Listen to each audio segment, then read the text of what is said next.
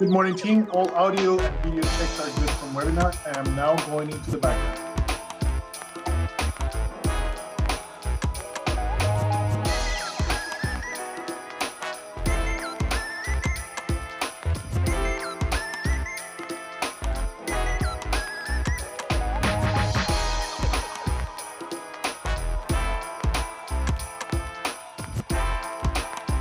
Unmuted.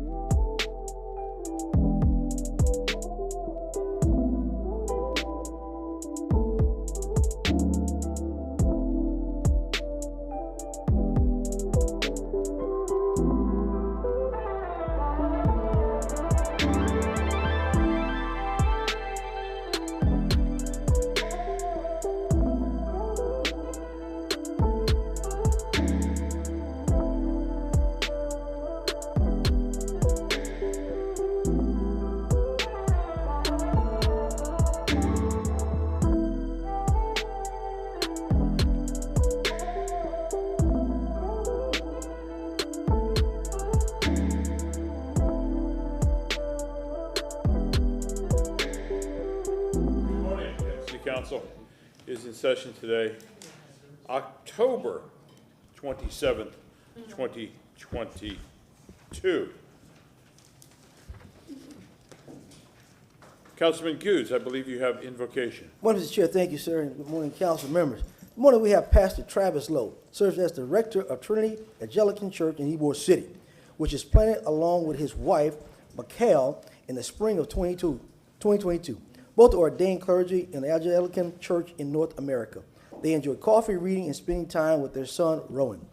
Travis received a bachelor's degree in religious studies from the University of South Florida and is pursuing a master's of arts in theology at Reformed Theological Seminary.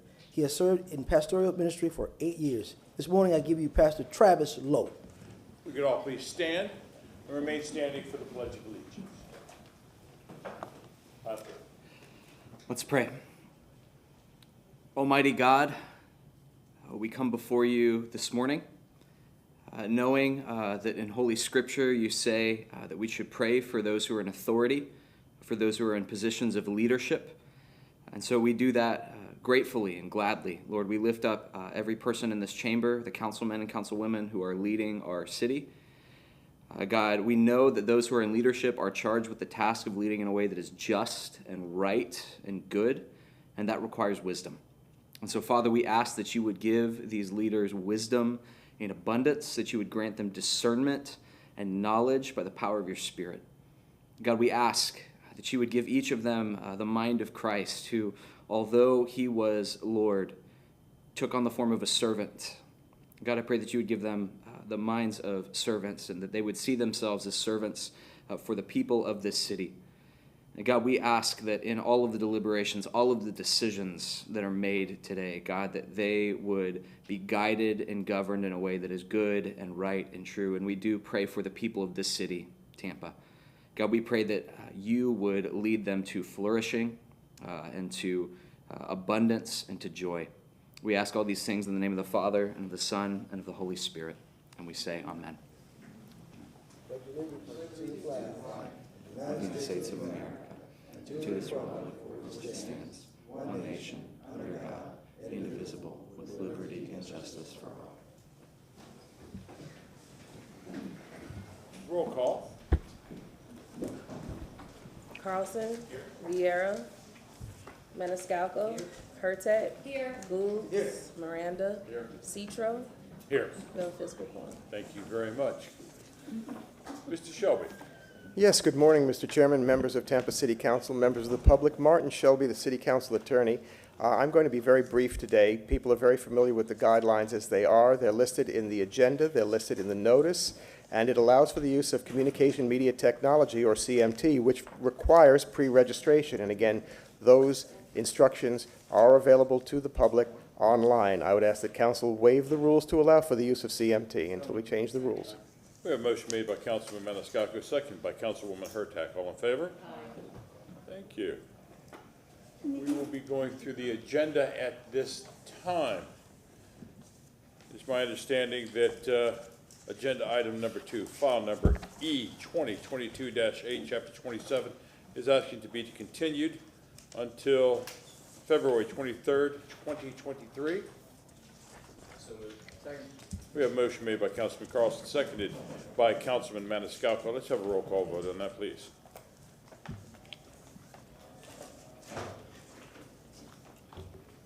Maniscalco. Yes. Miranda. Yes? Hurtak. Yes. Carlson. Yes. Gould. Yes. Vieira. Citro. Yes. Motion carried unanimously with Councilman Vieira being absent. I believe that agenda item number 9 is being asked to continue until January 26th, 2023. File number CM 22-76274. Motion made by Councilman Maniscalco, seconded by Councilman Miranda. Let's have a roll call vote. Miranda. Yes.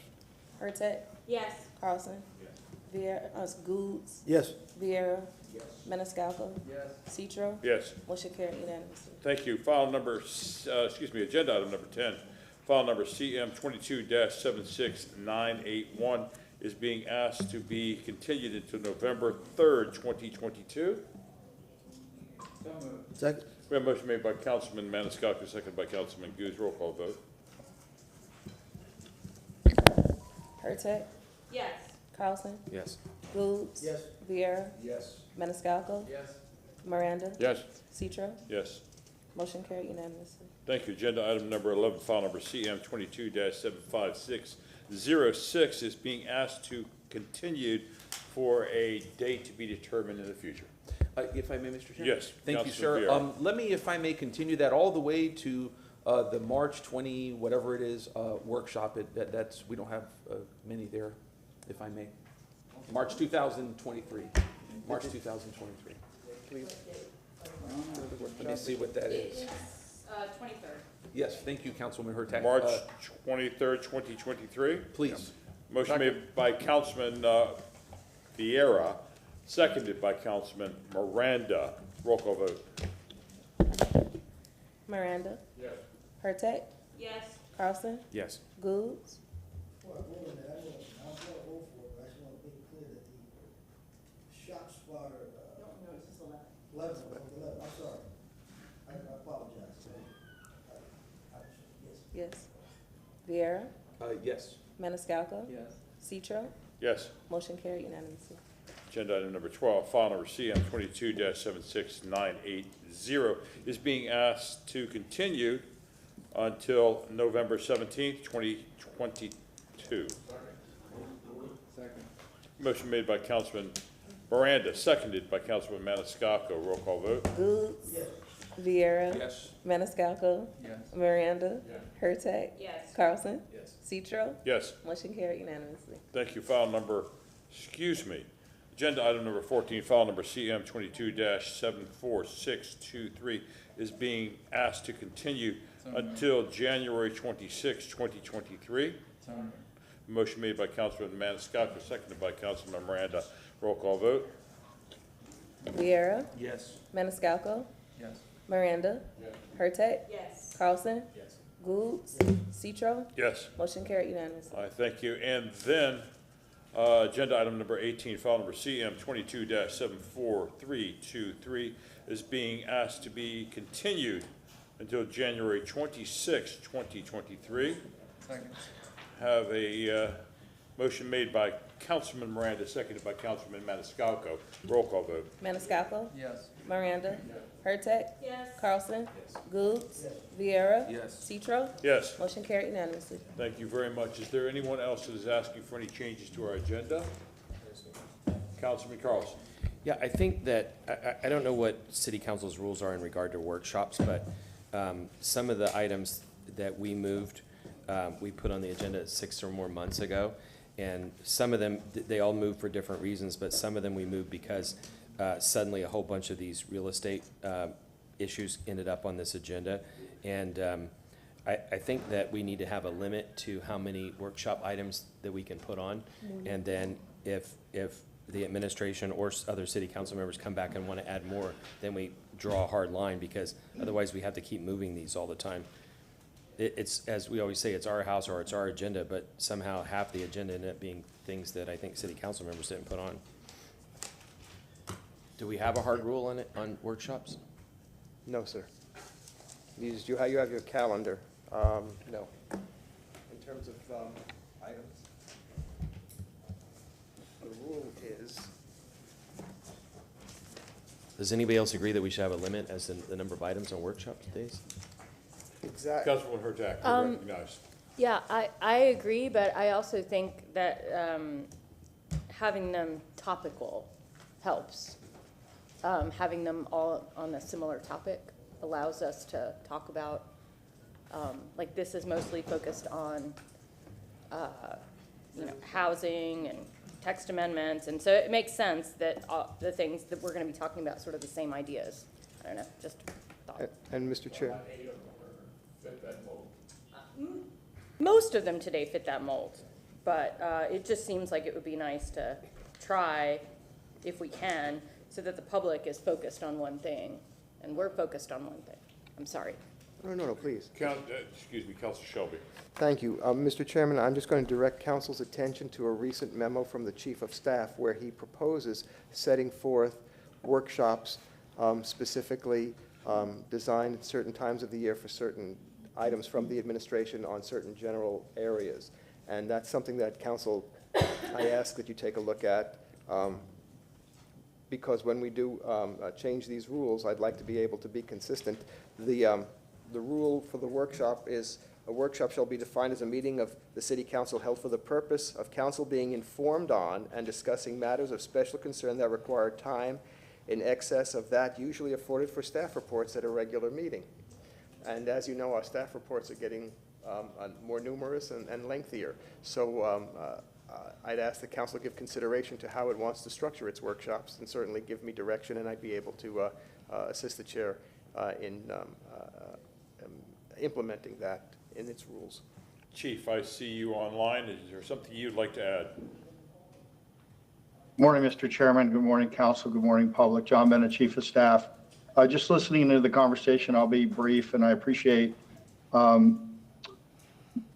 Shelby bringing forward that suggestion. And what I have analyzed over the years is that there's about 9 workshops a year.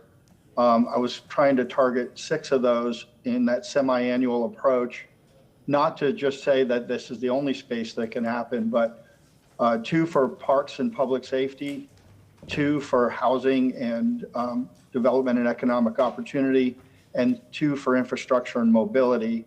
And then that also brings in 2 more for the budget mid-year report, and then also a budget workshop after the mayor's presentation of the next fiscal year. So that would make up 8 opportunities. And then February was the one that I kind of left open for, whatever else might come up during the calendar year or the fiscal year. And then there's typically a gap in November and December, and then in the summer. So again, that's why I'm looking at 9. Whether there's one missing in June or July has to be discussed, but that would essentially take care of 9 workshops as placeholders for these larger workshop issues. So, but we're flexible and supportive. So whatever the chair and council come up with, we're happy to support. Thank you. Councilor Shelby. Yes, and to Council Member Carlson's point, that also raises the issue that there are things that council brings forth individually that are sometimes of a time-sensitive nature, that sometimes we require a little bit more work and a little bit more time.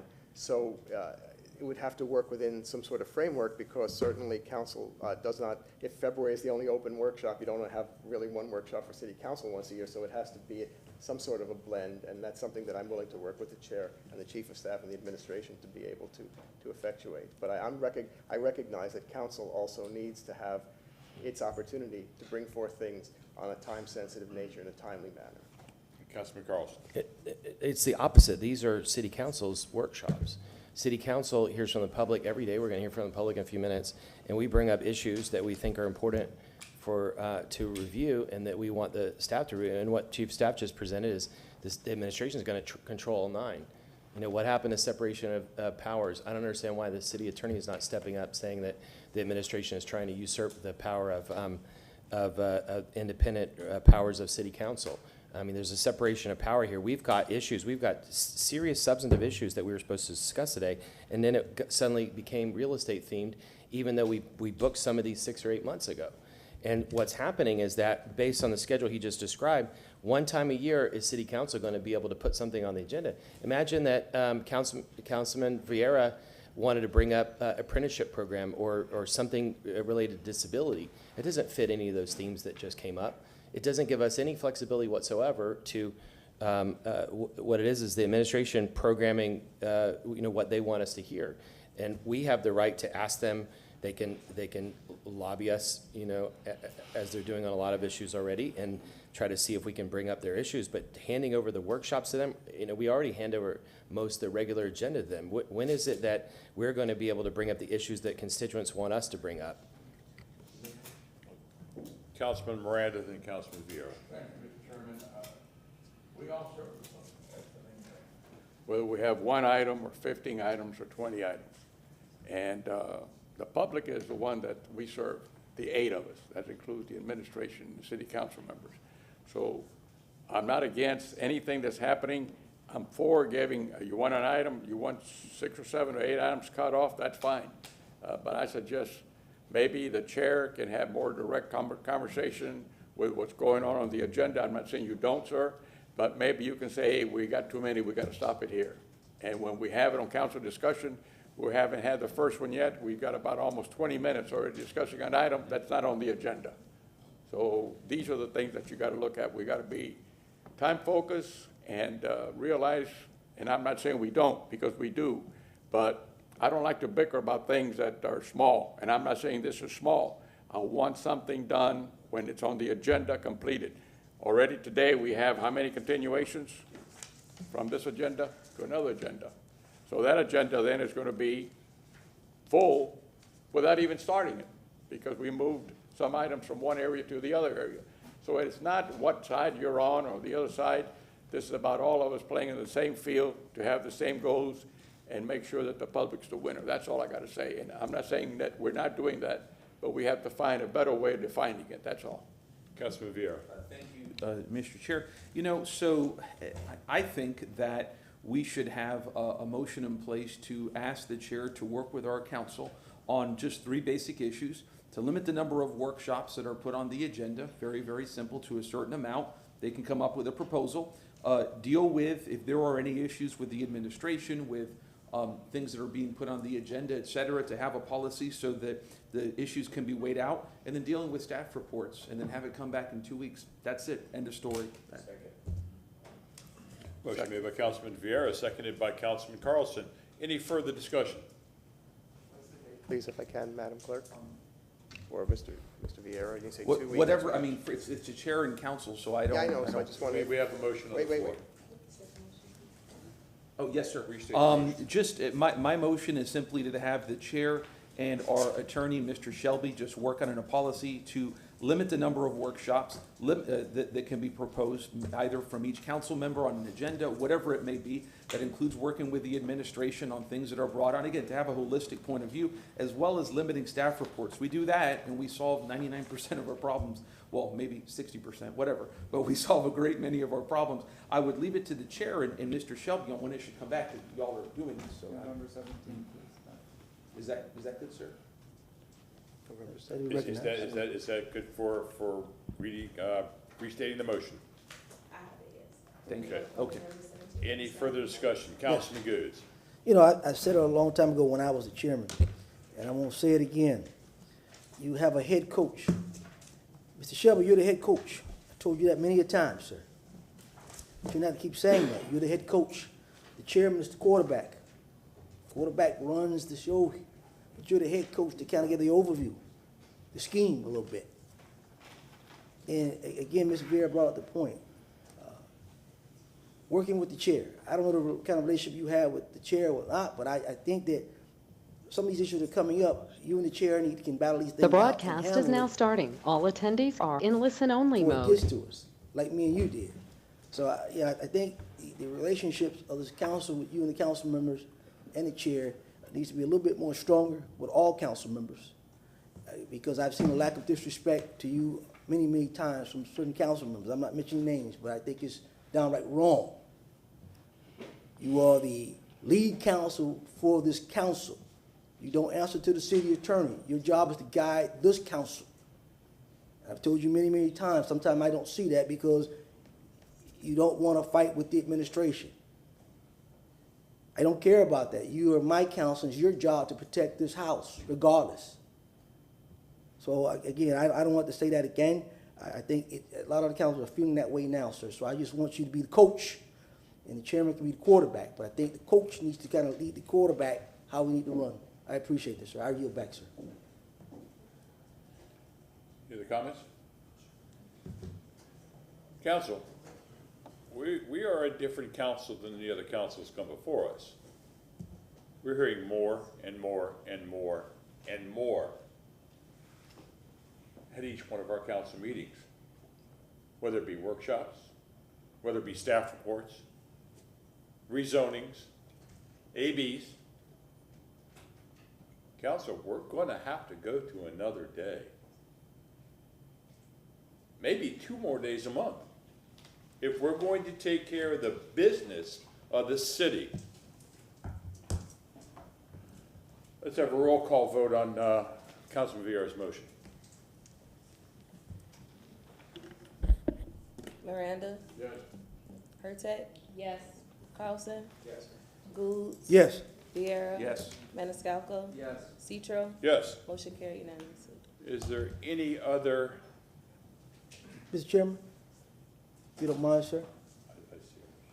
Yes, Councilman Goods. Before we get started, since we're talking about days and so forth, Mr. Shelby, I'm going to ask you to write this down to be put on the charter review.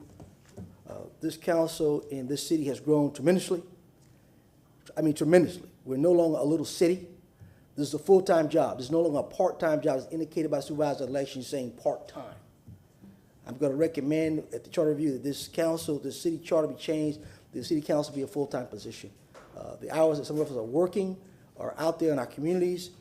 It's promotions on families, and again, it needs to be stated as such because this position is no longer a part-time. So I want to have that discussion during the charter review session. Need a second? Yeah, if you like it, yes, sir. It's a motion, second. A motion made by Councilman Goods, seconded by Councilman Maniscalco. All in favor? Aye. And if I may explain my vote, sir?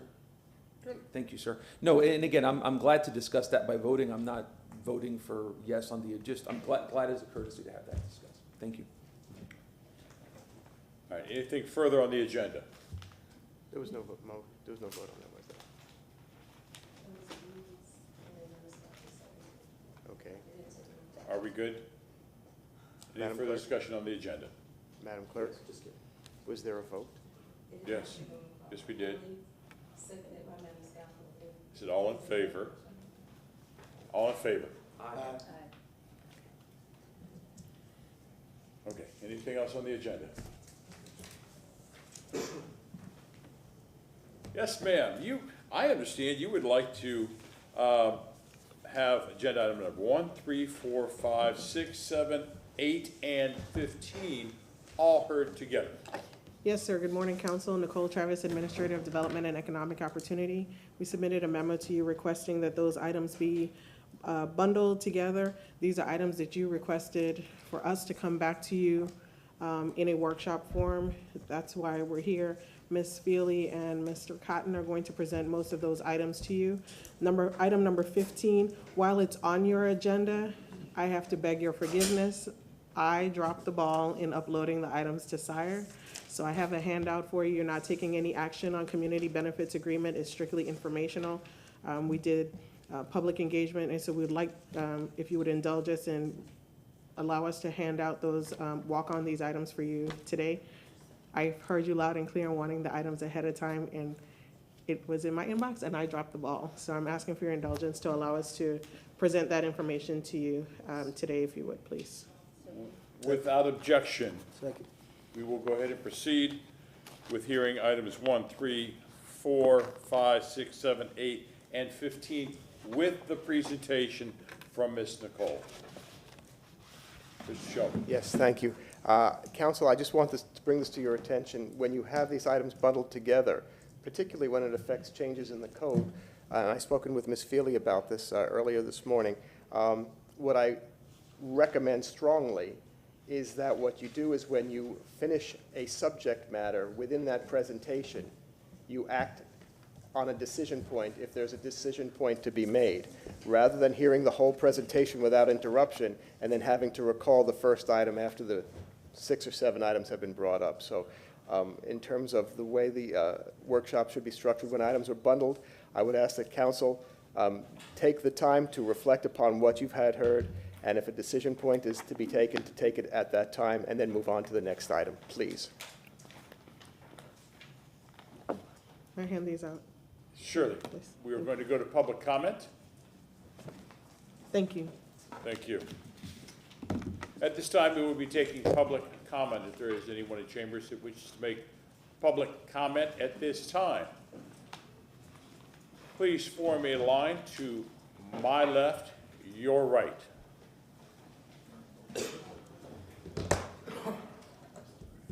Mr. Chair, could I ask AV that the TV that we look at that shows the broadcast is not up? And our monitors are not up either.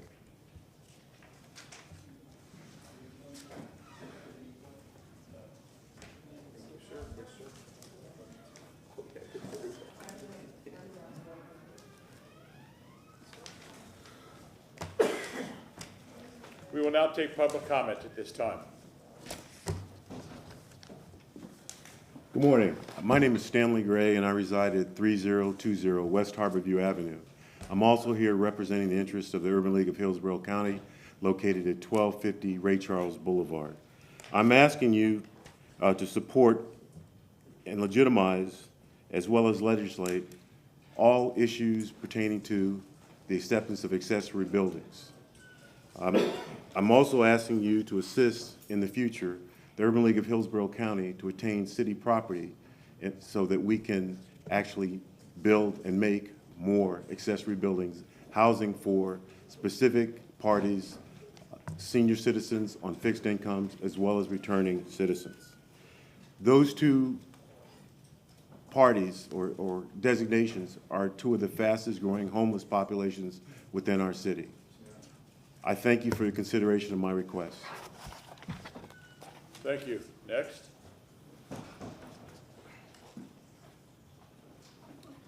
Good morning, Council. My name is Nathan Hagan, representing YIMBY Tampa today.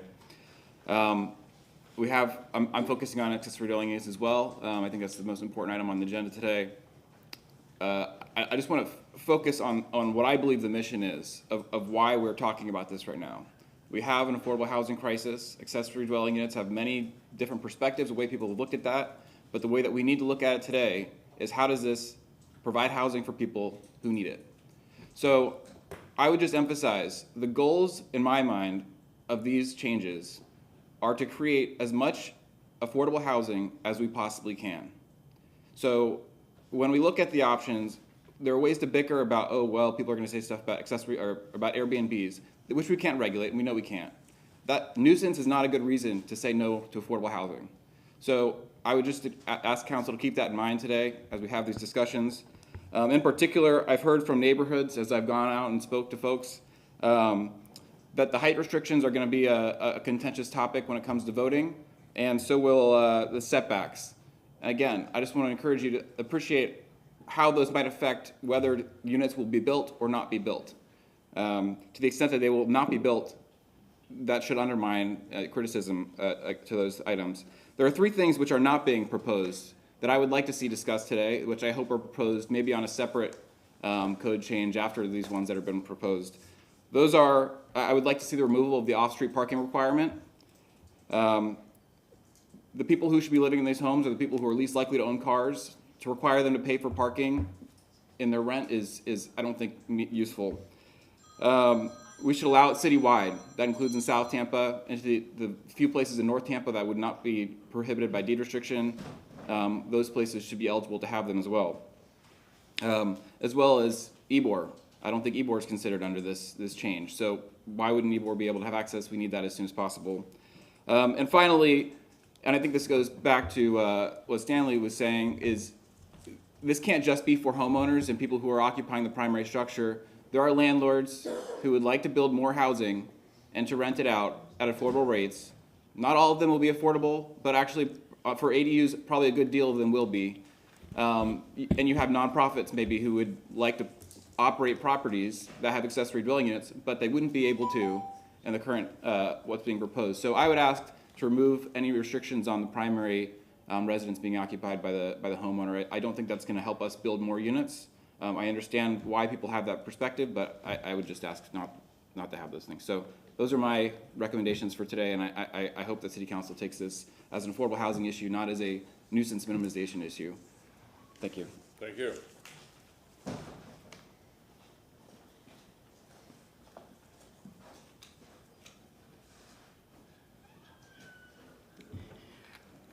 My name is Patrick Williams, located 1112 East Scott Street, Paradise Missionary Baptist Church. You know, I've been coming down here year after year after year and don't get no kind of results. But the thing about it, I guess I'm talking to the wrong people. I need to talk to God more about this situation. When I used to come down here a long time ago, they didn't have a black man sitting up there, and didn't have a white woman sitting up there. It was all white men. And we thought about we having a black man sitting up there. and a woman sitting up there, we'll get some result. But it seems like it done got worse. You know, you all know that I'm gonna keep my trust in God. I didn't come down here with my walker today because I fell in the elevator last week. One of the policemen out there had to get me up. Now I'm walking with this cane, and it's worse than my walker. But I'm trying to do the best I can. Stand up for the righteousness of our people. Any of y'all a civil rights lawyer? If you do, I need you. Because I get no result at my church, and I'm a senior citizen. I'm on a fixed income, and y'all treat me worse than y'all treat some of y'all damn dogs. And I'm trying to do the best I can to try to keep my congregation coming back and worship God Almighty, because that's what it's all about. And I'm happy to be here today, although it's painful, but I thank God that I am here. I'm not trying to be speaking for the black folks. No, I speak for everybody, because I'm a preacher, and that's what it's all about. We want everybody to go to glory. Everybody be up there with Jesus Christ. It is coming that day one day when we're not going to be able to come down here. We'll be dead and be going on to glory. But you know what? I'm happy to come down here because we can see. I asked a young lady the other day, hey, why you don't come down to the city council meeting no more? He said, oh, Reverend, they ain't going to do nothing for me. You don't know about anybody else that look like us. I said, well, one day they might change. See, I was born in 1938. I was born before a whole lot of you. I just thank God that I am still here and still alive and still kicking. But I want you all to do something for me. Do what's right for all people. That's the black, the Mexican, the Jews, the white folks, and everybody else. Don't just pick out certain people that you all want to be catered to. Be catered to everybody, especially these people sitting up here waiting to come up here to be where I am. I heard you. Thank you. God bless all of y'all. I got to get out of here.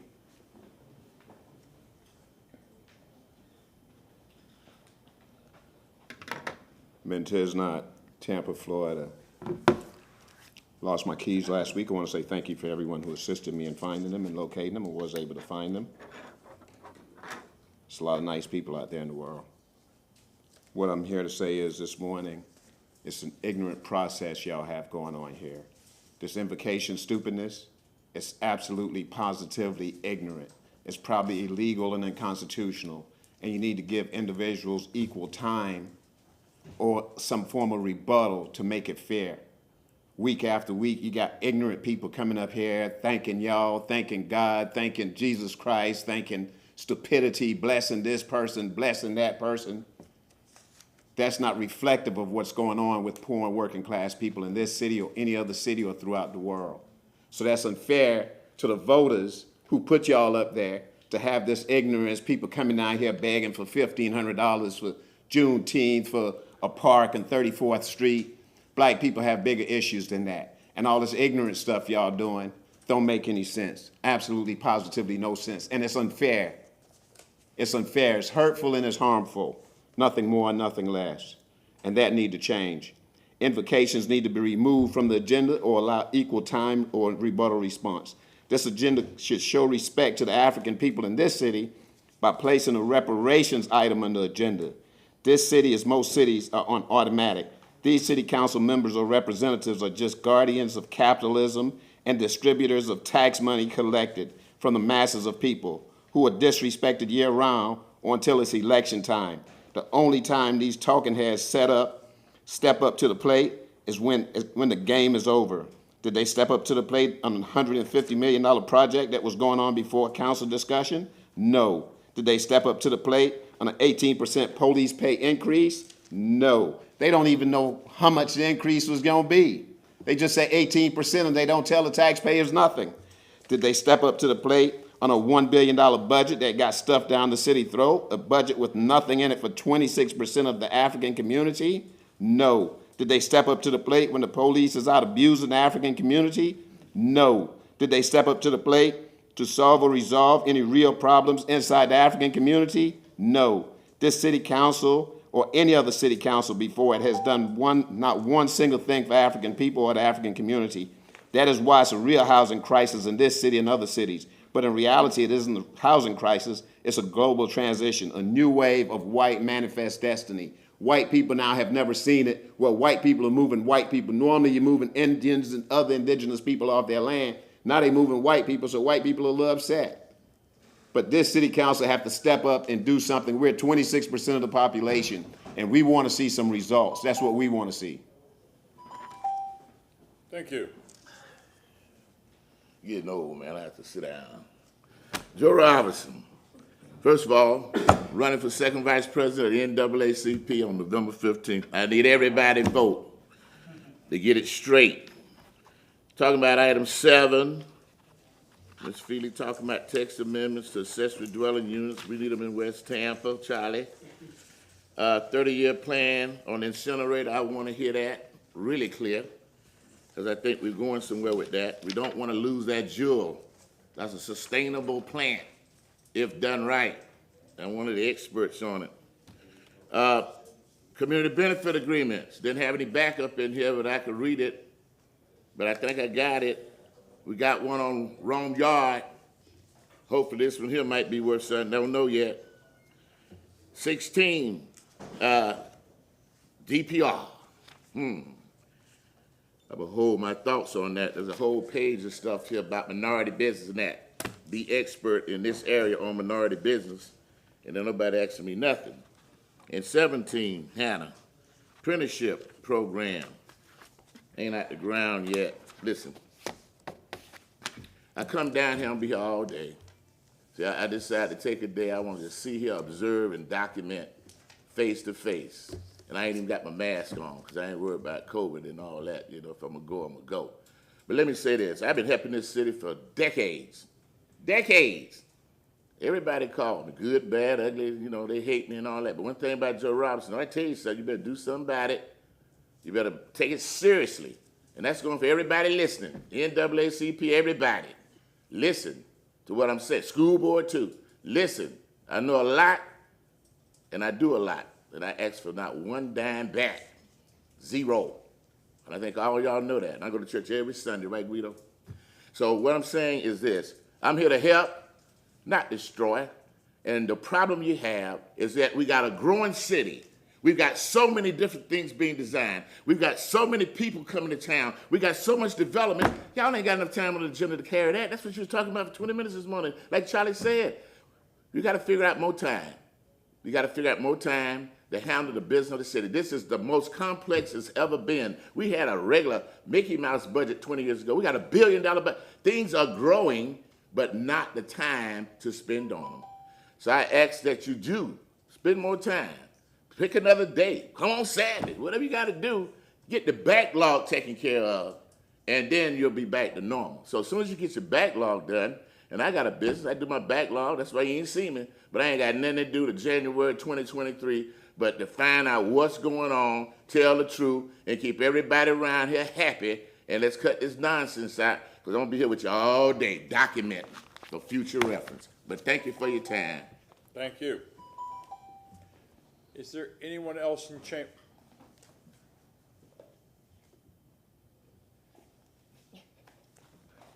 Thank you.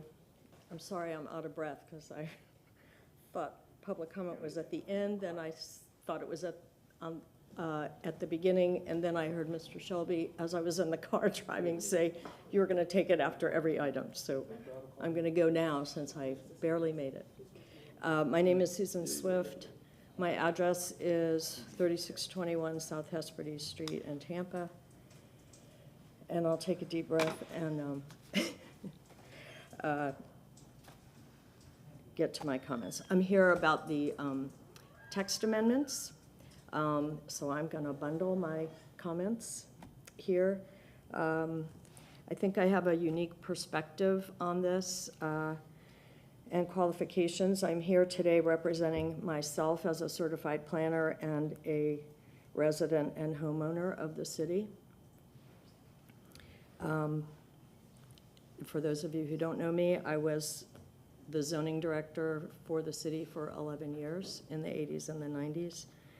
And I opened the Construction Services Center, and I wrote much of the zoning code, which admittedly has had great and not so great changes since that edition of it. I feel so strongly about some of these text amendments that are proposed today that I actually took the day off to speak in person today. And I apologize for my breathing.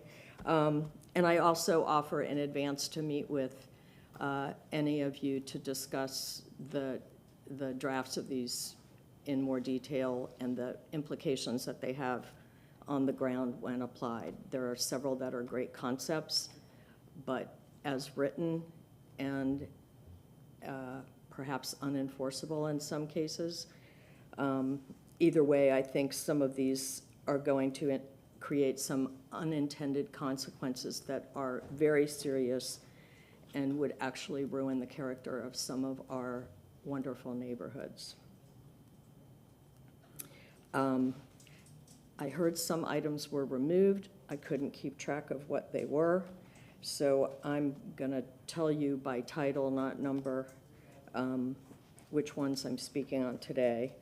And I have other concerns about some of the others, but these are the three that I find most important.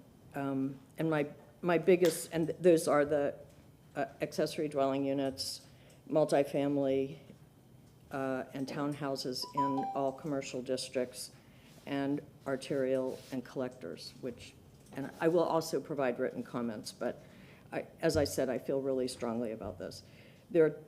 The accessory dwelling units, I think, well, all of them, I think these three are major changes in policy that warrant being in the plan update, not presented as tweaks to the zoning code. And those are those three that I mentioned, the accessory dwelling units and the other two. I will give you 30 seconds more. Thank you. And the accessory dwelling units I'll get to. It doubles the density in these three areas of the city. I'm not sure why we have a comprehensive plan if this little tweak will do that. The number of lots, single-family lots that will now have 2, I would ask you to ask how many lots there are in these three. It's basically a third of the city, so we're doubling the density in a third of the city. It's the having no parking. I don't know where the arbitrary numbers seem arbitrary to me. No parking for small units. Where are they going to park? We don't have good transit. Same thing for 900 square foot units. There's no written part of this that says you can't have a garage and an accessory dwelling unit and a swimming pool and this and that on a 5,000 or 6,000 square foot lot. We have stormwater problems in Tampa.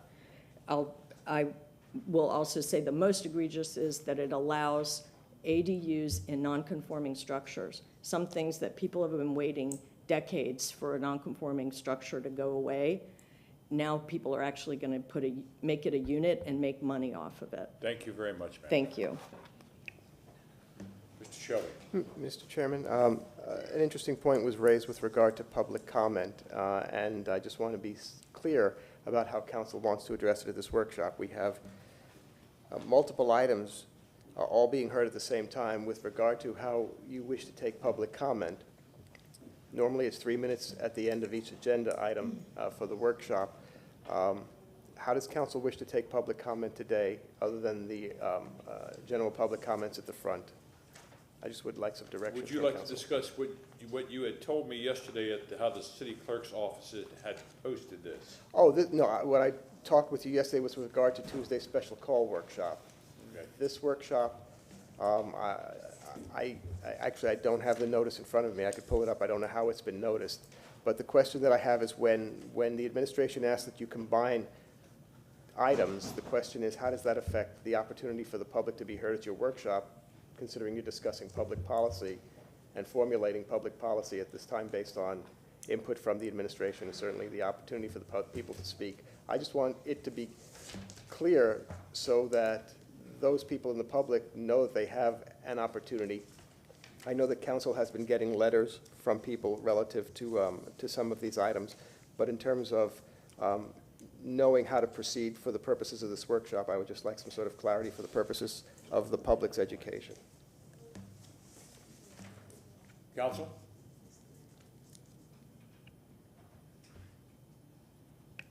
I know there's also some people online. I just, And I was just asking that. Councilman Carlson? So, I don't know what the rules are, but haven't we recently been allowing people to speak to each item, and then if we're bundling a bunch of them together, I guess they have to speak at one time. But part of my question is the previous questioner spoke to 3 of the items, and so what do we do? Does she have the right to speak to the other items also that she didn't speak about, or has she just used her opportunity to speak? well, that's the question. She indicated that she took the day off to be here, and I don't know I mean, I could tell you what council's stated rules are. I have asked this council several times for an opportunity to have a workshop, perhaps, not a workshop, but a special discussion meeting in the Sister Cities room or the mascot room to talk about these things offline if we can. Certainly, we need a notice public meeting. But I just need to be clear now that when a memo comes in from the administration asking that these items be bundled, does that then take 1, 2, 3, 4, 5, 6, 7 items and combine them to be able to talk to council in 3 minutes at the start of the meeting? That's just all I need to know, is just some sort of clarification, because I'd like to be able to be consistent for the purposes. Yeah, I would just say that folks have to speak to the bundled items together. I assume that would mean 3 minutes, but if we wanted to, we could give them 4, because otherwise they would have 3 minutes each.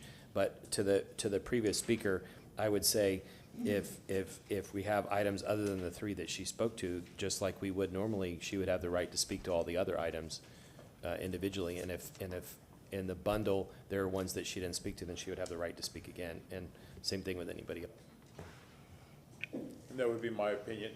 Okay. Mr. Shelby. Okay, I just want to be clear, because I just want council to know what the existing rules are, because they're subject to change. The council's rules, it's council's meeting. Public comment on the matter which is the subject of the workshop shall be taken up to a total of 30 minutes at the end of each workshop agenda item, 3 minutes per speaker. No official, no official action on the matter which is the subject of the workshop shall be taken during or after a workshop unless the public is afforded the opportunity to comment prior to action. And that is, again, subject to revision, but that's for another day. But I just wanted to be clear for today's workshop how you wish to handle it, and I thank you for your guidance. And it is my opinion that since we are bundling all these together, that the people in the chambers that wish to speak to them can speak to them after we have discussed all that are bundled together, and then that way they can separate out which ones they wish to speak to. Councilman Miranda. I just want to say one thing. The public listening to us and they're saying, what are they talking about? Yes. Is it all the same item, or is it all the ones that we took off that are all going to be under one? What is it, 1, 3, 4, 5, 6, 7, 8, and 15 together?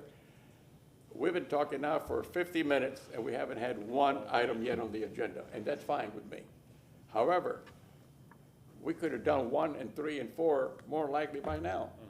It would have been a third of the way of what we needed to do. But instead, we're talking about the process and the clarity of some item that we haven't even discussed.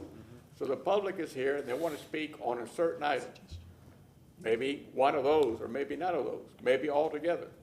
But I believe they're entitled to speak on each item and listen to it. They're the public.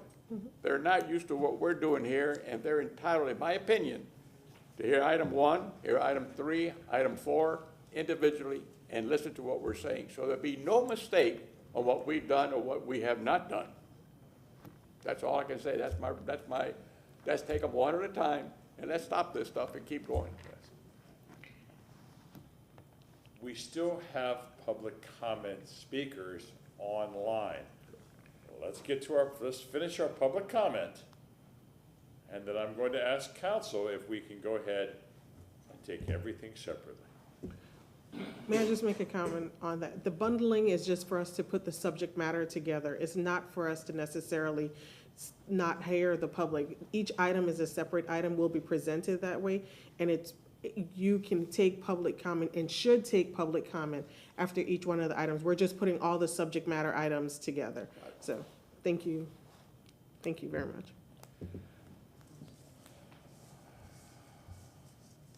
And who do we have online?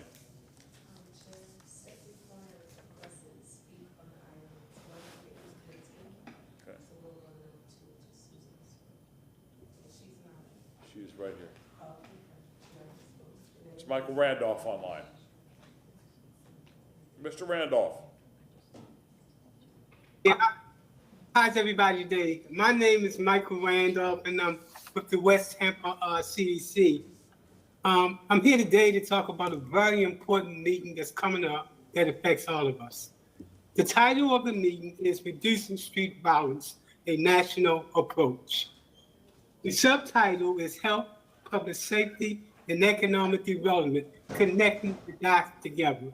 It's bringing together lenders, investors, business, residents, government, the private sector, as well as the public sector.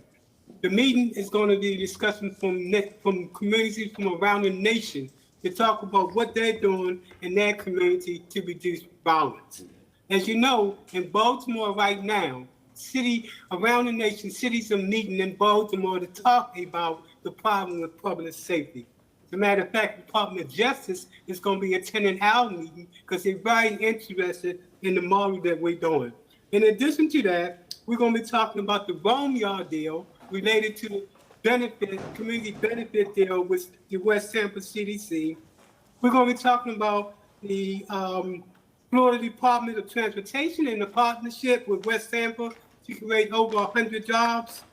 We're going to be talking about the West Tampa Technology Center, Wealth Building and Job Creation Center, as well as have people to talk about the West Tampa CAC. As you know, there are different types of programs available for residents and commercials that people can get grants in the CAC area. In addition to that, we're going to have representatives from local, regional, and federal government to have a discussion about what's going on in the community. It is so important that we address the issue of violence in our neighborhood. This meeting addressed that issue not but as a problem, but as a solution. And I encourage everybody to attend that meeting. You're going to be surprised at what they're doing around the nation to reduce violence in some of the most drug-infested and drug-infested communities in our nation. That meeting is going to be on the 31st, which is Monday. You can email us at westtampacdc@gmail.com. Folks, we got to do something about this violence in our city. Doing the same thing over and over means insanity. We got to think out the box. Thank you very much. Thank you.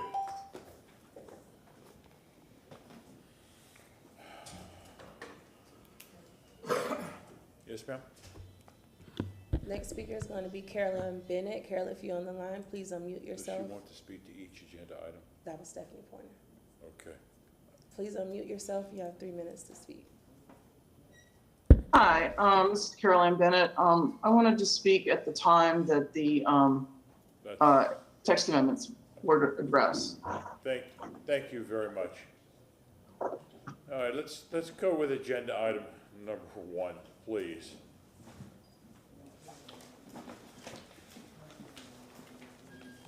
And this is file number E 2022-8, chapter 27. Good morning, Council. Abby Feely, Deputy Administrator, Development and Growth Management. I don't want Ms. Swift to miss the conversation that we're having, so we are here today on items 1, 3,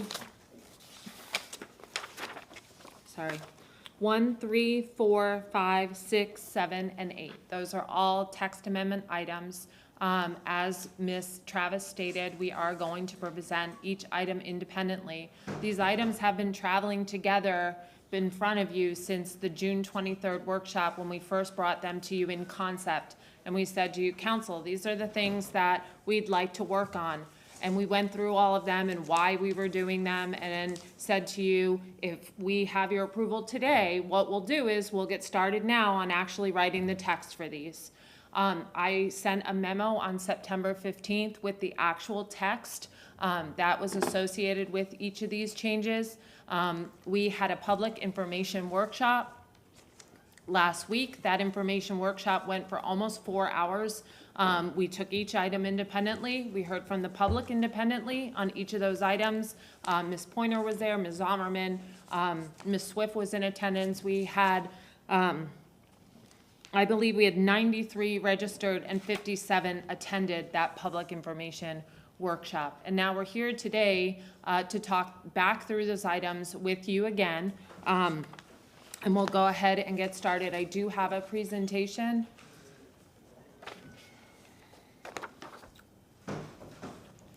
Thank you very much. Oh, I will drive. Can I drive? Yes, I can. Okay. So just to go over that little bit of background, which I just did, we'll talk about that a moment. We're going to go through each of the amendments and a summary of the public information meeting that we conducted. And then we're going to talk to you about where we are on process, schedule, and timeline, and then take any questions and answers.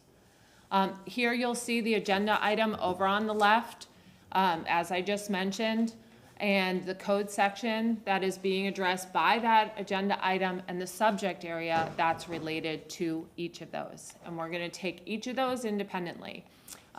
One item, the last one that's shown there, the West Tampa Overlay District.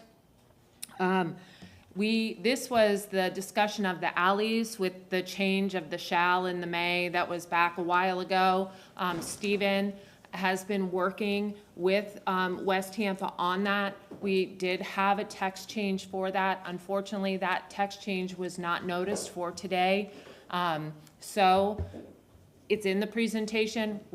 We'll talk to you about it in concept today, and then we were going to ask for November 17th. But since it was not on the agenda today, we do not want to take any action on that, but we do want to make sure that it continues traveling, because that was in response to the design exceptions, if you may recall, with a change that happened that said new construction may access an alley, and now it says shall, and then we were having people come in and ask for design exceptions to not access the alley. You might recall this was that one house in the middle of the block where all the driveways faced the street, and the new code was requiring them to then access via the alley, and it had started some other discussions. So we'll talk about that as well, but that is not an agenda item, and again, I'll take the mea culpa and say, may I please ask for that for November 17th, because it was not properly noticed for today's hearing. As I mentioned to you, this is the July 2022 amendment cycle. It has 12 changes. We came to you in concept in June 23rd. We talked to you about why are we doing this? How does this work? And I'm gonna, as we talk about each one, I'll give a brief refresher on where we were on that. We provided the specific language in a memo. It was a memo that had an exhibit for each of these with strike through underlined to you back in mid-September. And I came and actually said to you, I sent you guys this memo. I'm giving you the language today. We're gonna come back in October. We'll talk about it then, but I wanted to give the public time. I wanted to give you time. I wanted to give everybody time to take a look at that. And then we did hold the public information session. We also did go to the Planning Commission for a briefing. We have not gone for hearing. That hearing would be Monday of next week, depending on the action that you take today. So we'll see where that goes, and we'll handle that accordingly. So agenda item number 1, this was the alternative design exceptions. This first step was just addressing public notice for setbacks. Right now, if you come in for a design exception anywhere in the city that is not in an overlay district, you provide public notice. This change will now require that if you are in an overlay and you're coming in for a setback reduction, you are required to provide public notice. This was an inconsistency in the code. This was brought up by Ms. Sanchez and a number of others that, well, in an overlay, when you're getting a setback reduction, nobody's getting notice. We said you're correct. Here we are. We'd like to make that change where if you are doing a setback reduction in any of the overlays, East Tampa, West Tampa, Kennedy Boulevard overlay, West Shore overlay, and you're coming in administratively for that request, you will now provide public notice. That notice will be consistent with 27-149, I believe, which is the general notice. It would be the 250 feet, and it would be a mailing, and the surrounding property owners would be notified. That is the first change before you today. That's item number 1. If you would like to take public comment, I'm happy to answer any questions. Thank you very much. Agenda item number 1, file number E2022-8, chapter 27. Is there anyone in chambers that wishes to make public comment? Joe Robinson, 2338 West Perlmutter Street in West Tampa, and Vice Chair of the West Tampa CDC on this one. I don't have any objections to this. It's something that needs to be done. We found this out when we're getting the so-called good neighbor notices, and there was an issue that came up where we wasn't getting these design reviews because they're administratively pretty much. But this will solve the problem, and it gives better notice. Got to spend a little more money if you're trying to get notice out, but it's well worth it. Once again, thank you for making this change. Let's move forward with it. Anyone else in chambers who would like to make public comment? Ms. Pointer, are you online?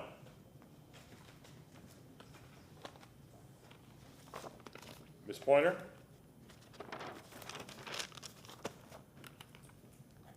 Ms. Swift, you are here in chambers. Did you want to make a public comment to this agenda item? No, thank you. Ms. Bennett, are you online?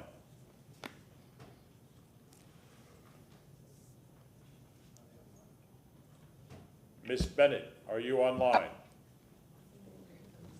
I'm here now.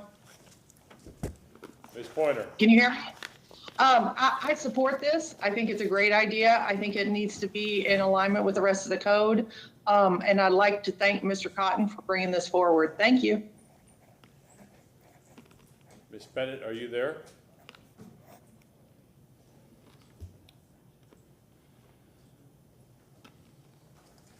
Hi, this is Carol Ann Bennett. I absolutely support this. I want to thank staff for bringing it forward. It's a great change. Thank you. Councilman Miranda? I just want clarity. This is the only thing that number 1 is about? Yes, sir. Yes. So behind, unless I got the wrong thing here, it says number 1, and I turn it back here, and it talks about accessory structures and allowing single-family attached or multifamily to be permitted in offices, districts, and so forth. That's not here? That's not this item, And no, sir. That is on this agenda, but it is not item number 1. All right, thank you very much, and I appreciate it. Councilman Maniscalco? We've heard from the public, and I would agree with this. Do you just need a motion after discussion that we move forward with this? Okay. Councilwoman Hurtak? That's exactly what I was going to say. So what do we do to move this forward? This is something that everyone wants. It makes sense. Thank you. Move to advance the alternative design. Is there anybody else that would like to make a comment? So move forward with section 27-60 on the alternative design exceptions regarding the setback reduction requests and public notice requirements in the overlay district. A motion made by Councilman Maniscalco, seconded by Councilman Goose. So roll call vote, please.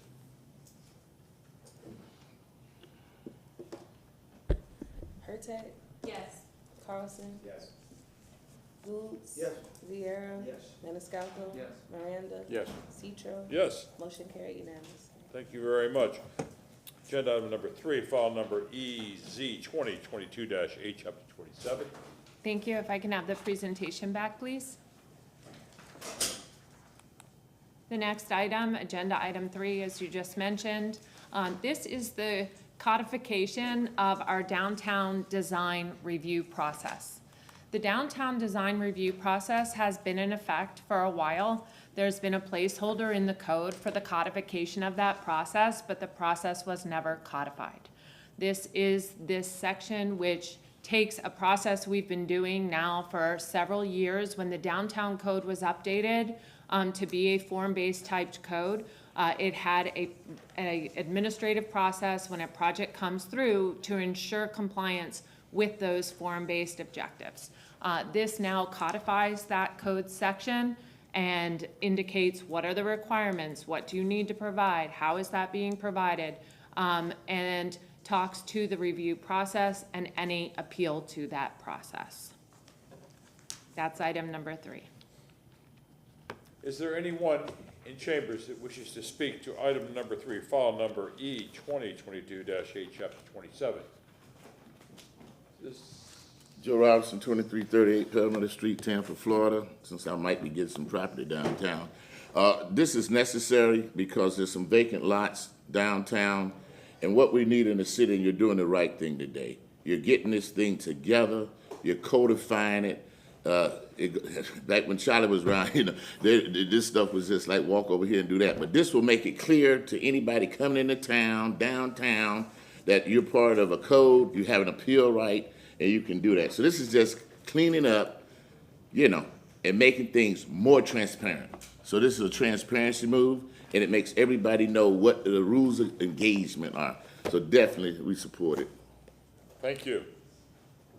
I do not see anybody online that wishes to speak to agenda item number 3. Is there any council members? No, as long as, I have no question, as long as it's only for that, not for any non-conforming structure to be added to another. Thank you very much. Thank you. Ms. Feely, do you need a motion? Yes, please. Thank you. We have a motion made by Councilman Goods, seconded by Councilman Vieira. Roll call vote. Miranda, Yes. Hurtak. Yes. Carlson. Yes. Goods. Yes. Vieira. Yes. Maniscalco. Citro. Yes. Motion carried unanimously with Councilman Maniscalco being absent at vote. Thank you. Agenda item number 4, file number E 2022-8, chapter 27. Thank you, Council. Abby Feely. Agenda item number 4 is also in concept a code cleanup. Sorry. One of a recent privately initiated text amendment that was done by Mr. Michelini addressed townhome design. And this talked about allowing residences to face interior courts rather than street rights-of-way. You see this a lot in a lot of PDs. Most familiar to you would be probably the letter carriers that came recently. There are 2 places in the code where these townhome design standards exist. One is for single-family attached design standards. That is fee simple townhomes, okay? The second one is for multifamily townhome style. Those are rentals when it is not platted. Mr. Michelini's amendment changed one of those 2, but not the other. So staff was making this change in order to ensure that the code was consistent for either rental type townhome or fee ownership townhome in terms of design. That's all that this amendment is doing.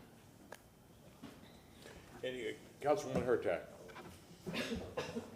I don't support this. I think it's just not a good idea, because if we don't make developers focus on the street, it will not happen. So not only do I not like this, I don't believe I was here for that other amendment, so I would like to take that one back. That's my personal stance on this. I do not agree with this at all. People who have townhomes and single-family attached, developers just need to do a better job about making them fit in with the neighborhood instead of just shove in on a lot. And if we allow this, then we're just going to continue to shove things in on a lot. And I just do not agree with that. And that's exactly what I'm hearing from the public. Everyone is saying, absolutely not. We want to encourage street facing and interaction with the street. Now, what that might require is change, and I know a lot of this happens is because of our requirements for green space, and I would be happy to take a look at that, because if we're adding these townhomes, we're adding density. I think green space, the way they've been putting it in just looks wrong.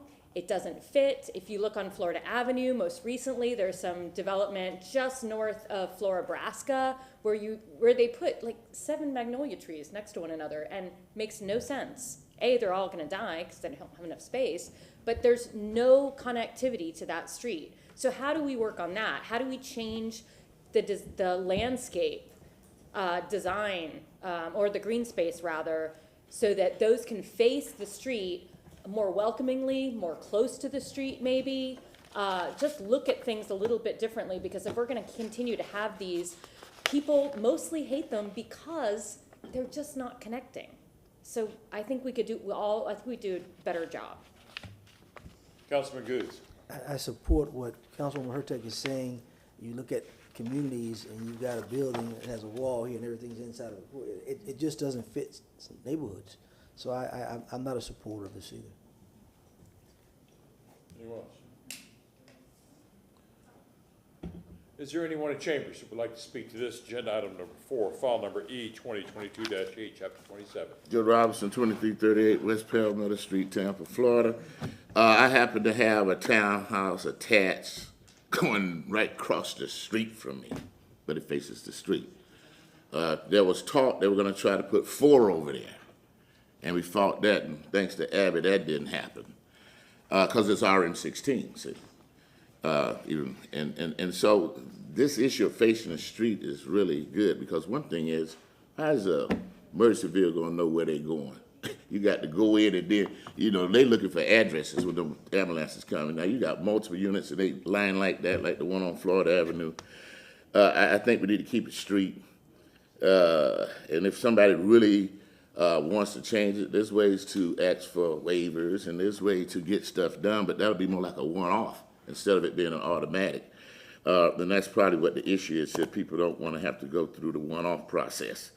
So I'm not supporting this one either, because I've got one in front of me. It's been put on a 75-foot lot, Charlie, and it's doing a great development. But I'm in the Scaglione house, man. I'm sitting on 4 or 5 lots. So what I'm saying is that to have this sideways, the guy would have jammed it in there, and then what happens is I got parking issues. I got to be the parking patrol man across the street.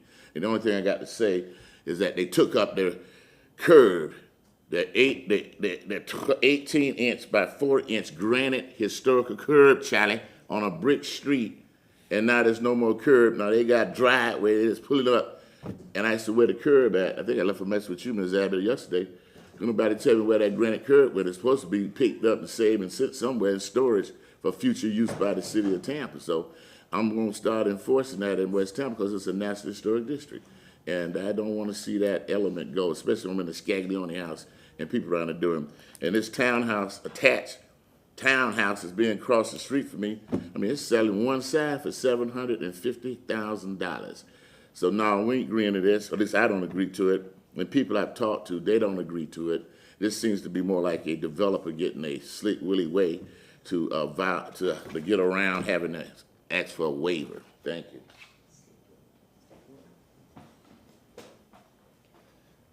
Good morning, Council. Nathan Hagan. This is a very nuanced, not really important issue, but I want to call out that I think it's very strange that we're regulating rental type units differently than these platted owned parcels. I think that the fact that there's a different set of rules for different types of people, and that's part of the code, is very concerning to me, so I would love to see that addressed. I don't really care which direction we go, but I also want to call out that a theme in the comments that I hear about issues like this is that there's basically, this is again me being a little bit facetious, a war on townhomes in the city of Tampa, where a lot of people, a lot of neighborhood people who own single-family homes are fighting townhomes every corner, every opportunity they have. In January or February, we're going to have a discussion about quadplexes if that doesn't get bumped from that workshop. You know, we can't build anything but townhomes if you're not building an apartment complex or single-family home. So the more we're discouraging townhomes and we're not making progress on any other types of missing middle, we're not moving forward at all. So in fact, we're moving backwards. So I would just, you know, I don't really care about this particular item, but consider the broader context of what we're doing to fight townhomes and making no progress, spending all that time fighting townhomes and making no progress on these other opportunities to create housing. And also, what standard does it set to the community that, you know, we're a city council that doesn't like townhomes, and, you know, we're gonna, you know, the reason why people are fighting these are not just because they're not facing the street, because every door can't face the street on every type of missing middle housing that exists, you know? So that's kind of convoluted, but there's a bigger context here when I see these kind of items, so thank you. Thank you. Ms. Pointer, you wish to speak to agenda item number 4. Yes, sir, I do. I like to call this the Andre the Giant submission, because that's the kind of density, and I'm not even against the townhouses, but when you're talking about 35 feet on top of being built up 10 feet, you have a huge building 7 feet from somebody's next door. And I'd like to point out that I sent you guys a data set for the last 4 evening meetings attached to one of my emails. And of those, 24% were misnoticed, go figure. And most of them directly applied to this particular issue.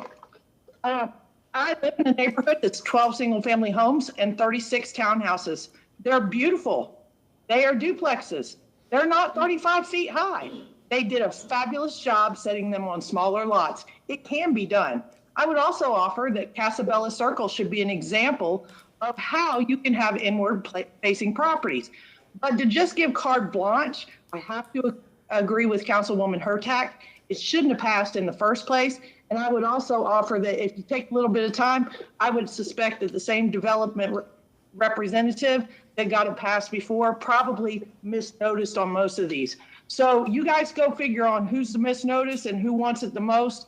But I have a neighborhood right now, it's a misnotice with this particular situation where they're gonna back up to a single family 1970s house that's 1 story, and these people will be looking 45 feet up at the building next door to them. That's just not fair. It needs to be considered on a case-by-case basis.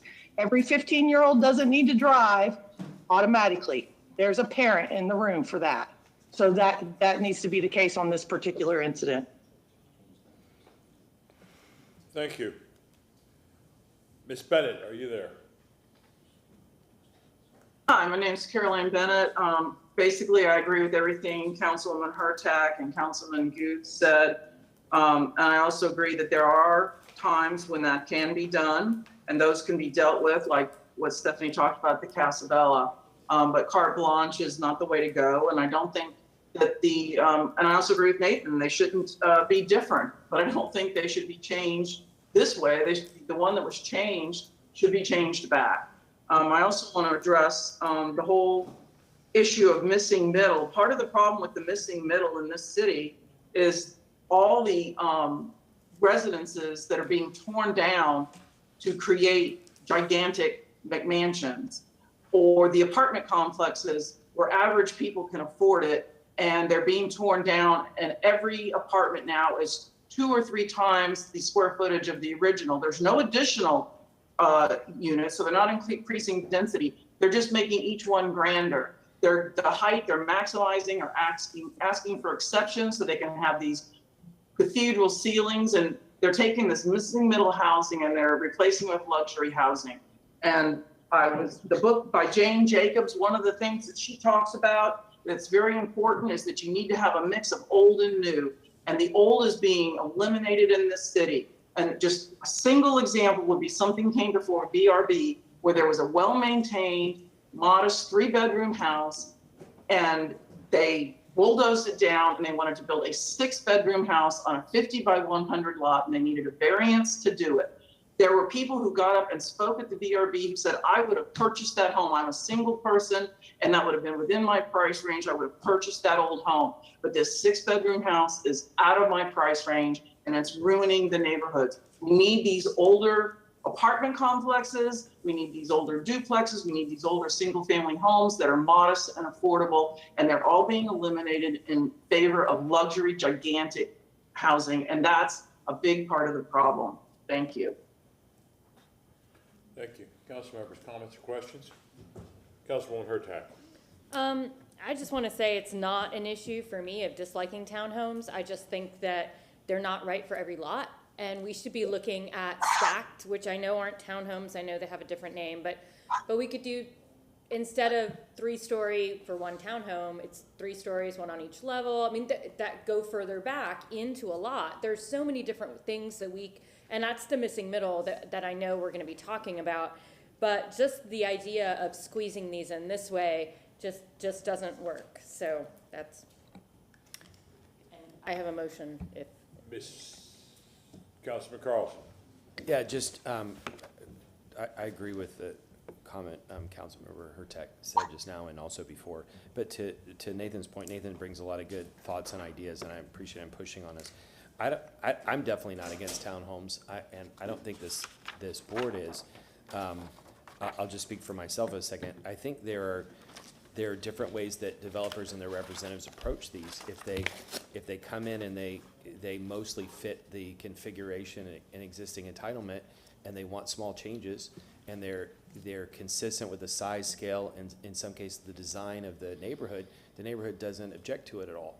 But what happens is the opposite. If they refuse to talk to the community, or they don't have a dialogue with the community, they don't listen to them, and then they come in with, I'm using worst case scenario, but then they come in with a suburban design that's a big box that's tall and out of scale, and then they try to get all kinds of variances. Those are the cases that have problems. And so, and then also if you can put 5 units and you want to put 10, then you might run into problems. So if folks are reasonable and work with the community and work within the guidelines of the law and the existing entitlements and want small exceptions, I think we approve them almost all the time. Anyone else?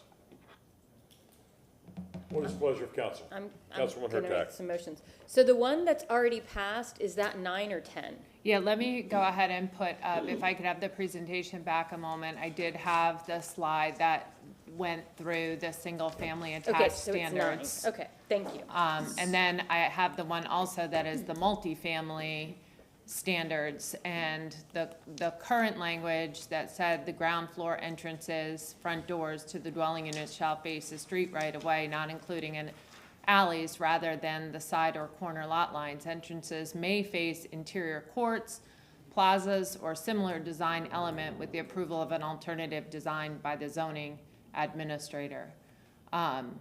We had proposed that those dwelling units may face the side lot lines, provided that those that face the street have to have entrances, windows, porch, or other architectural embellishments along that portion of the structure. And then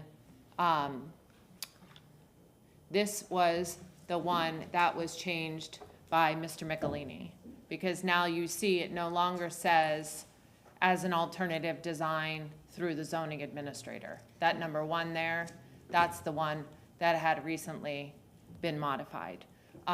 And then we did have the diagram to show that on these, what happens is they could build those first 2 on the far right that are on the street, but then they would need an exception for the remaining 8 units that are shown up there. So if it's the pleasure of council to keep the code the way it is, that it requires alternative design by either the zoning administrator or coming before council as the portion of a PD, then I would say that we need to go back and modify the one that was recently done in order to put it back to the way that it was. So that is my first motion, for staff to come back with an ordinance to rescind 27-282.9, is that? 10. 10, sorry, 10. And then also, my second motion, well, I guess I need to do that one first. Anybody? We have a motion made by Councilwoman Hurtak, seconded by Councilman Goose. We're going to take voice votes. All those in favor say, any comments? All those in favor say aye. Aye. Is there any opposed? Thank you. My other one is a motion for staff to come back with ideas to encourage townhouse-style homes to face the street, possibly looking at reducing green space and also looking at some design standards. I don't know if this is the appropriate place for that, but I think a lot of what I'm hearing from my colleagues and from the public today is that they just don't fit. So I know if we had some design standards, that could help. Any comments? Any questions? Councilman Carls. A comment real fast. This council didn't approve it, but there are townhomes that have been built in Hyde Park in the last 10 or 15 years. And when you drive by them, they look like single-family homes. But there are like 4 units inside it. But they designed them in the ARC in a way that you can't tell. And I think the point is there is a way to get density while being sensitive to the surrounding area. If you can do it in Hyde Park in a sensitive way to get their approval, then you can do it in other neighborhoods too. West Tampa, East Tampa, all have unique architecture, and we need to be sensitive to their environments and not plop in, massive suburban big boxes. Thank you. Councilman Hurtak. I also noticed if you go back to the actual ordinance itself, could you go one back or 2 back? Or obviously, we should try to make these similar. We should try to have these mirror each other. And one thing I don't like in the current language is it says ground floor entrances to the dwelling units shall face the street right of way, not including alleys. And I think that if we really want to work on density and inclusion of things, why can't they face the alley? We can talk about that when we come back. There's a long history to that, and it's part of what happened in Courier City, Oscawana, when they were going in that way. Alleys typically don't have the same amount of capacity and are not designed in the way that a street is designed. And you have activity going on in the alley that was not conducive to the entries to those units occurring there. We have presentations I'm happy to share with you of, I don't want to say the obliteration of our alleys, but the other thing is when EMT or fire comes down and you're having a heart attack, you can't be addressed off an alley. So they're going to the front of your unit. There's a couple facets related to that, and I'm happy to get into that when we come back and have that discussion related to the single family attached. But I think that's a larger discussion we need to have about alleys. We already have the alleys, they're there, we don't maintain them. We have a lot of work to do with our alleys, but if we're really talking about density and increasing, we have to look at every possible way. And I think that if you look at any big city, you will see people who have residences off of alleys. So I don't think that history and what has happened in an alley before is what should stop us. I think we should think, how do we improve that alley? Yes, I know that costs money, I know that takes time, but I think that's something that longer term, this city really needs to look at for affordable housing.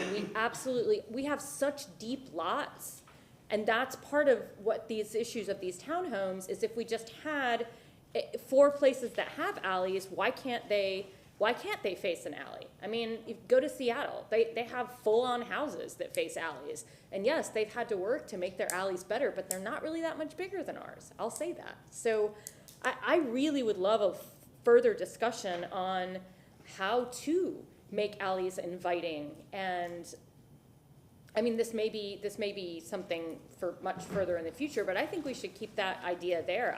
I would love to take away not including alleys from that language. Councilman Carls. Yeah, I vote against most of the alley vacations because, especially in South Tampa, alleys are so important. I understand some neighborhoods it just doesn't make sense, or people have vacated parts of them. But we need a better alley maintenance program because we have trees blocking them, and garbage trucks now have refused to go to certain neighborhoods because of it. But my old house in Hyde Park, I didn't build it. It was a 1921 house, but the garage was built facing the alley, and all of my neighbors went in and out through the alley.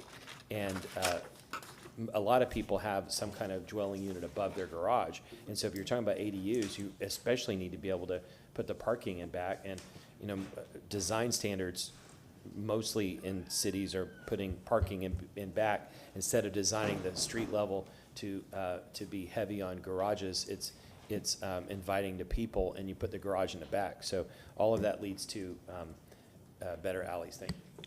Councilman Goods. I look at public safety in the alleyways. Our alleyways are horrible in Tampa. And the garbage man, many moons ago, Mr. Moran used to go through the alley, And the trucks are bigger now, cars are bigger now, and they're not maintained. So if you're talking about alleyways, you have to look at a maintenance plan for an alley, one, anyway. But I don't know if I really could support down the road. I mean, I can see a garage in the back of an alley, but for a place to be facing an alley, just aesthetically and for the community, I just don't know about that, but I can see utilizing the alley.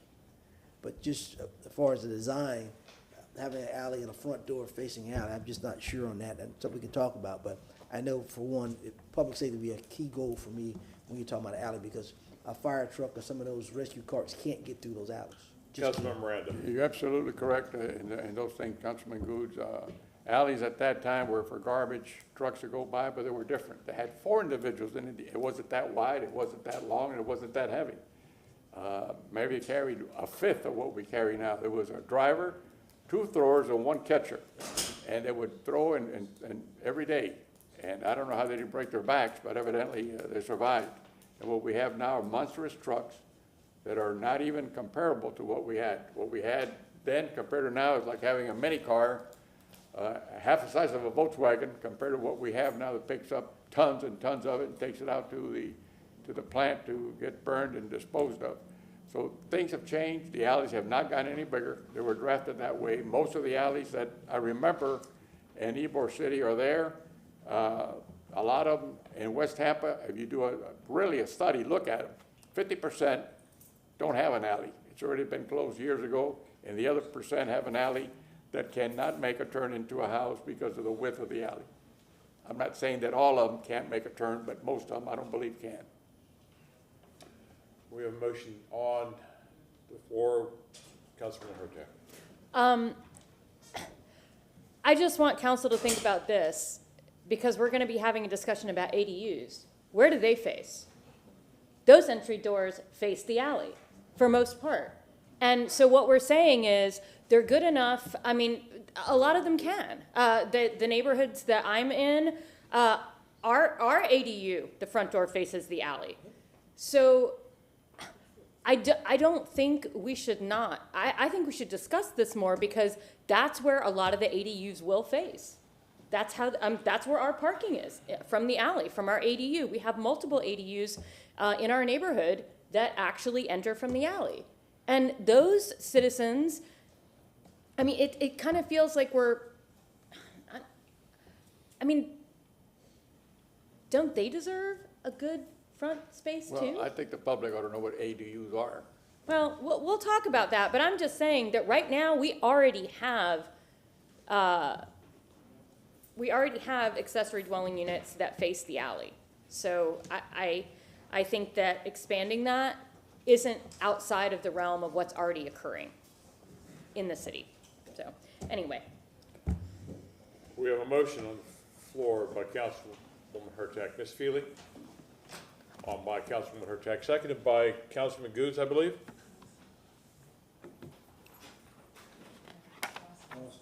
Councilman Carlson, I thank you very much. Any further discussion? I am going to vote yes on this, but you touched on one thing, permeable space, taking away green space. We already have constituents that are out there calling our offices about flooding that comes from another building onto their property, or excessive flooding that runs off of housing that is too big for the lot into their streets. So I am going to vote with you on this one, but I want to bring this up in further discussions. All in favor say aye. Aye. Aye. Is there any opposed? Thank you. Councilwoman Hurtak. I do want to make another motion about alleys, but I want to work with Stephen on that. I'm not quite sure, like, timing and, like, the depth of discussion about alleys. So I just want to say that I would like to bring that forward in a future meeting. I will have a motion about having a deeper discussion about our alleys, so. Thank you. Agenda item number 5, file number E 2022-8, chapter 27.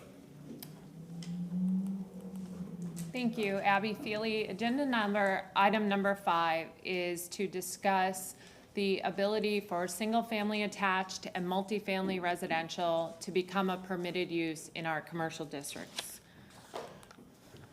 Right now, oops, I went the wrong way, sorry. Right now, multifamily residential and single-family attached are permitted in our commercial districts as an S1, a special use 1. And there are 2 criteria that go with them. So if you're in a commercial general zoning district and you would like to put apartments in, there, you could come in through an administrative process, and there are 2 criteria that go with that process. The first is that you are on an arterial or collector street, and the second is that you follow the RM 24 standards, the residential multifamily 24 standards. So if you meet those 2 criteria, you are approvable as a permitted use within the commercial district. So, for example, you have a commercial piece of property on Florida Avenue, and you would like to develop that with a 5-story apartment building. You come into zoning, it comes as a conditional use, you bring a site plan, you show that you meet those 2 conditions. 1, that you're on an arterial or collector street, and 2, that you meet the RM 24 standards. What is before you today is to make that not have to go through the conditional use process, to allow it as a specified use. So there would still be criteria for that apartment building to come in, it just would not have to go through a special use process, it could go to permitting. So this was a process improvement to try to make those opportunities a little bit more available for those developments. So and again, feeding back to the inventory and the available land to create housing opportunities within the city. So I think I just went through all that. So this would be to allow, and this would be either townhome or multifamily residential. And this would be for the RO, which is residential office, the RO1, the OP, which is office professional, OP1, CN, commercial neighborhood, CG, commercial general, and CI, commercial intensive districts. There's the current code with those 2 criteria that I just went over, direct access to an arterial collector, and then the RM 24 standards, which is a 25-foot front, a 15-foot rear, and 7-foot sides. And then also on the RM 24, once you get over 35 feet, you have to step the building in additional setback. Those criteria that are there as the special use would now become specified use criteria. So it would say when you are doing multifamily in a non-residential zoning district, these would be the criteria that you would follow. And the first is when you're located in an office and or commercial district, you would meet the dimensional regulations of the underlying zoning district, except for the side and rear yards, which would be no less than 10 foot. So that means in a commercial general, which currently has a 10-foot setback for the front, that you could also benefit from having that 10-foot setback and picking up those additional 15 feet of land to be able to design on the property. It actually would result in the project coming closer up to the street, most likely, where right now it forces it to be 25 feet back. So it would be creating more of that public realm. The second is that any variances to height and setback may be granted by the appropriate board or commission. And the third is that the density would be consistent with the underlying future land use category. Councilman Goods. I'm glad we brought that up. That's what we're going to talk about. We're going to let you go up. How do we benefit? How do we benefit as far as we have a housing crisis? Ms. Travis, maybe you can jump in on that. I know we had a discussion about that.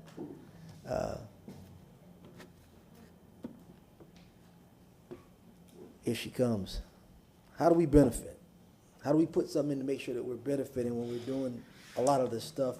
And I know a lot of projects will be coming online, and I just want to make sure that we get a benefit out of it. So how do we benefit? How do you benefit from specified use? Well, it's that and far as going up. Oh, the density or going up. Well, just increasing your density overall. We already have a housing shortage, correct? And so it's not affordable housing shortage, it's housing shortage overall. And so when you have mixed use densities going up, it allows you to get more units in a smaller piece of time, space. Tampa is pretty much built out. So any projects we have are redevelopment projects. You go higher in density, you get more units, you get more availability. Is that what you're generally what Well, you're? yeah, but also, you know, when trying to work with people who are coming in, seeing if they can help us with this situation. Yeah, so you have options when you have, well, this gets a little into your future land use, and it gets into the height limitations, and we have caps in certain areas, but there's things that you want as a council that you've talked about, housing affordability being one of them. So you can start looking at how do you incentivize housing affordability with going higher and taking the cap off probably in certain areas. Channelside is one of those areas that has, I think it's a 7 FAR. And if you wanted to allow that to go higher, we benefit as a community if you take the cap off and allow them to do additional density in exchange for some housing affordability. All right, thank you. Thank you. Any other questions? Councilman Carlson. Statement and a question. We're in a housing crisis, just like most of the rest of the country, or the parts of the country people are moving to. But we're also in an economic crisis. Tampa's been in an economic crisis for 10, 11 years. And then before that, the Great Recession. And we paint a pretty picture of how Tampa's doing because the region is doing well. But, you know, as I say, go to tampascorecard.com, or if you want, go to the census data yourself. Tampa has not done well. We've failed economically in the last 11 years. We've gone sideways compared to cities like Charlotte, Austin, Atlanta, that grew their economies. And the disparities between rich and poor and black and white and men and women are terrible. Our home ownership rate is terrible. My point is that we've got to grow our economy, and what we're doing right now is we've had 10 years of subsidizing a couple developers against everybody else. Wasn't fair to everybody else, and then we also subsidized a few companies that brought back office jobs, but we haven't done much to really grow our economy. And we've got to switch that. And what's happening is because of the housing crisis and not paying attention to the economic crisis, which is about to get really, really worse, we're converting commercial and industrial land to housing. And in 10 years when we wake up and say, holy crap, we had 20 years of an economic crisis and Tampa is just not doing well, we're going to say there's no place to put businesses anymore. And so I'm going to, as I see the economic numbers getting worse, I'm more and more scared about converting all of our commercial industrial land because we need it to grow the economy. We can't just have people sitting in apartments working remotely in New York. We need companies actually based here. We need businesses here, and some of them have to be logistically. So my question is there a way that we could limit this just to what I would call shop houses, where we mandate where it's got to be mixed use instead of also single family, and then we mandate that it has to be commercial on the ground level or the first and second level, and then housing on top? So Abby Feely, so right now, our code speaks to this being allowed within the commercial districts. It's just as a conditional use. It's allowed, you can do it today, you just come in with an application. So we're not creating something that isn't allowed today. It is allowed today. But tell me again then what we're changing. We're just allowing single families or single family dwellings? No, we're just taking it from one application process, which is the special use application process or conditional use application process with those two criteria, and making it a specified use. So you no longer have an added layer of having to file a conditional use application, but the criteria still are there today. That's why in some of the discussions we've heard from the public, you're taking away commercial. It's allowed today. It comes to you many times, you see it on appeal as the arterial or collector issue for the commercial property because they didn't meet that first criteria that said you have to be on an arterial or collector.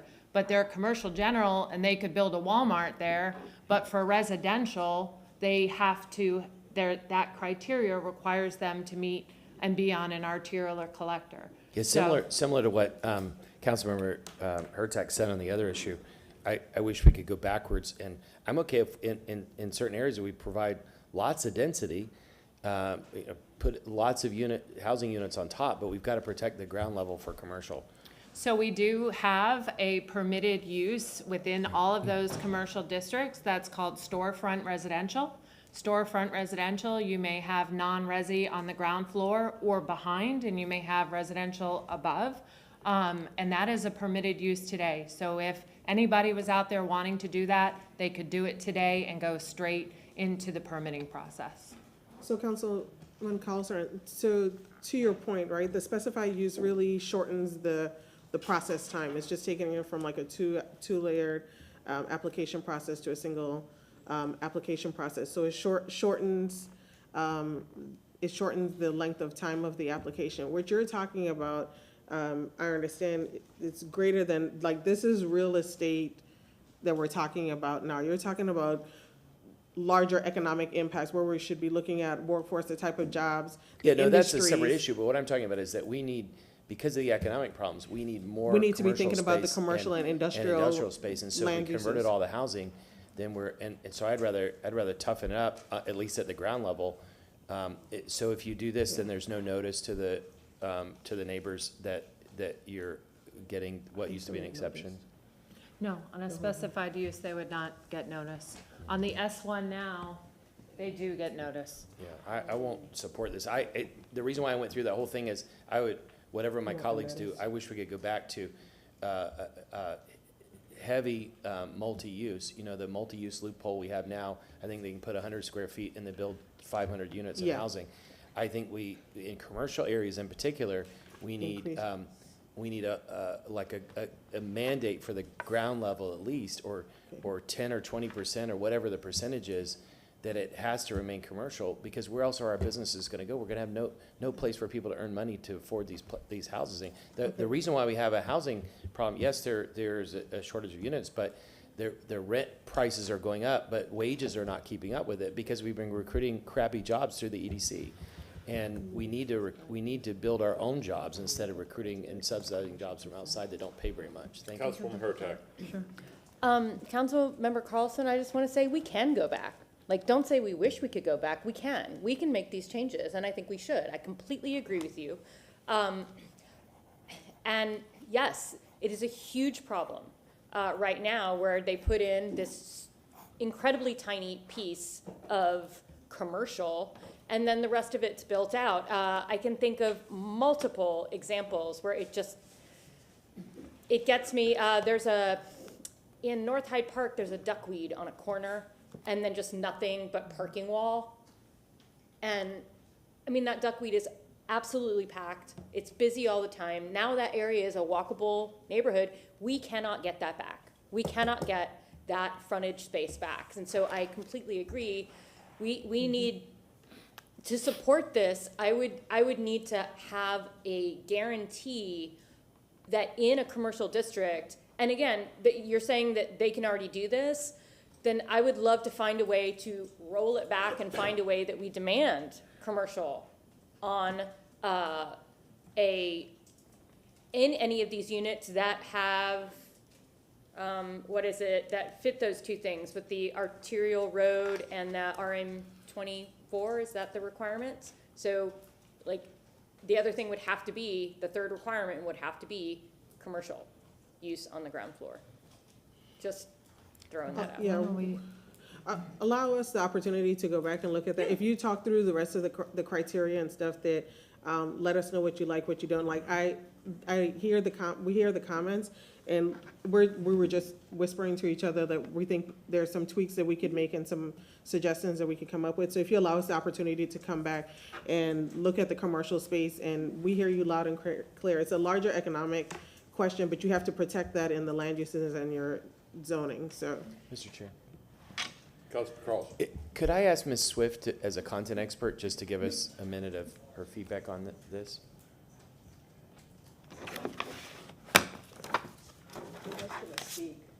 she was going to speak in the public comment. You're going to speak in comment? Okay. Thank you. I have spoken to Ms. Feely and some other people where it should be mandatory that bottom floor is retail. Make it mandatory. We have mixed use that has come in where it's 5,000, 6,000, 7,000 square foot, and 50 foot of it was retail. That's ridiculous. It's absurd. And put it on the onus of the developer, that if for some reason they're at the end of a dead-end street or something, where it's not going to work for them to have the retail on the bottom floor, make them have to have the burden of proof. All right, are we finished with comments or questions? Was that a motion? No, that wasn't, no. I'm working on a motion. I haven't passed my gavel yet. Ms. Swift, you wanted to speak to this agenda item number 5.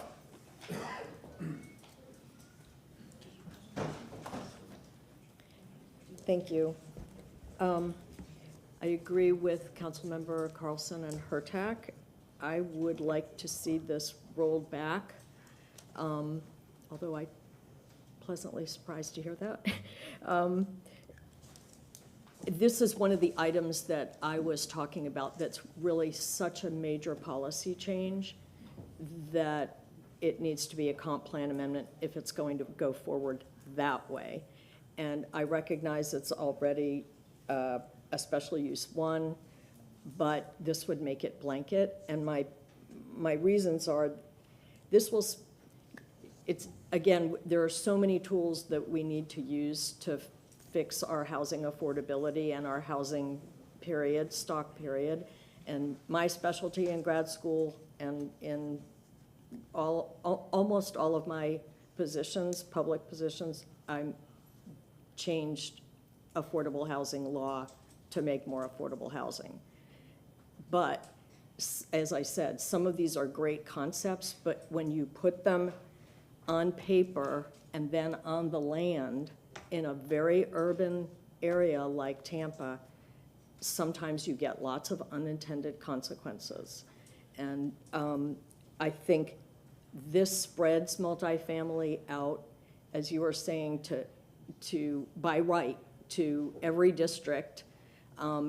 That in itself makes a lot of bad uses next to another use that maybe they shouldn't be next to each other, like Houston, and I don't think that's what we want. I don't think we want just to get housing more affordable because you can build it anywhere, because 5 years from now, then you're gonna have those people up here not liking what they're next to.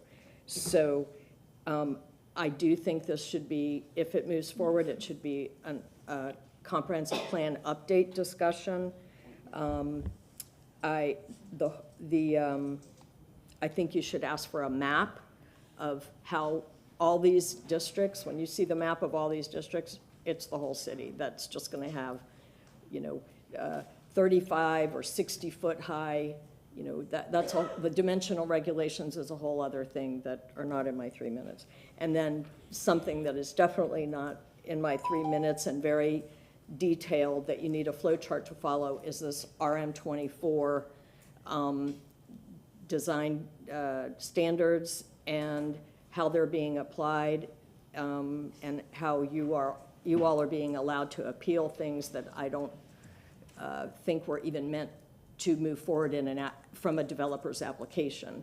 And so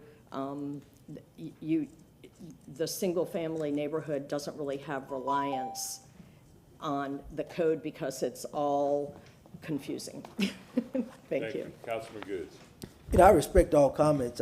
My aide just brought me some information, and people are watching. And housing is critical. Mr. Rand, I said, where are you going to put them?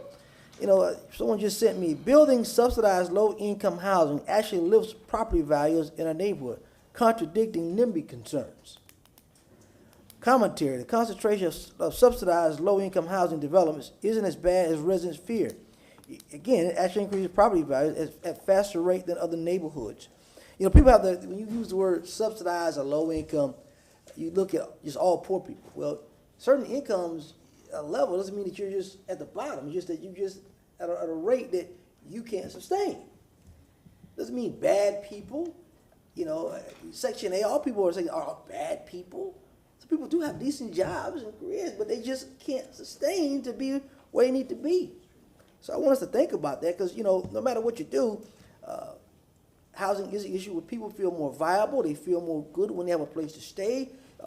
They know at night, even if they don't have any food, but at least I can go lay my head somewhere in a safe place. So my biggest concern, you need commercial at that bottom. I totally agree. Because you can have the local guy who maybe live in that apartment complex, can be the local barber for everybody in the building. Miss Jones will do cakes and pies. Her and a few friends might have a space there and have a good soul food dinners for people. So I agree with the bottom level being all commercial, like just having a build out, somebody got a bunch of space in there, ain't doing with it, but actually having some commercial in there, but making sure you got housing at that top level. So just wanted to point that out that people are watching, and again, people are noticing. Thank you. I yield back, sir. Councilman Miranda, then Councilman Maniscalco. And along with Councilman Good's comments, in today's society, it's a little different than many years back. If you just look at what you're paying for your homeowner's insurance policy and your automobile insurance policy, I guarantee you it's $5,000 between both of them. That seems like a lot of money, but if you have a mortgage, you have to have the housing. You have to have that. And you can't drive, even though a lot of people are driving without insurance. How do I know that? Well, I wasn't involved, but the car that I owned was involved. Got hit by an individual. Not only did he didn't have insurance, he didn't even have a driver's license. So those things happen. And when you look at a salary of, let's say $40,000, $45,000, and you have a wife and 2 kids, and you're losing $5,000 just on those 2 items, what's going to happen? You're not going to be able to make the payment. That's what's going to happen. So we're caught in the middle between rising prices, not because of what's happening now, not because of the expenditures by whoever's in government and so forth and so on in the top notch of federal government, but the individuals that are trying to carry the load can't pull the wagon anymore because the wagon's overloaded. And that's the problem we have. Back then, you can buy a house that payments were $65, $75, $80 a month. You can't even ride the bus for $80 a month. So what I'm saying is let's face reality, and reality is everything is overpriced. So don't catch a cold, because if you don't have insurance, you're in trouble. So those are the things that we're facing in this country. The whole world's facing in this country. And if we're bad off, just look at another country, see, and you compare yourself to them, and you're not as bad off as you think. But anyway, thank you, Mr. Chairman. Councilman Maniscalco. Thank you very much. I like to compare it to the historic Ybor City model, which, if you look at it, 7th Avenue, it was businesses all on the bottom floor, and a lot of people lived up top. And like Councilman Goose said, you could have the barber that lives on the 2nd floor that has his place below, whatever it is, but you're eliminating a lot of costs because people are in that live-work environment. And then you create better opportunities while cutting the cost of living overall because you're not spending so much money. But at the same time, it creates the density, it builds the clientele, it builds a sense of community, and I think it works. And again, mentioning Ybor City is a perfect example because we had everything in one dense area, and people didn't need to go outside that area because everything that they needed was there. And again, going back to when it's all commercial, down below where the services you need are on the 1st floor, and people live up top, I think it just makes it easier. Mr. Robinson. Thank you for the public comment. Since we're throwing credentials out, I'm a licensed professional engineer in the state of Florida since 1982, Mr. Carson. And I do consultant engineering for a living. So this is a real relevant subject matter to be zoned in here in housing. I done it all. I do work for the city of Tampa and several other agencies around here, including the Bucks. Let me just say this. I look at this as more of a process change for more efficiency. The substantive discussion that y'all are having dealing with the above, I have property that's on an arterial that's RM 24, RM 16, just like this, but it's residential. I refuse to knock down my wood frames. And I can do exactly whatever y'all are talking about doing above it. And even in West Tampa, we have a vanilla shell program that encourages you to have retail on the bottom, and they have residential up top where you can rehab. Hopefully Marvin Knight listening to this, Marvin Knight, get over there and do what we're talking about. But let me say this, tying into this long discussion about alleys. Let me just give you some engineering reasons. The size of the trucks, like Charlie said. I used to remember when they used to pick them up in the back to Scaglione House. I used to be back there watching them and had the guy there. The surfaces of alleys. What type of surface is an issue. The city has not cataloged or done an assessment of any alleys. They couldn't tell you what alley is anywhere. My alley was told to be closed. I'm paying taxes on half of it and find out that it ain't been really vacated, but it was vacated. Alleys are a problem because they're not cataloged and they're not documented. Also, classification of alleys. Is it closed, vacated, flooding, which you had over there in Tampa Heights?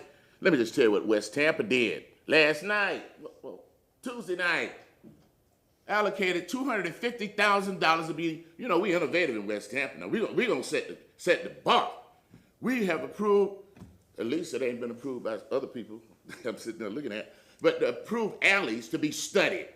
This guy sitting right there came and made a presentation, and we said, I made the motion. We're going to put money on these alleys in West Tampa. We want to know what they are. They're not cataloged, what is zone, get me a map, GIS it, and deal with it. You cannot solve an engineering problem without having the information. You can't solve a problem without the giving, So we got to get that, identify what we're doing, okay? We got to identify what we're doing, what we have. That's why you're having all this ball of confusion. Some of why, some of that. They have not been cataloged, they have not been determined to serve. And the city will tell you they don't even have a standard for alley surface. We've got to deal with that. Some alleys are brick, some alleys are gravel, they don't know what you got out there. Okay? So we decided as engineers, we're smart guys, let's just start with documenting what we have, finding out what conditions are, generate a map that shows every one of them, at least in our CRA, and put $250,000 up and motion passed unanimously to get it done. So we are ahead of this game with alleys, because we're tired of hearing about these alleys, okay? Because it depends. They're situationals. We're in a historic district just like Ybor City is, and we don't want to lose some of that fabric. So I'm here to tell you that, let's have that discussion on alleys. But this thing is about trying to make efficiency from having to a specified use from having a special use. On this, they could go either way. But the substantive discussion that you were having, this really isn't addressing that. This is addressing the process of making things more efficient. But it really doesn't matter, because I think that now that you guys got the gist of what's going on, you see that we got a lot of processes. And one of the things we need to do, since y'all ain't got this time like we used to have, we got all this stuff coming in, the more you make process efficient, the better you're going to be. And we can have that substantive discussion down the road. But right now, it's about efficiency of processes. And that's why I came down here, because I got plenty to do. But once again, those alleys, West Tampa, CRA, CAC, already way ahead of y'all. Mr. Hagan. Nathan Hagan. That was an awesome comment. I think it's really important to emphasize something that I notice as somebody who watches these meetings a lot and talks to a lot of people in the community. We've developed a culture, which you can look at our PD process as the best embodiment of that, where we see, we ask ourselves, how can we solve the problems that we have with development in our community? And consistently, the answer is, or the incentives have aligned, or just conspicuous, I've noticed, the answer is process. Is actually that we don't want to make things better, we want to add more process so we can catch bad things as they go. When I work in neighborhoods, and let's say I'm supporting a project and they're fighting a project. We all agree that the code needs to be better, but we don't have time to talk about that. All we can do is talk about the process that we're in the midst of. And so I would just say, generally, this council needs to be very aggressive at taking steps to reduce process so that we can focus on what actually needs to be fixed, which is our land development code, which everybody, whether you're a developer, a neighborhood advocate, an elected official, anybody, nobody likes it. We want a lot of changes. We don't have time to make changes because we have so much time being spent on process. We also, on that line, we talked a lot about substantive policy here when this is process. So we opened Pandora's box, and I'll just comment on those a little bit. You know, Florida Rising and the tenant union don't show up at these meetings. The majority of people, depending on what number you look at, in the city of Tampa are renters today. It's very close, and if you know anything about our comp plan changes coming up, like there's going to be even more renters in the future. So I just want to emphasize, you know, first of all, this does not, as far as my understanding of how it was explained, there's not going to be a change in where you can do RM24 on commercial citywide. It sounds like you can already do that any commercial zoning anywhere citywide. All this does is improve the process. But I just want to point out something that I can never emphasize enough, is like if you're building a 300 unit apartment complex that houses 500 people, and we're afraid that in 3 or 4 years, 10 or 15 neighbors are going to come and say, these 500 new neighbors of mine destroyed my life. Nobody in that 300 unit building even knows that there's a problem. They appreciate the fact that they have housing. So I just want to emphasize, homeowners should not run this city. This city is not majority homeowners anymore. We should consider that when we talk about multifamily and whether multifamily is appropriate and whether it destroys my neighborhood all over the place. Because the truth is, people need housing, and to the data that you showed, if you look at the data, more housing solves it, and we need to do things like fix the code so that we have affordable housing bonuses that actually people take advantage of. I can stop there because I can talk forever. So I'll be up again in a few minutes. Thank you. Councilwoman Hurtak. I want to say that I understand that this is about process, and I don't disagree with making the process easier, but I do think that we have to have some safeguards on it, and that's the concern that I'm seeing. And since I am not an expert at this, I am asking, how do we add that safeguard until we get the code that we want, which I know is a much larger, or the code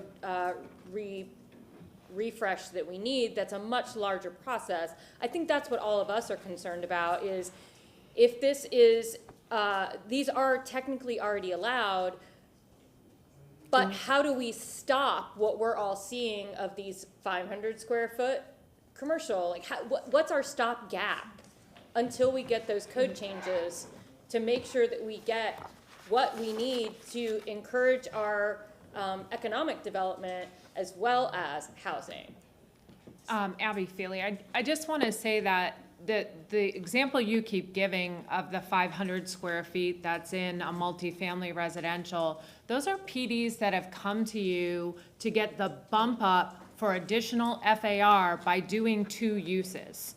And those have come before this council, and this council has approved them.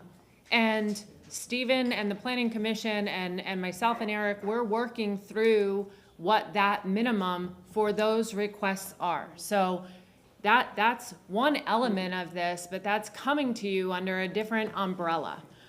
What this is like I said, this is allowed today through a special use process.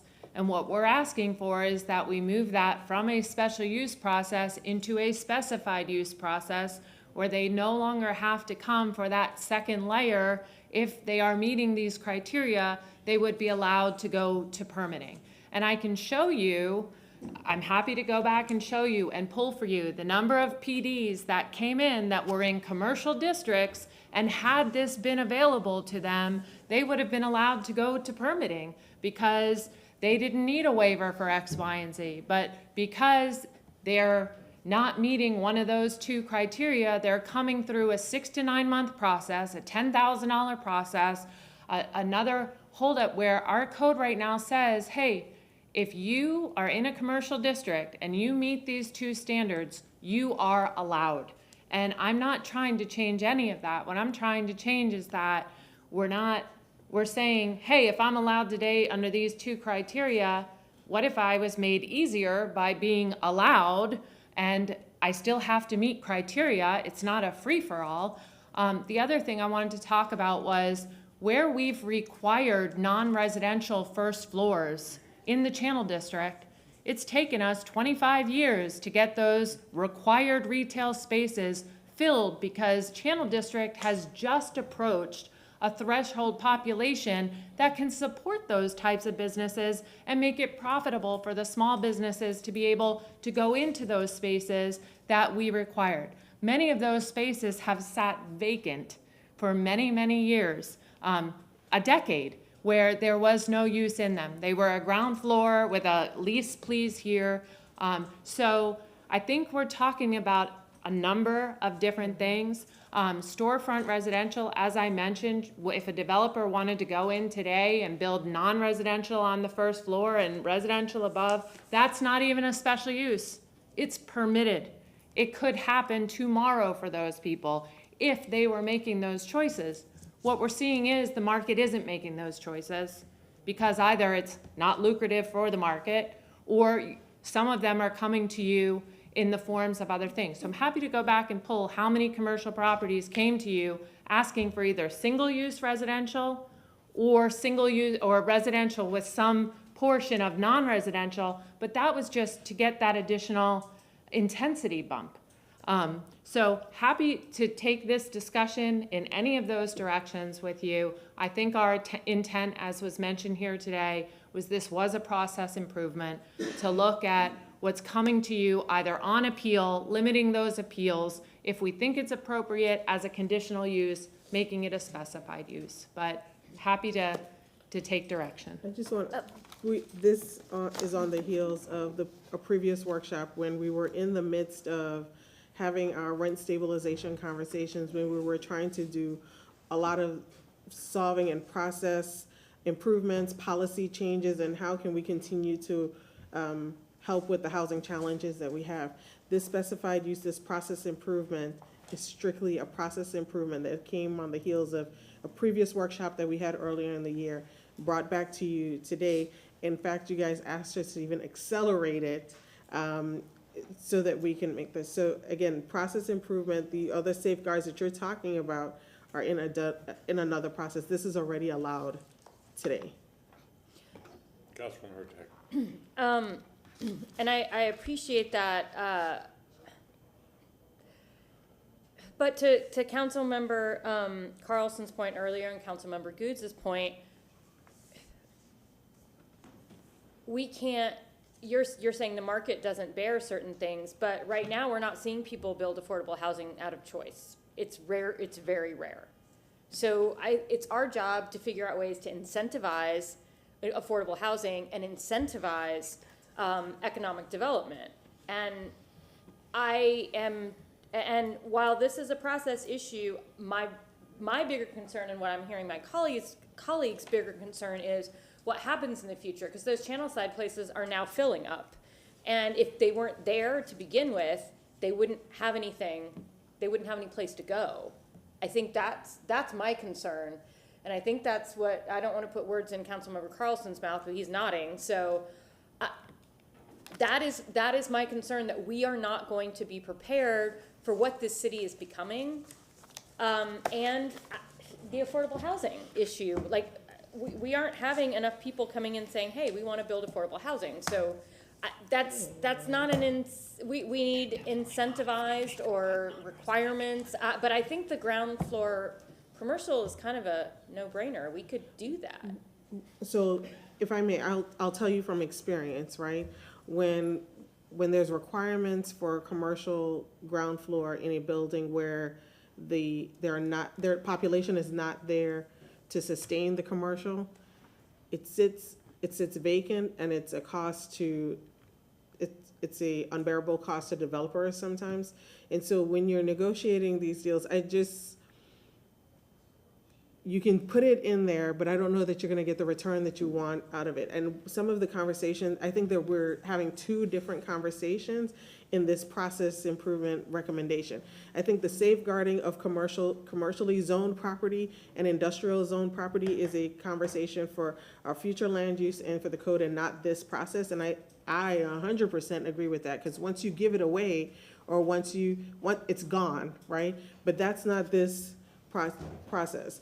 And making it a requirement that there's commercial on the ground floor, I'll tell you, developers, if there is enough population there to make it economically work, they get a bigger return if they have some commercial component in there. They will include it if they need to, but to mandate it and it not work in an area that population threshold has not made, I don't know that we'll be doing ourselves a service, but I think we're talking about two different issues for this one. But I hear you loud and clear to protect the commercial and the industrial zone and how to ensure that we have space set aside for the businesses that we are recruiting and for the other side of the economic conversation, for industries and clusters that we want to happen.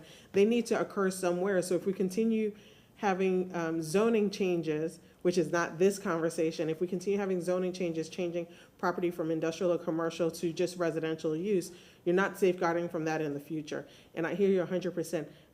And we can figure that out. And if you want to make a motion for us to come back after some research, we could definitely do that. But addressing exactly what your concerns are and Councilman Carlson's concern is not in this specified use issue. Okay, thank you. I'm just going to say one more thing, and I know Councilman Carlson wants to say something. The biggest fear is that our commercial space becomes residential, and where does the commercial space go? The county. I don't want them to have any more. I want us to have that. We want the businesses to stay here so people can walk or take transit, not drive out of the city to work. And that's huge. That's huge for taxes. That's huge for quality of life. So that's what I think is scaring us about this. And I get that. And so my response to that is when you have planned development applications that come before you that are asking for some of those changes, as a council and a board, you really need to think about, are you safeguarding? You need to think about those these issues and big picture items that you want, because right now we're PD capital. Like, we have a bunch of PDs, to do that. And we've talked about transitioning and getting our way out of that. But there's some safeguarding to happen that needs to occur. I hear you loud and clear. If you make a motion even if you don't make a motion, we'll follow up on that and let you know how we can follow. But that's not in this specified use piece. And I appreciate the comments very much. Thank you. Councilman Carlson. I'm okay having that as a separate discussion if Chair Seacher or Councilmember Hurtak want to make the motion. But just to reiterate the point, we've got an economic crisis in our community, and that's causing people not to be able to afford to rent or buy homes. And we've got to solve that. And I've been very involved in economic development in St. Pete and Pinellas over the years, because the Tampa one, you have to be an insider to get involved in it. And the biggest, if you look at the numbers, St. Pete EDC runs circles around the one here, and Pinellas and St. Pete economically run circles around Tampa. And the reason is that they do a really good job of economic development. They do a really good job of planning. But the one mistake they made is that they didn't provide enough space for commercial. The biggest reason why St. Pete and Pinellas lose deals is because they don't have any office space available. If they had planned better and had more office space, they would get all the deals in the region. And we've got to protect this land. And at some point, it's a go no go, where if somebody wants to convert commercial or industrial, and I'll include maritime land because we've got to protect that too. We say you either keep some level of commercial industrial on your property, or you can't do something there. We need housing, yes, but we have to have jobs. We have to have higher paying jobs, and we have to protect it. And why is it that we can't? And before somebody runs the business journal and says, "Oh, City Council is against developers," we're not at all. We approve almost all the projects that are out there. What we're trying to do is look 20 years or 30 years in advance. I might not be around here when the port. After the port gets completely plowed over with condos, but then we're going to lose our biggest economic engine in our region. In 30 years, people are going to be upset about it. When we hit the situation like St. Pete and Pinellas, where there's no more office space, somebody in the future is going to be really upset. Why is it that we're in a cycle right now? Why is it that there are so many apartments being built and not office buildings? Because that's where the capital's going. I mean, we all talk to developers all the time. We know that's where the capital markets are. They did condos before 2008. Now they're doing apartments. and they're not funding office buildings. And just because the capital markets are not temporarily funding office buildings doesn't mean they're not in the future. In 10 years, when the capital markets switch and they start funding office buildings again, we're going to be desperately looking for space. And so we have to be really good stewards. We have to think 10, 20, 100 years in the future. Hopefully Tampa will still be here and not become a lake and or part of the bay. And we'll have a vibrant city that will be glad that we made some tough decisions now. Thank you. We'll still have to hear from public comments to some people that are online to this, but I just want to say both of these council people have a point.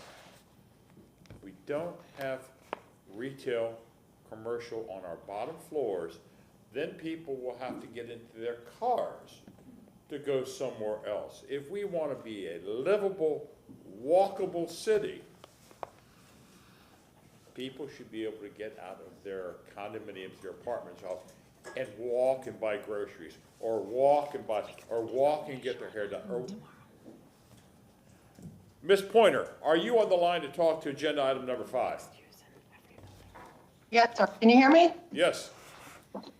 First of all, what Councilman Carlson was just talking about has already happened in this city. It's called South of Gandy, west of Dale Mabry. We are a food desert. Where would we put a grocery store? Beats me, because most of our commercial land has been changed to residential in the past 3 to 4 years. We have taken the brunt of this. I fail to understand how we can make these blanket commitments to density and ignore that we have a CHHA. We are currently in the middle of a $500,000 study of the CHHA within the city of Tampa. How can we make these changes that will dramatically impact the density without the evidence from that? I'm sorry, but SOG has already been pillaged for all its commercial and industrial land. And yes, I understand that this is a SU1, but I will point out to you that we've had an SU1 in the last year or so that we asked for changes from the developer because we knew it was coming. The developer didn't just get to come in and do what they wanted. And the neighborhoods actually asked for something that was very small. It cost probably about $1,000 to have it done. And the developer was very gracious about doing it. So if it's done behind closed doors without any interactions with the community, is that going to be positive? And the answer is no. And that was it. It was a special use one, and they did what we asked them to do. And we're not talking, I mean, seriously, it was moving the dumpster on the site from behind somebody's house. So, I mean, but I agree with Nathan in the fact that we have a problem. We have a land use code from 1978, and we have we're working on a comp plan that's going to be 44 years older, and we're going to marry them up together. Won't that be an odd set? So I'm against this. And I'm not even against this for the whole city. I'm against it for anything in the CHHA. Why? Because people don't evacuate from commercial properties. They evacuate from their homes. Thank you. Ms. Pointer, are you online? I'm sorry, Miss Caroline Bennett, are you online? Ms. Bennett? Hi, this is Caroline Bennett. I just I know it may not be exactly on topic for what they're presenting, but I want to reiterate some of the points the council members made. The jobs are just as important as housing. And Rattlesnake Point was a perfect example of commercial and industrial that provided good paying jobs. And it was a unique property that is hard to find. Big companies who are coming, they're going to look through the entire state of Florida, not just our part of Florida, but the entire state of Florida, looking for a piece of property that has both a port and a railroad spur. It was unique, it was valuable, and it could have continued to provide good paying jobs, and that is gone. And you're not going to get it back, and you're not going to create more land that has a railroad spur and a port. I am a little unclear on this, and maybe Addie can clear it up for us, but the special use one, I heard her say that it requires notice. I'm wanting to know, is that notice like the hazardous tree notice, where it's like letting you know that something's happening, and you can write an email about it, but there's no vote. There's, you know, the input from the public is not really taken into consideration. It's the decisions are based on what the code allows. That makes a difference. And if it's something that's just done administratively, like the final, the FDNs and the hazardous tree, that makes a difference. And I'm just a little unclear on that. Thank you.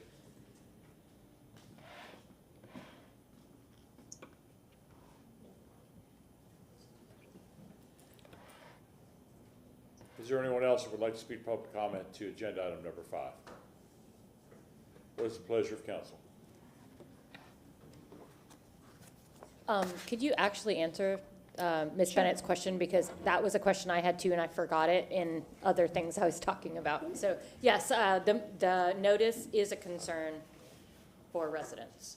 So the special use one, right now, you would come in with the special use one. You would have to meet the 2 criteria. You have to be on an arterial or collector street, and you have to meet the RM24 standards. If you meet those 2, it is approvable without, you met the criteria that then shifts it from being conditional to being approved. It basically, the code is saying, if you meet these 2 criteria for this use through this administrative process, that use is permitted. It does require public notice, but the public notice would be to those 2 criteria which make that use appropriate. And the public notice is a notice process. Comments are brought in, but it is not, it's not applicable as if it were coming to you as a PD and those criteria are being met or they're not being met, and then the public input comes in and then you take that input in another way. It is a publicly noticed process, but if those 2 criteria are satisfied, then that project may be approved. And that, so it's happening now. You're not seeing those S1s. What we're saying is that could happen without it having to pay for a separate application and that other layer of the onion to the system. If we set those criteria in a way that they still have to meet them, it would just be met at the time of permitting in lieu of it being met through the special use one. And I just want to mention that I will make a motion again later about coming back and doing that saving of commercial space, because that's going to be, I want to talk to you, get some language, get some dates, like I'm going to do with Stephen about alleys. So. And the other thing I don't have today, I can bring you back over the past 5 years, how many S1s have been processed for residential, how many, you know, to show you this has been 8 projects or it's been 108 projects. I think what happens is if they don't meet the arterial collector, it comes to you on appeal, they're getting approved. So we're creating a 10-month process where if we just set it as a specified use, it could be happening. So. What is the pleasure of council?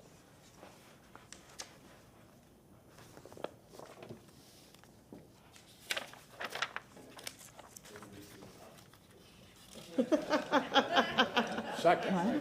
Move to receive and file. You asked us to come back with this, Yeah, I just want, I mean, we talked about this in June, we've talked about this in September, we've talked about this several times, so, I mean, it's your pleasure. We've been bringing it, and we've been, you know, passing that litmus test, so here we are, and it's at your pleasure. If no action's taken today, it will stay in the special use area. It will still be allowed the way that it is today. It's happening under special use, and we'll continue to operate that way, and that's not a problem either. Councilman Carlson. Yeah, I appreciate you all doing the hard work and bringing it back, and as much as we're arguing, we're arguing the point, not arguing with you all. And seriously, on this topic, we can receive and file. I know there are other motions that are going to be made later related to this, so all of it is good information. It's good to have a community discussion, I think. Councilman Miranda. Well, we have to do something with this. We can't leave it like a dangling old participle. So which way are we going to go? We're going to take the direction, or we're gonna leave it the way it is? That's what we got. We can just receive and follow report, right? Yeah. You could, and that would be inaction, and we won't do anything with it. Just understand that where we are today is from your direction that you have asked us to come back with a couple of times. So however you want to proceed, it is your process to tell us one way or another. We've just been before you, we're here today with the comments that we've received in the 2 meetings that we've had before. So it's totally up to you. I think Chair Citro and maybe Councilmember Hurtak have some motions for later, but unless they want to do it now, we receive and file the report.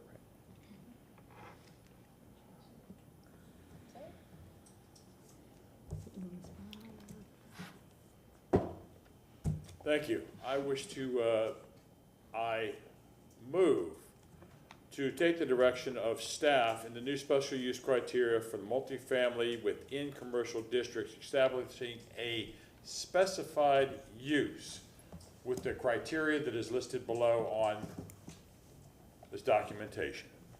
We have a motion from Chairman Seacher. Do we have a second? I'll second it, but you better say what number it is. Oh, I'm sorry. This is agenda item number 5, which is file number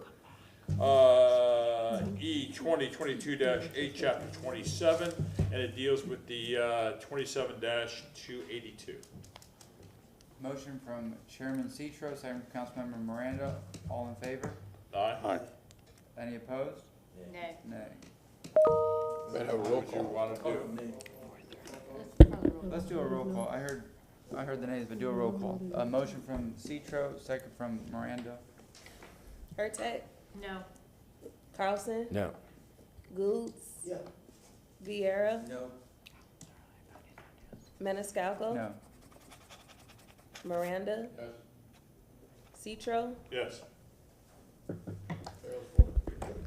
Motion failed with Councilwoman Hurtak, Carlson, Vieira, and Maniscalco voting no. I will make a motion to receive and file, and again, for us, I don't think it's, yes, do we want things to go faster? In theory, Yeah, but right. I know, but this is a topic that I think we should revisit when we talk more about commercial space. I think if we had, so I would like to receive and file and bring this back as part of that motion that we will create, and I'll probably bring back tonight, just so we can have a deeper discussion on protecting that. And I guess what we're saying is that right now can happen, but I don't know. Make it sooner than later, please, when it comes back. I'm gonna try. Let's Thank see you. what's available Make it workshop sooner wise. than later. Motion to receive and file. All in favor? Any opposed?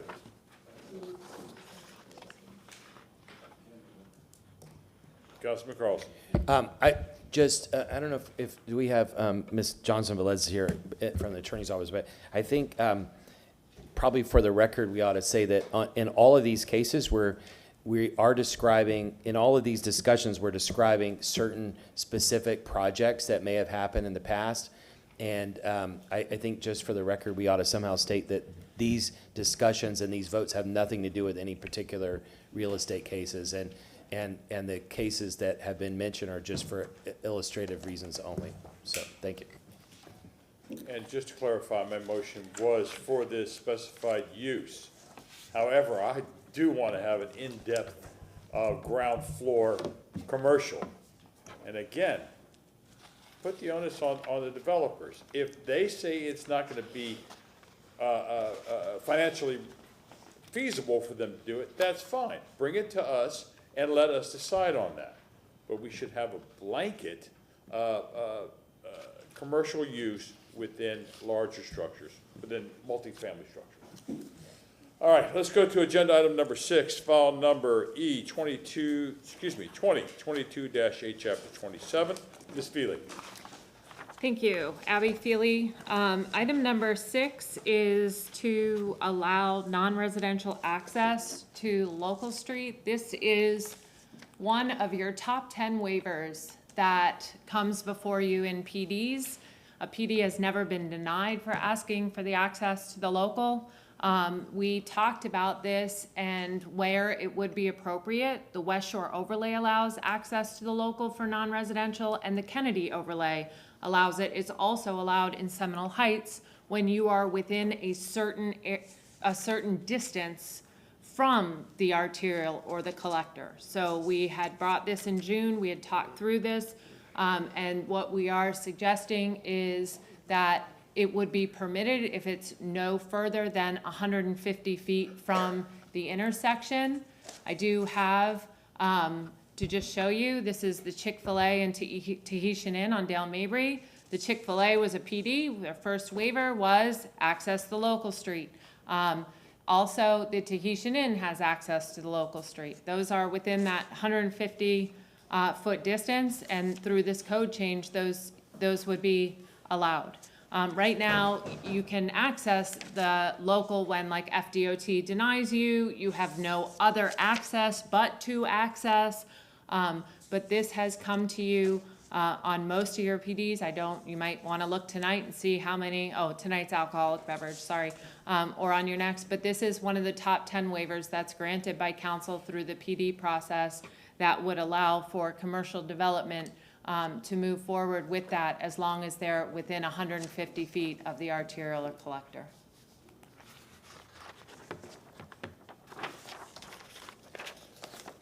Councilman Maniscalco. Ms. Feely explained it all, and historically speaking, I don't think an application has been denied or the request for this has been denied, at least that you can remember, or maybe ever. So it's a no-brainer. If not, we're gonna hear from the public now, but it would be a totally different discussion. So I think this is an easy one to move forward with. We'll second it, we'll find out how easy it is now. That's right. Real easy. Ms. Feely, I always respect what you're saying, and I still respect it, but when you say something passes, does not mean it was unanimous.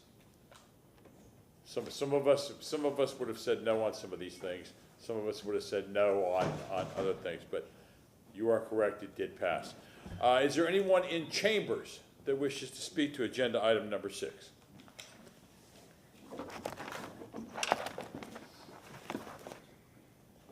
I'm trying to make my day off worthwhile. My name is Susan Swift, 3621 South Hesperdes Street, Tampa. I will admit that I'm not sure I'm reading this correctly, but I think I am. As I understand it, the way the draft language, the current code says you have to be on the arterial or collector. This is allowing access 150 feet further onto or off of the arterial or collector. And I do agree that DOT a lot of times causes this problem, but to the chair's point, just because it's been approved, that doesn't mean that the neighborhood that it's potentially impacting shouldn't be made aware of that before it's approved. And I also wonder, how many PDs were just for this item, or did the PD ask for a lot of other waivers or changes?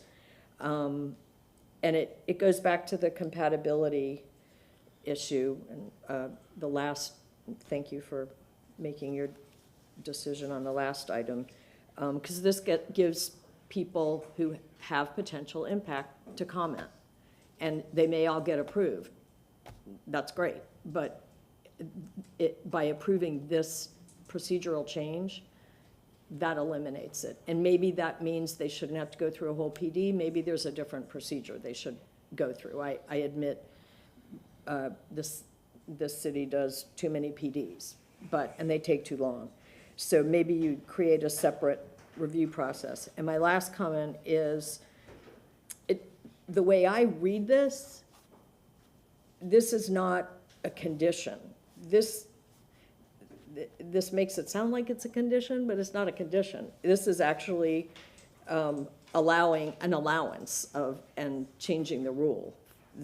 It changes number one. It's not like a condition. So that's how this issue on the RM24, I think, has come up a couple of times, because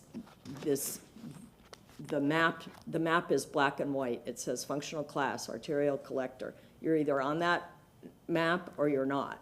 So I don't know how a developer can get past the application point and go to you all for an appeal of that, because that street's not on the map. So it keeps watering down the input from the neighborhood. Thank you. Thank you very much. Mr. Hagan. Nathan Hagan. This one isn't about housing so much as it is about transportation. Actually, I think I was talking to Justin Willits about this the other day, so I don't want to speak for him, but there's a big problem with having driveways on roads like Kennedy in Florida. There are many people in the city who would like to see one day a good bus system, and maybe even better, on those roads. And the more curb cuts you have, the more difficult it is to have a pedestrian transit-oriented right-of-way. So I would encourage the city to go as far as they can to preserve curbs in those areas, so that when we finally do have, in 50 years or in our great-grandchildren's life, an opportunity to add transportation to those routes. I think the compromise on Fowler was putting the BRT in the middle of the street instead of the side, because there are too many curb cuts. So this is not really a housing issue or a land use issue for me. This is a transportation, long-term transportation planning issue. So I just want to raise that issue. I'm not sure if I'm not qualified to speak on it, but that's my understanding. Hello, Justin Willits, 3203 North Bailey Street, Tampa Heights. Just wanted to say I support this. I'm currently a transportation consultant. I spent a couple years at Hart, so I'm here to speak on some other issues more specifically. But we spend a lot of time and a lot of local money and DOT money trying to address the issues created by access to these arterials, so this is just logical to help play the long game and improving our safety. So just here to support that and talk on some other items later. Thanks. Thank you.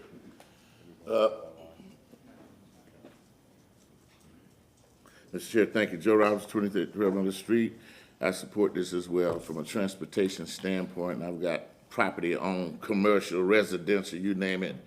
And it does make sense what they're trying to do, because like I just told you, even on my residential, I just lost 75 feet of historical granite curbing. So now it's no longer there. So I got a curb cut on a residential, not even commercial street, okay, right now in front of me I got to look at, okay? So I'm all for keeping curbs. Ms. Pointer, are you still online with us? Yes, sir. Would you like to comment to agenda item number 6, file number E 2022-8, chapter 27? Absolutely. I just want to point out that I recall that Chick-fil-A had a lot of pushback from the community. Not that I don't eat there and don't enjoy it, but there was quite a bit. The other thing is,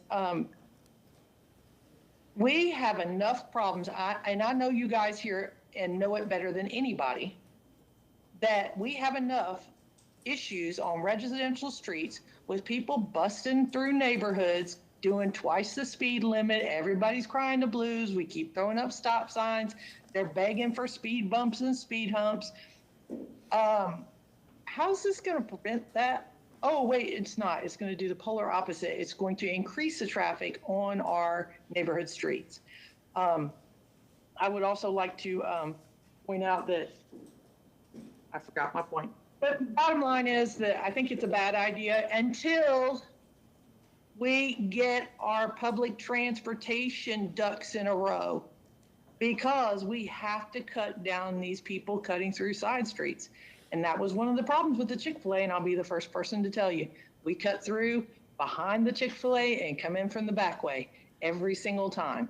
So, and again, I will point out to you, we don't need to do this south of Gandy. Thank you. Have a good day. Ms. Bennett, are you online?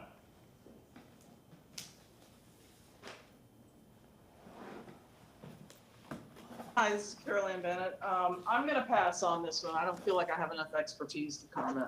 Thank you. Thank you, Councilwoman Hurtak. I'm going to support this because, A, FDOT hates curb cuts, and anytime you try to get something through, it's incredibly difficult, and that can kill a project. And my concern, to go back to our earlier conversation, is commercial and economic development. And yeah, I just, we can add more stop signs. That has been mostly successful. Honestly, eventually the city will be a stop sign at every corner, and I'm totally fine with that. But I mean, just as Ms. Pointer said, she's already using those back streets. And why do you use the back streets? Because Dale Mabry is packed up. Why is Dale Mabry backed up? I'm using it just with this visual that you have on the screen. Why is Dale Mabry backed up? Because everybody's trying to turn right in a curb cut. So anyway, I will move this. I don't like, Second. what's the wording? How are we doing this? Just say we want to move it? Okay, let's move it. We have a motion made by Councilwoman Hurtak, seconded by Councilman Maniscalco. Any discussion? Yeah, and we're just moving to bring it back, right? I'm sorry. Did Mr. Maniscalco move here? I seconded it. Oh, if you Second. moved it, that's fine. I'll second. Sorry. Please, let's, No, I just said, I just made my comment. then we'll stay with Councilwoman Hurtak making the motion, Councilman Maniscalco seconding it. But the motion is to bring it back with the proposed ordinance, right?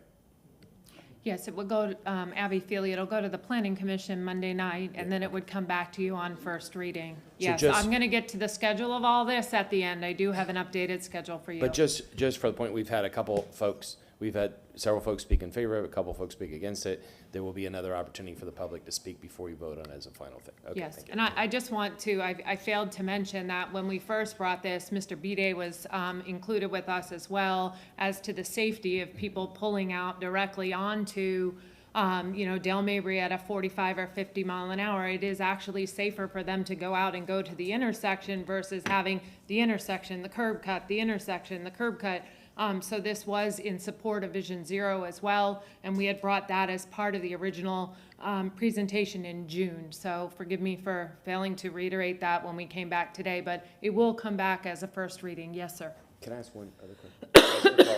Where does the 150 number come from? Is that a standard that other cities use? And I wonder, do you have any idea how far these areas that you circled in? I mean, one looks like 50 and another 75 maybe, but I can't tell. That's bigger, I think, than that, because by code, you have to be 54 feet from the intersection to even start to have a driveway. That's why I'm not an engineer. But in Seminole Heights and in West Shore, that it's 150 feet right now, and we use that, so this would be consistent with what we have in our overlays that currently allow it. Because in West Shore overlay, Kennedy overlay, and Seminole Heights, it's currently allowed in those design up to districts, 150. and we used that same number. Okay, thank you. Any other discussion? The irony is we have two parcels on our overhead, and one was built in the 50s, and one was built 2019. Oh, it was before that. I think they changed from a single drive-through to a double drive-through in 2019. That's why they had to re-PD it. But then again, there's the irony. 60 years apart, 70 years apart. All right, let's have, all in favor say aye. Aye. Anyone opposed? Thank you. With agenda item number 7, which is file number E 2022-8, chapter 27. Okay, Abby Feely. Items 7 and 8 are related. Yeah, I am. Thank you. These are all related to the ADUs. I see the time is 10 minutes till noon. This is going to be a lengthy discussion, so I This is the last item related to text changes, creating the specified use for the ADU. From the feedback we've heard from the public, I think it may take a bit, so I just want to ensure it's the pleasure of council to move forward with this at this time. I would like to have a hard stop at 12:30. Do we know? Okay, then I will tell you what, then, I'm sorry. Yes. Yes, let's do 15 then, let's move on to 15.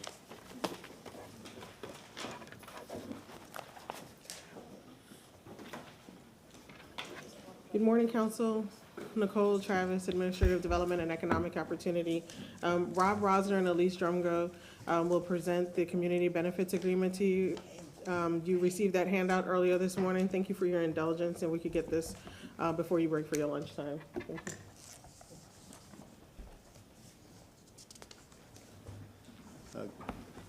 Good morning, Council. Good morning. Thank you. Good morning, thank you. Elise Drumgo, Deputy Administrator for Development and Economic Opportunity. As Administrator Travis mentioned, we have a report for you on community benefits agreements. Back in June, you all asked for this ordinance to come back before you. So we do have a draft of that today. So staff looked at some different ordinances from St. Pete, Detroit, Miami, and also Cincinnati. And then we put that together to figure out how it would be applicable here in Tampa. So what you'll hear is a presentation programmatically on what the community benefit agreement looks like or could look like here in Tampa. Rob Rosner will present that to you. And then after that, our Assistant City Attorney, Susan Johnson-Velez, will present three things to you. She has the ordinance that would establish the CBA.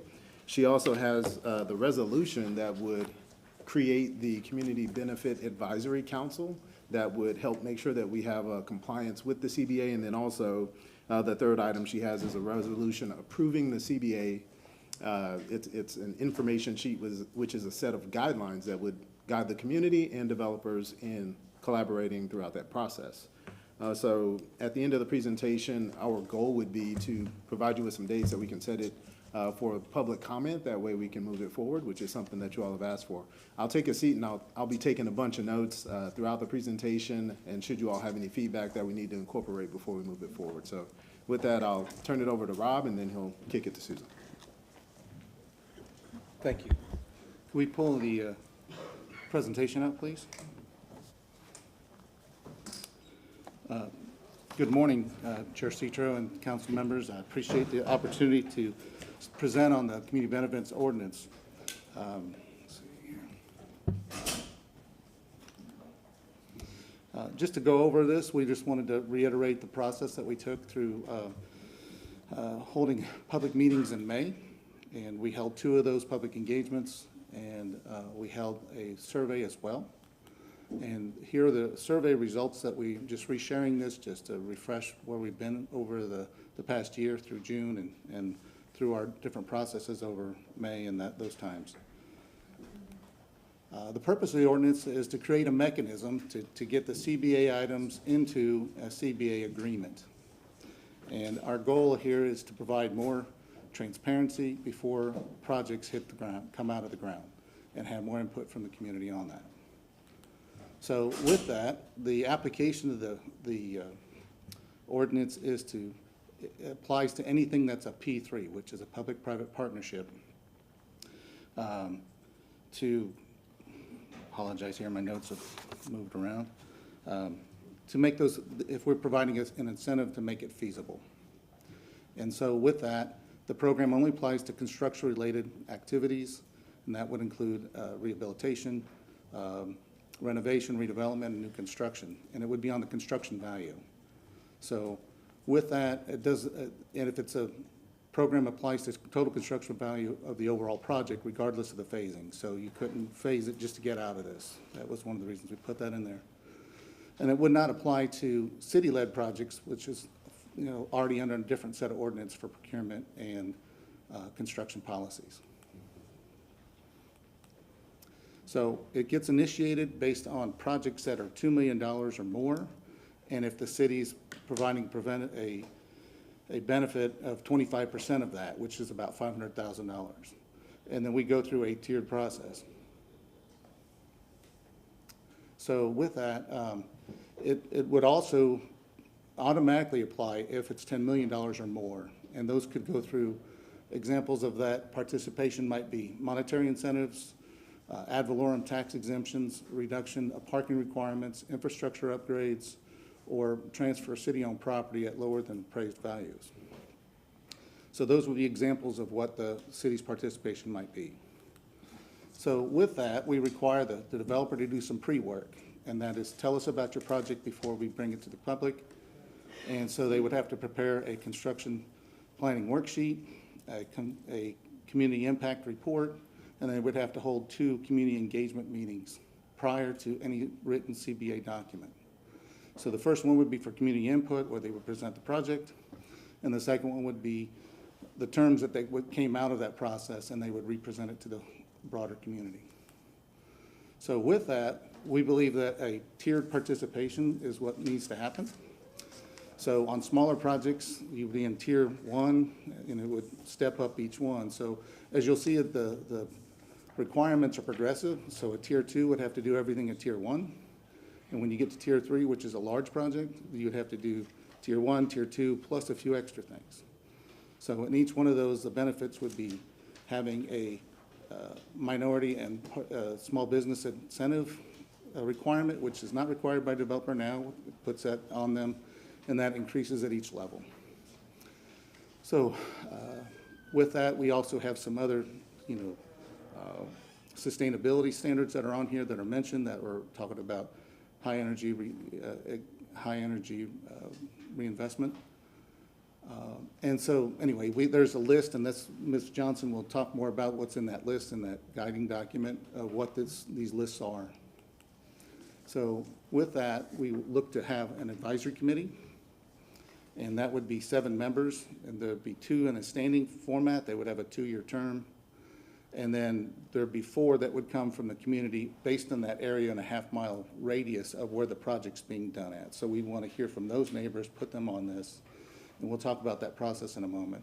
And then 1 staff member from my office or Administrator Travis's office would be appointed to that to administer.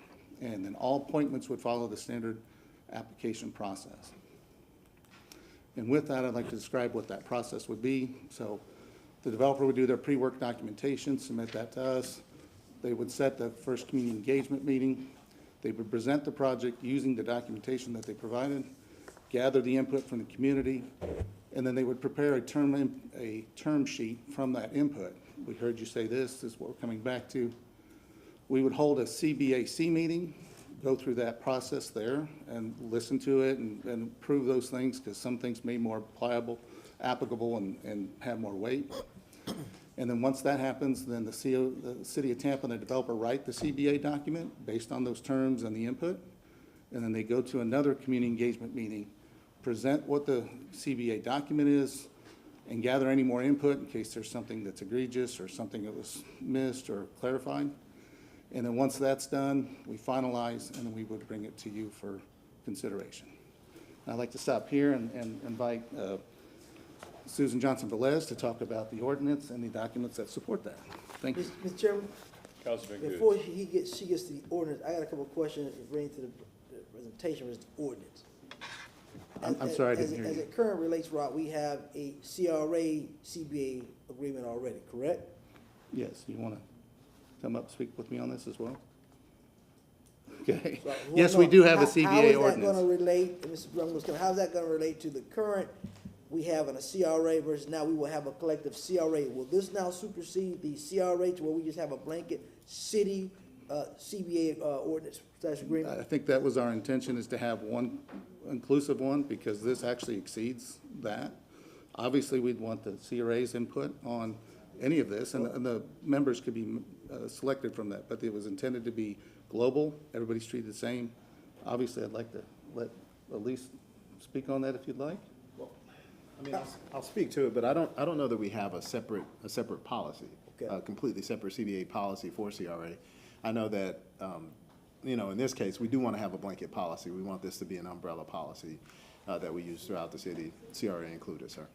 All right, because I know we have something with CRA, and I can't remember all of the intricacies on this and that one. So if that's the case, you know, that way the CRAs, as board know that this will be the blanket for the whole city, regardless if it's in a CRA zone or not. So that might be included into the ordinance, because you can say blanket, but so CRA knows that if their money is utilized as well, it's a part of the process.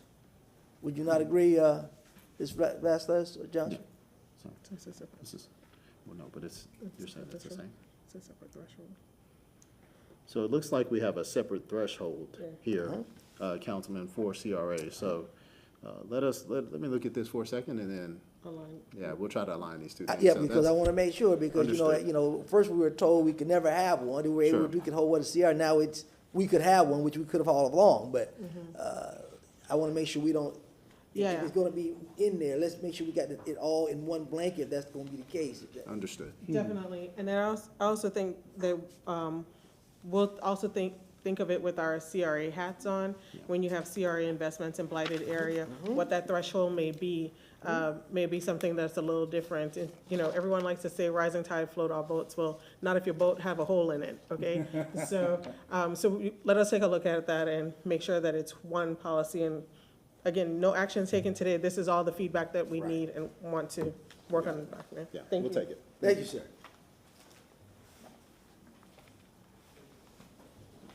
Good morning, council members. Susan Johnson Velez, Legal Department.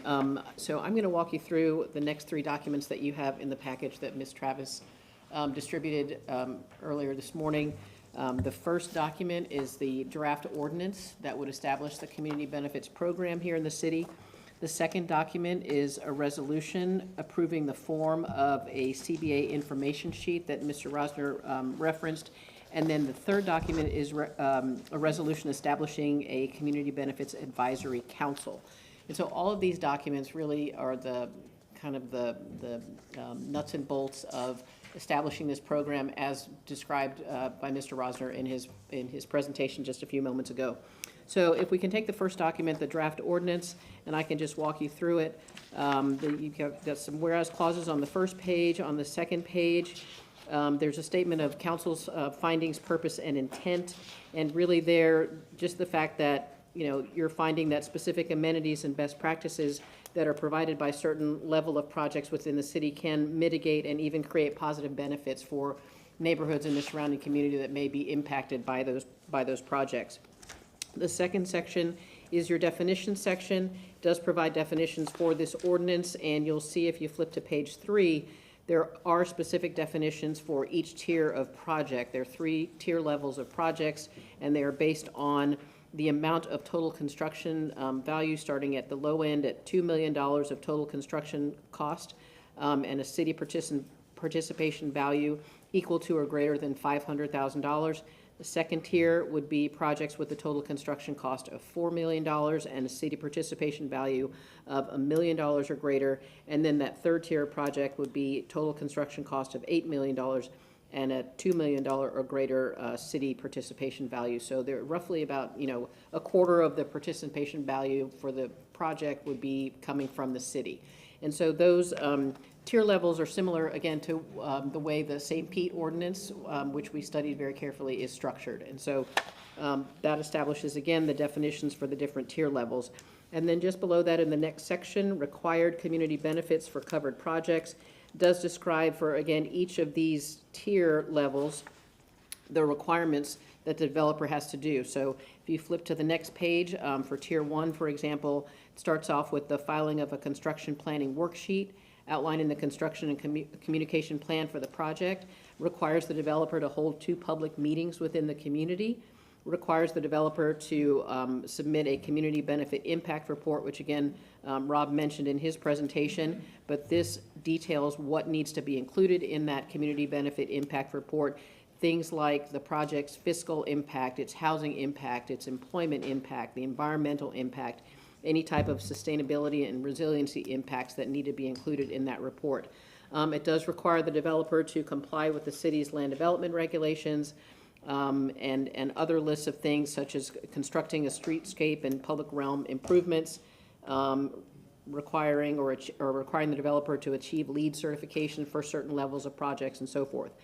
And you'll see as we go through here that the different tiers kind of build on each other. So when we get to the second tier, the developer has to complete all of the tier 1 requirements, and then additional requirements are added on top of that, again, in order to help justify or create additional benefits where there is greater city participation. So for example, in addition to the tier 1 requirements for tier 2 projects, the developer has to establish or utilize an apprenticeship program. And then there are additional city-approved items in the guidance documents, which we'll get to in just a moment, that the developer also must choose from in order to comply with the requirements of the ordinance. And then finally, when we get to tier 3 projects, again, in the idea of building on each other, so the developer would have to complete tier 1 and tier 2 requirements, and there would be additional requirements such as achieving a higher level of LEED certification for, again, that highest tier of projects. And finally, their guidance for the requirements are going to be established in City Council resolution, which I will go over in just one moment. And then the ordinance, the next section provides procedures for evaluating the community benefits of a covered project. And so this kind of sets out what happens and the order in which it happens. So you'll see there under subsection B, prior to the drafting of a term sheet, the developer has to conduct that first public meeting in the neighborhood. And then based on the input from the community, the city and the developer would then negotiate and generate a non-binding term sheet. And then it provides a laundry list of 5 items that must be included in that term sheet at a minimum. It can include, again, additional things, but for example, and as Rob mentioned, a description of the project, a calculation of how much the city is going to be contributing to the project, the specific community benefits that are proposed by the developer, and if the developer is seeking any exemptions to the ordinance. The remaining here talks about the CBAC, which I'll talk about in greater detail when we get to the next document. There is a section on the next page that allows for exemptions to the requirements of this ordinance. For example, if the covered project is going to involve multiple dwelling units and at least 30% of the dwelling units are designated as affordable or workforce housing. The next exemption possible is if a single historically designated property is involved within the covered project. And then there's a catch-all that allows a developer to make a case for being granted an exemption based on their demonstration to the city's satisfaction that there's an alternative benefits to the ones that are provided for in the ordinance that they're able to provide through their project, or they can propose other ideas. Okay, but right. ultimately, it would be up to the city to determine whether or not what the developer is proposing, kind of satisfies the intent of these requirements. So it does allow a little bit of flexibility in here as well. And then finally, Council may recall our staff's initial response to the request to review the St. Pete ordinance. I provided a memo to City Council back in January that kind of detailed the CRA community benefits policy, as well as our summary of our review of the St. Pete ordinance. And at the tail end of that memo, I did note that, or I did caution City Council about kind of connecting a community benefits requirement to issuance of any development permit, such as you do with rezoning applications, and that City Council should avoid doing that if you decided to proceed with this. And so on the last page of the ordinance, under the section entitled Inapplicable Projects, as Rob mentioned, this would not apply to city-owned, projects for city-owned facilities or city-led projects. And then that second sentence states that the article is not intended and shall not apply to the review and issuance of any development order by the city, including any rezoning approvals or any quasi-judicial approvals associated with the project. So that, again, kind of highlights the need to kind of keep these two items separate. So that is the ordinance in a nutshell. I'm happy to take any questions, but if we could move on to the next document, which is the resolution approving a form of the proposed community benefit agreement information sheet. And again, the attachment A, is just, you'll see an information sheet. This would be filled out by the developer in conjunction with the city, but it really is kind of a name, rank, and serial number, who the developer is, where the project is located, what neighborhoods are impacted, just all of the nuts and bolts of things that are required to be included. And then it just provides kind of in a checklist form. It allows the developer to go through and check off what they're going to be including within their project. It does provide for all of the different requirements and possibilities, the list of things that the developer can choose from, and it allows just for kind of an accounting of what's going to happen, and will be kind of be the foundation for a term sheet, and then ultimately the negotiation and drafting of the community benefits agreement that would come back to City Council. And then the final document is a resolution that establishes the Community Benefit Advisory Council that we have referred to this morning. As Rob mentioned, the CBA membership will be 7 people. There would be 2 members, 2 standing members, one standing member appointed by the mayor, 1 standing member appointed by City Council. Those would be 2-year terms. And then there would be 4 members that would be based on a project-by-project basis. So those are going to be rolling members. You're going to have different variations of the CBAC depending on the project. So the membership will change. The 2 standing members will remain the same for 2-year terms, and then the 4 members will come from the impacted neighborhood. So 2 members of those ad hoc members will be appointed by City Council. 2 members will be appointed by the administration. So that would be 6 members and then the final member would be a designee of the DEO department, or the DEO administrator, as Rob mentioned. And so that final resolution just kind of establishes that process and how the members will be appointed and how long they will serve, and then also sets out, as you can see on the second page of the resolution, the charges and responsibilities and what the responsibilities and duties of the CBAC will be. That concludes my kind of summary and walkthrough of the documents. If you have any questions, I or Rob or Elise would be happy to try to answer them.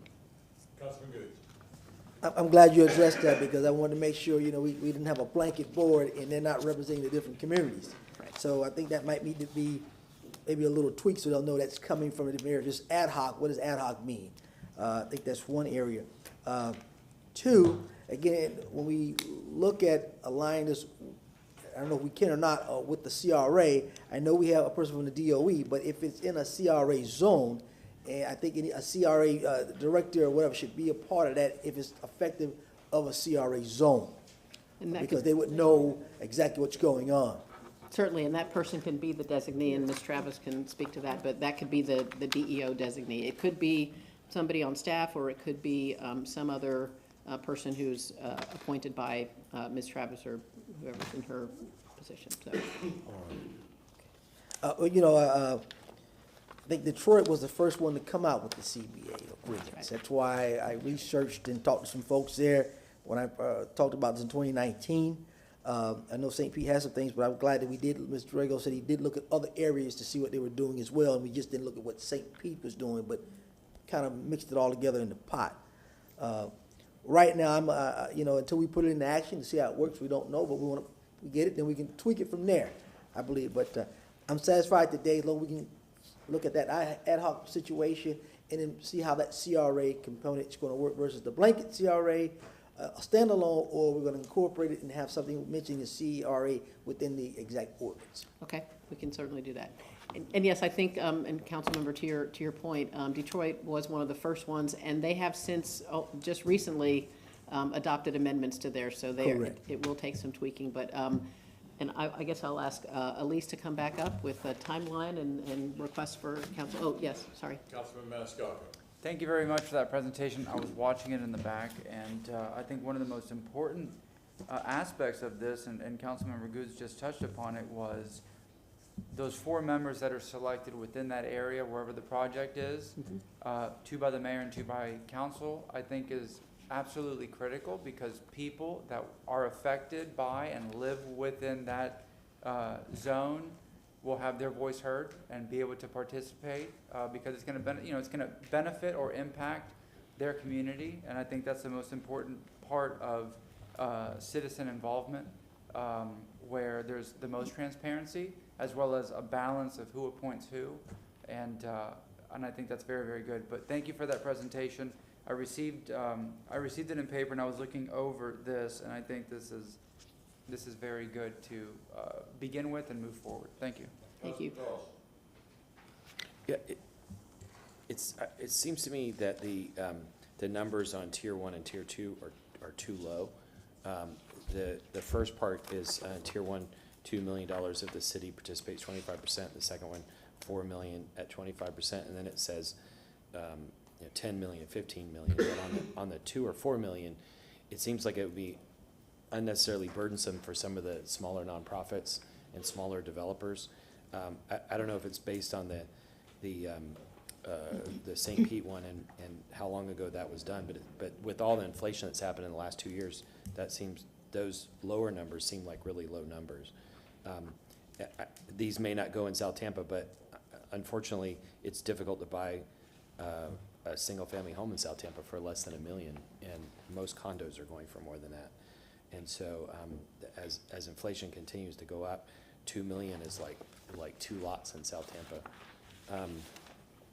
The second thing is that I think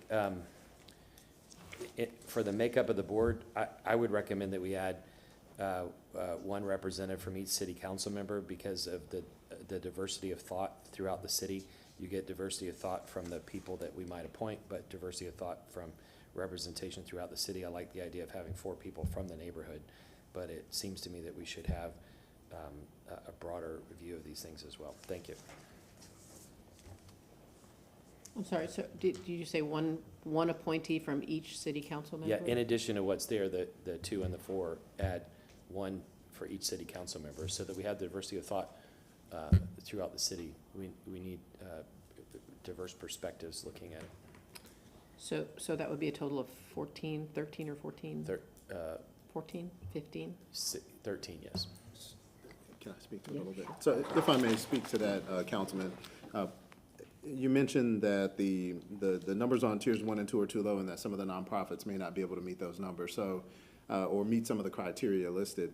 But we do have some room for exemptions, and I think the nonprofits do fit into that category in which they may be exempt from having to meet the CBA. But then also, if you have recommendations on what those numbers would like to be, if it's the pleasure of council, we can certainly adjust those numbers.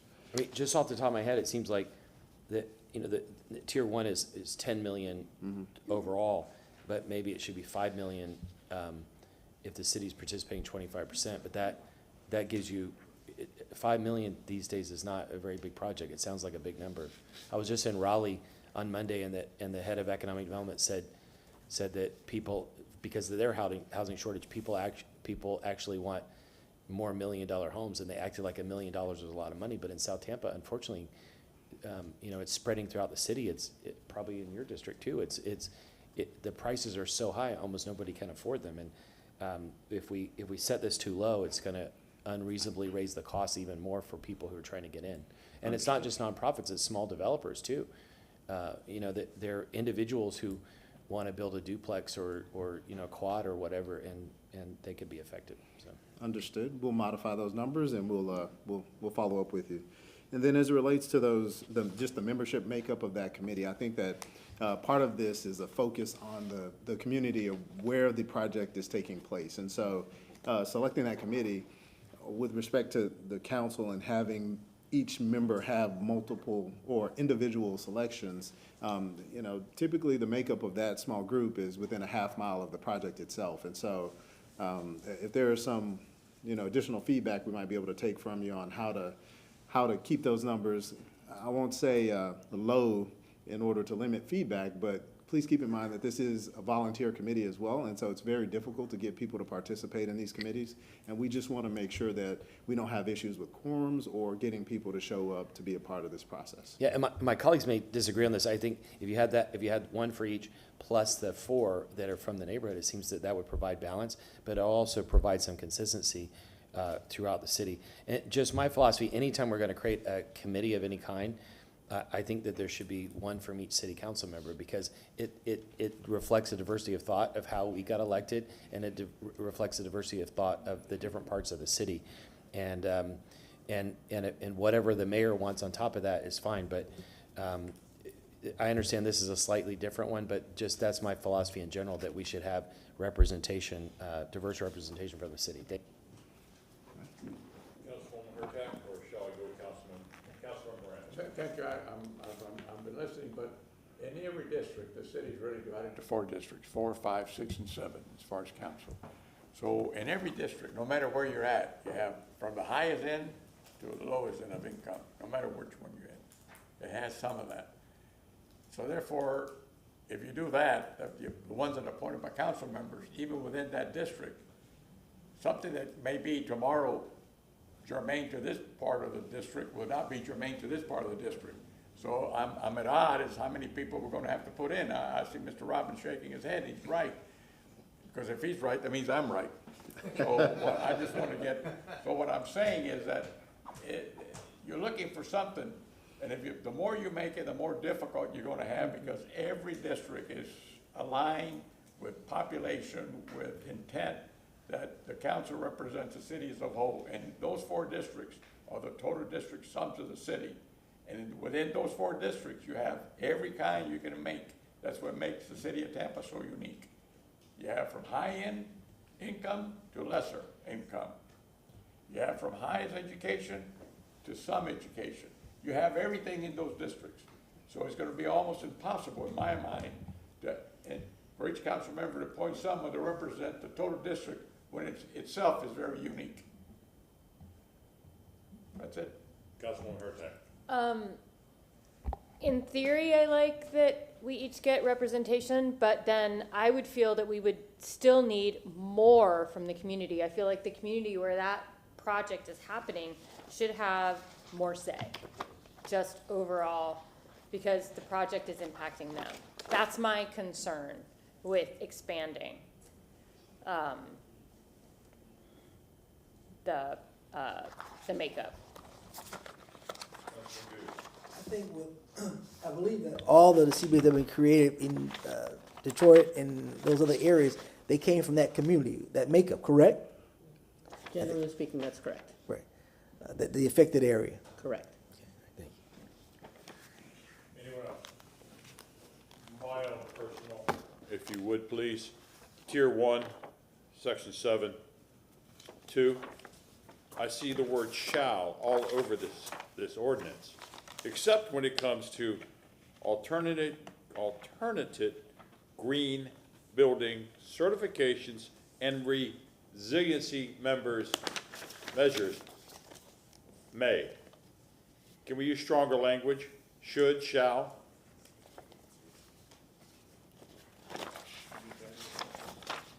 Well, if we're going to be a resilient city,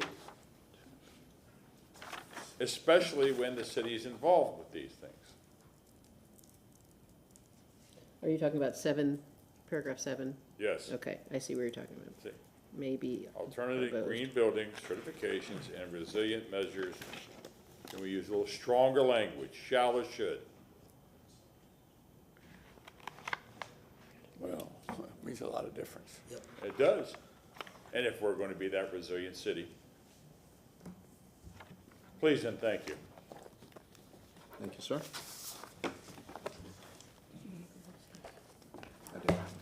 What is the word? I'm asking for something stronger, and I'm sure legal will look at it and come back. Because we're just listening to this today, aren't we? We don't need to take any action. That's right. So you're going to come back to us again. So we do. And I can always call them on the phone and talk with them about it.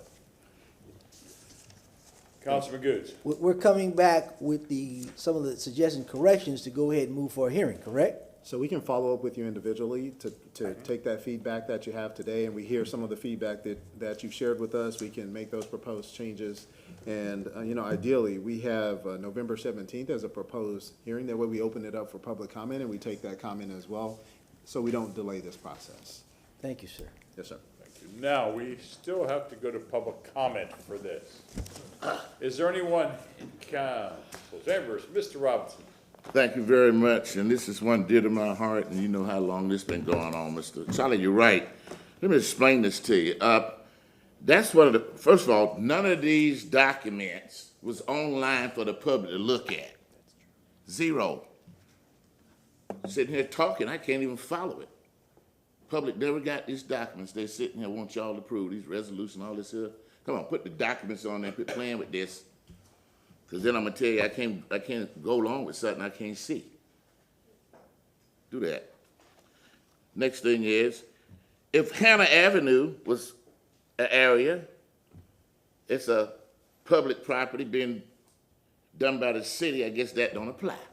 Hannah Avenue would not apply to this CBA. Rome Yard would, because the developer is developing a city property. And that property is worth several $1 million. Carson, I can't believe it, man. Me and you agreeing on something today, man. Listen, you're right. Them threshold values, you got a small contractor that comes in here and does $1 million. He got to go through a CBA. Man, I don't know about that. I think we got, and Charlie, you're right. We're all over. You may have 10 of these projects going on. You're going to have 10 of these committees going around. You're going to have 10 of these projects are going around the city, all the way from New Tampa, Vieira, all the way to South Tampa, West Tampa, East Tampa, and in the middle. How are you going to have one? You're going to have committees for every one of these because you say you want people from all the neighborhoods.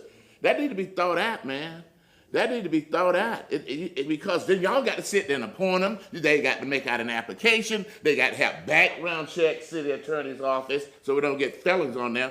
Okay, we got to do all that. By the time you do all that appointing, y'all got to get a meet. Y'all already talking about we got too much stuff going on the agenda, so y'all will be sitting up appointing people this, appointing people, and we growing, and you know we're gonna have it. We need to look at this threshold. We need to maybe have one thing and try to pick some people like Mr. Corrales said, one from each of the single member districts, and then, add that. This is going to be hocus pocus. It's already a problem getting people on the CRA Citizens Advisory Committee. And they can come, don't have to be there. They can be businesses, people that own a business in the CRA is eligible to be sitting on that. So that's an issue that I'm dealing with that. But like I said, appointing those members is an issue. This was not on, these documents are not available for the public review. However, I know whatever you do, let's move it, don't stop it, but we'll definitely dig into it once we have it, something to look at in writing, okay, to make a real intelligent comment. Right now, I say let's move. However, there's some working around with this committee, how that's gonna be in the representation.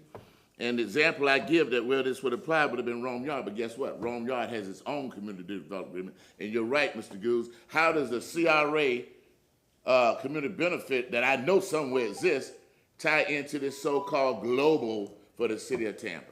They're on the right track, but we ain't got the track straight yet, Charlie. So let's just try to get this. I can't believe Ms. Cos, me and you agreeing on something today, man. Me and you agreeing today, man. It's break time, ain't it?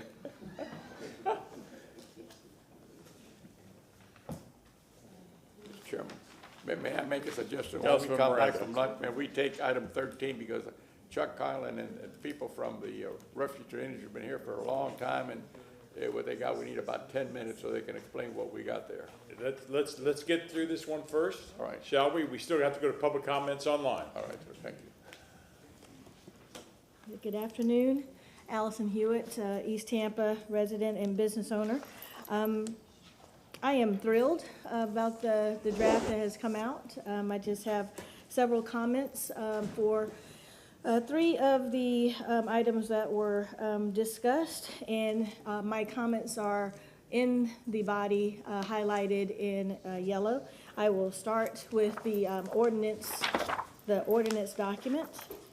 One, under definitions, thank you, Councilman Goose, for bringing up how this will relate to the CRA. I'm also looking at this very specifically as the Economic Development Committee of the East Tampa CRA. So the provision of land below market value, my question is, does that mean that land will not be a contribution to some projects?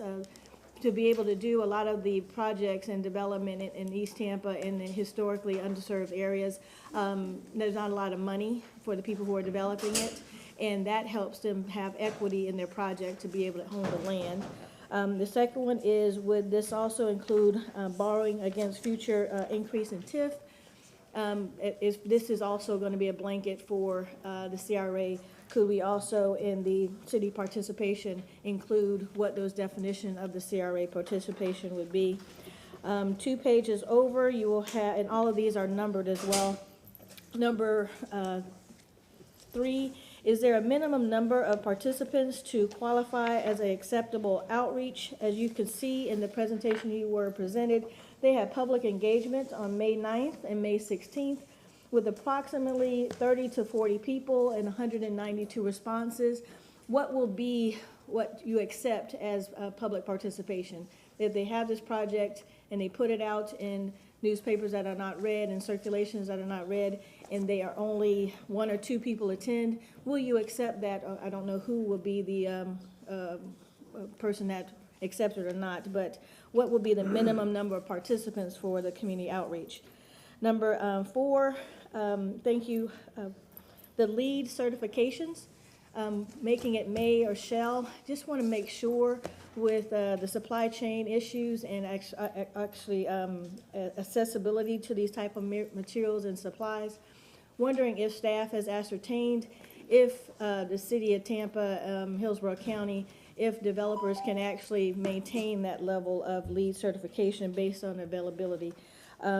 Number 6 is alternative to the apprenticeship program. This is for exemptions. Number 7, who decides the process? There might be smaller nonprofits who can participate, but maybe at a lower responsibility level, because I still think a community benefits agreement for a nonprofit will be good for the community. If I can get 30 seconds more, please. Okay. The CBAC, what are the responsibilities other than on section 4 for the standing members and also for the ad hoc members? If we're looking at East Tampa CRA and these projects and they live within 1 mile, will those ad hoc members be able to get some type of training or information to make sure that they are being able to represent their community in a development project? We have not had a lot of development in East Tampa. We have incredible opportunities about to happen. Will they be provided some type of information to make sure that they can actively participate? And one last one on Exhibit A. As the East Tampa CRA works diligently to attract significant and impactful development, the cost for financing is often a challenge. If the tiers can be, maybe have some flexibility in the CRA areas to make sure that the areas that we're trying to have the smaller African-American developers to be able to develop our communities. And could those tiers, again, I appreciate the tiers, I think the tiers need to be there, but maybe allow whoever makes these decisions to have those tiers have some flexibility to allow some minority developers to be able to develop in our community. Thank you. Thank you. Ms. Pointer, are you online?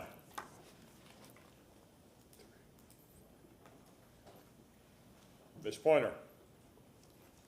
All right, Ms. Bennett, are you online? Here. I'm here. Can you hear me? Ms. Pointer. Yes, sir. My concern is you're setting up a board of 6. That leads to ties. 7. So I want to. It said 2 and then 4, right? 7. And then one more.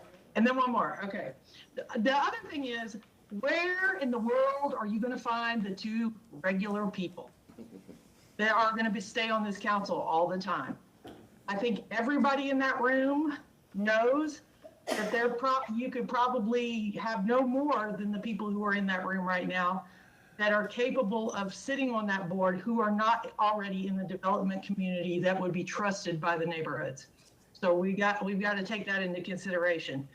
I don't know that it's necessarily a great thing to expand it. A smaller group can get more done. If there's 7, okay. But I think you're going to have a harder time placing those 2 people from the mayor and city council than anything, because there's just not enough folks who really understand what is happening. And we've seen this even recently. I know that Allison and I were in a meeting last week, and somebody got off on a chain link fence tangent with a developer, and we were like, that's going to go away. We don't need to talk about that. So I don't know how, and I am in agreement with Allison that we must have training for this board. It should probably be videoed, and people should be required to watch it and things like that. But my biggest concern is finding somebody outside the development community to serve on that board. Thank you. Thank you, Ms. Bennett.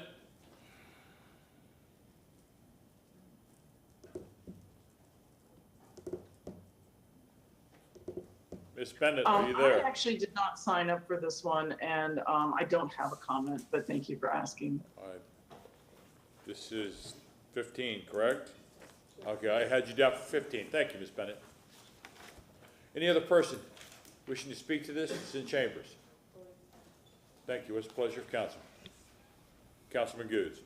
Mr. Drumgo, again, great job of, we've been waiting for this, and you told me you'd get it done, and your staff finally got it done for me. There are a few things, with anything, a few kinks, you've heard them all. I think Ms. Hewitt has some great points, Mr. Robinson. I'm still continuous of how do we, making sure we have continuity with that community. I don't want outside people who don't know about that community trying to make an opinion about something. They don't live there, they don't understand that, but I do want, with anybody, I don't put anybody on any board when I give a selection who don't know the subject matter. So I think it's crucial that we have people that are appointed that do know communities, that do know development, the impacts, and not just put, use Miss Ruth, who's 90 years old, on a board, and she don't know nothing. She just, yeah, baby, and that's great. She want to volunteer. But when we talking about economic impact and development, we want people that on a board that know the subject matter. And I love Ms. Ruth, I love Ms. Jones, Ms. Gray want to volunteer, and those are great. And they're necessary on certain boards. But on certain boards, you have to have people that know the subject matter to make things move. So again, that can be a discussion with councilmen how you want to formulate that board. But I'm in my mind, you got to have people from that community a little bit to make things move. Councilwoman Hurtak. The only thing I request in coming forward is that you address Ms. Hewitt's questions, which I thought were really good, and the discussion between the CRA versus this umbrella organization and how we balance all that out. And I will agree with Mr. Good's comments about the difficulty of finding appropriate people to serve on these boards.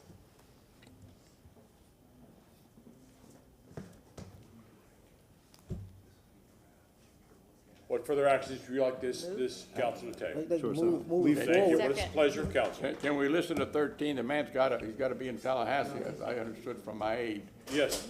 Can we have some action on this one first? Mr. Chairman, may I inquire, how much time does council wish to have to look at it and review this before it comes back? They had talked about November. I'm wondering if that's sufficient time for council to be able to do that. And I'd like Mr. Goods, considering that this was his item.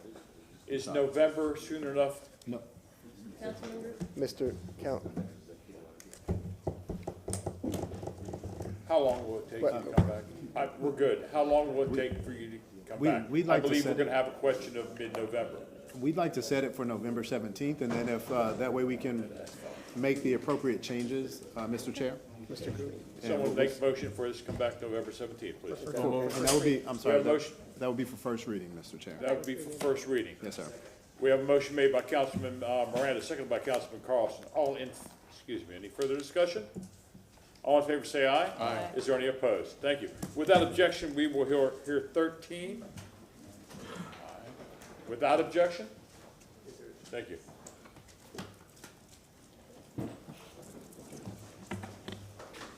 Good afternoon, Council. Sal Ruggiero, Deputy Administrator, Infrastructure Services. We're here on item number 13. We have a video that we want to play that gives an overall view of what we'll be talking about today. And then we'd like to address the motion, and then we have experts here for the team for questions. So I know most of you did a tour of the facility. This would be like a refresher, but this will show the public of what exactly we're talking about. So without any further ado, CCTV, please play that video.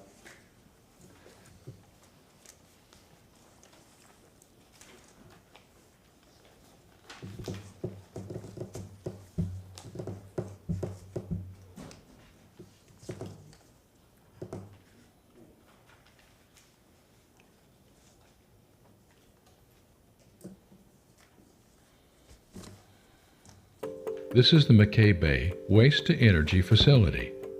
A pillar of Tampa's solid waste management, it provides a reliable, more environmentally conscious method of managing waste.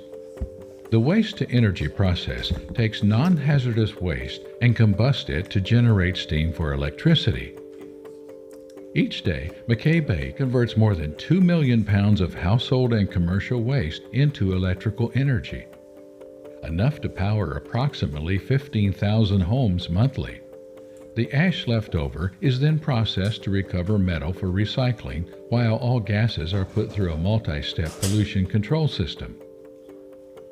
Maintaining the facility to meet and exceed industry standards will keep the facility functioning for generations to come and help us invest in a brighter future for our city.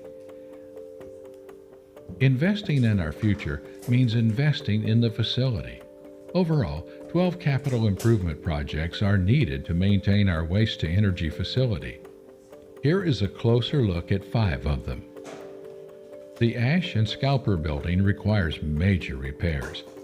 This building is where ash and ash equipment are stored, located, and contained, and is required for safe operations of the facility.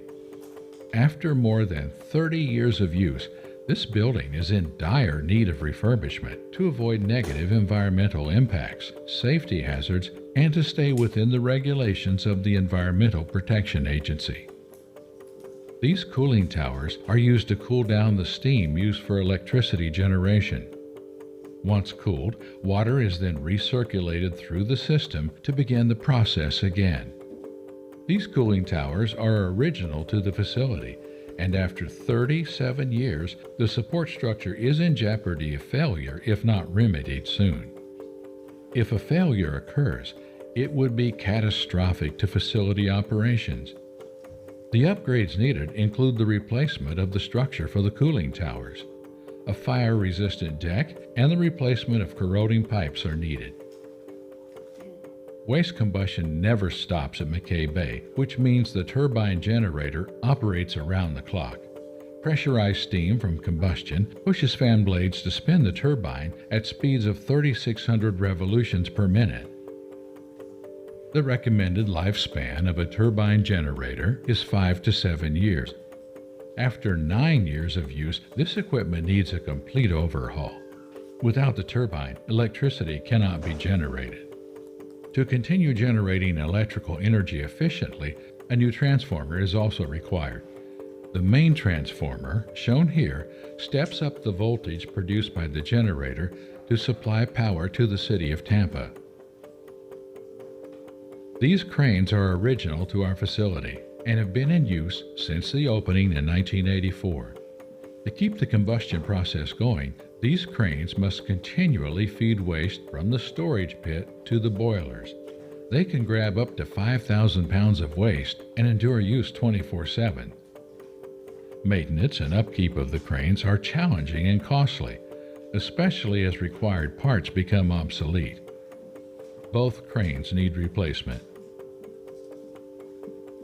Other capital improvement projects for McKay Bay Waste-to-Energy facility include upgrades to the software and hardware used to operate and control the facility, as well as replacement and repair of the pump, stack, bunker, burner, and expeller. Without these major improvements, the City of Tampa will not be able to process the thousands of pounds of waste that city residents and businesses generate daily. A step in the wrong direction towards transforming Tampa's tomorrow. Without this facility, our waste would need to be sent to a landfill or transported to a surrounding county's waste-to-energy facility. Currently, land is not available within the City of Tampa limits for landfill. According to the Environmental Protection Agency, this is the least preferred method to dispose of waste. This process requires waste to be buried, and over time, bacteria will break down, generating methane and carbon dioxide. These greenhouse gases are 84 times more potent as a climate-changing gas than CO2. Transporting and processing City of Tampa's waste to surrounding county waste facilities is not an effective or efficient method of disposal. This process would greatly increase our cost and decrease our vehicle lifespan, as well as harm the overall operations of the City of Tampa Solid Waste and Environmental Program Management Department.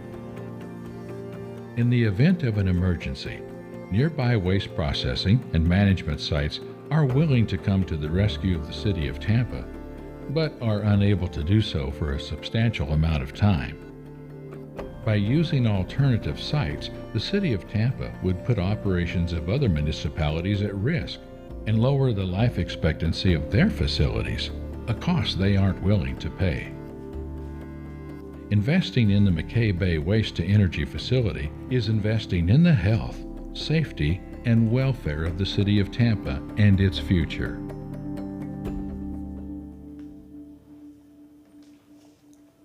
Thank you for indulging us with that video, Council. I just want to make a few brief comments. I know your time management is important. And then we'll have whatever questions you'd like to have answered. We've got some city and outside folks here. Just a very quick reminder of something you saw last week from our Chief of Staff.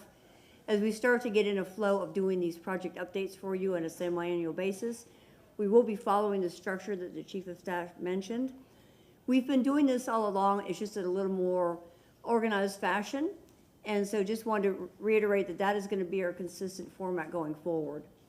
So just briefly again, I wanted to make a few comments about the motion today.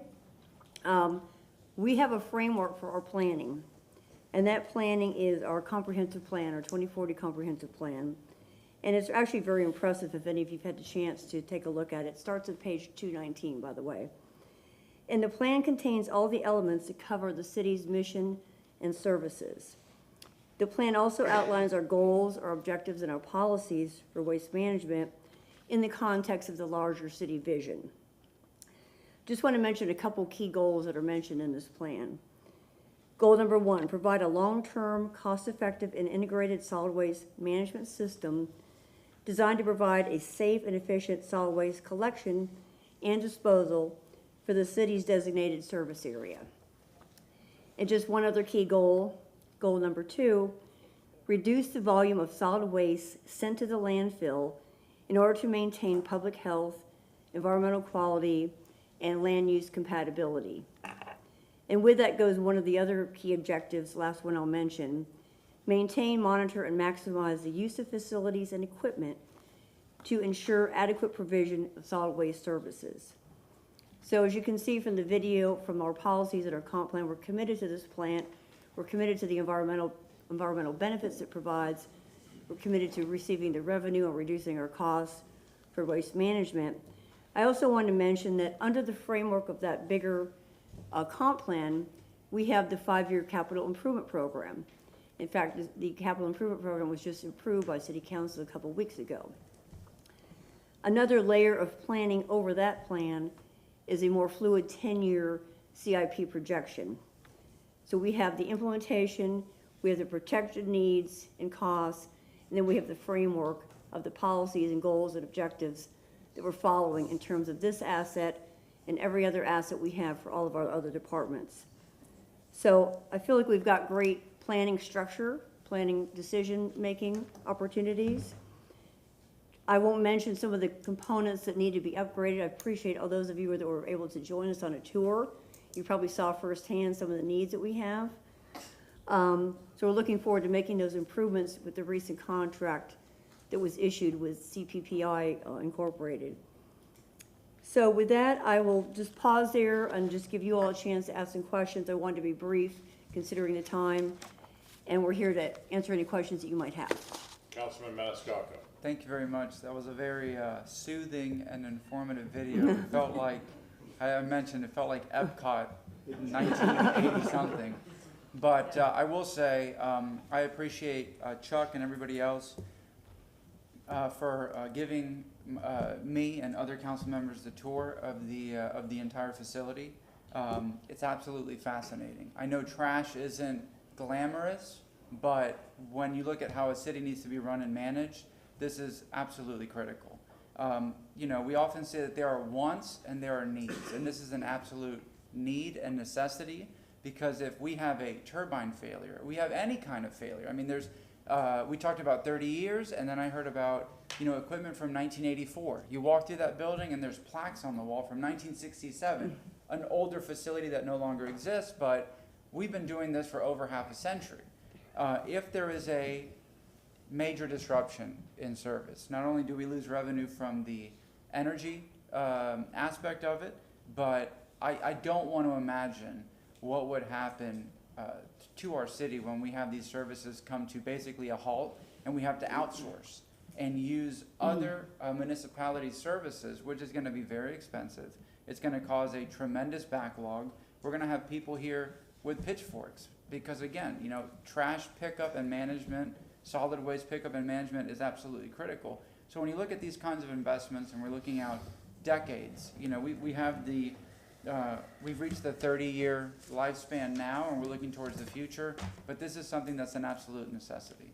And again, after taking a tour of the facility, it's very eye-opening. You see what needs maintenance.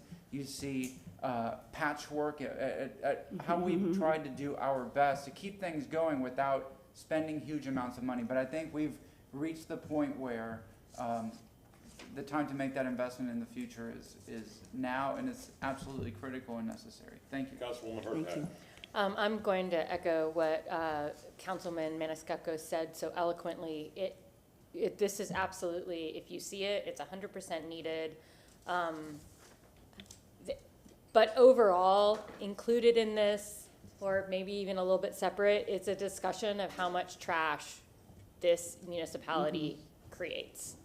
And to go along with this, and with the litter pickup program, like how do we decrease the amount of trash that's coming in from residents, and just how do we incentivize that?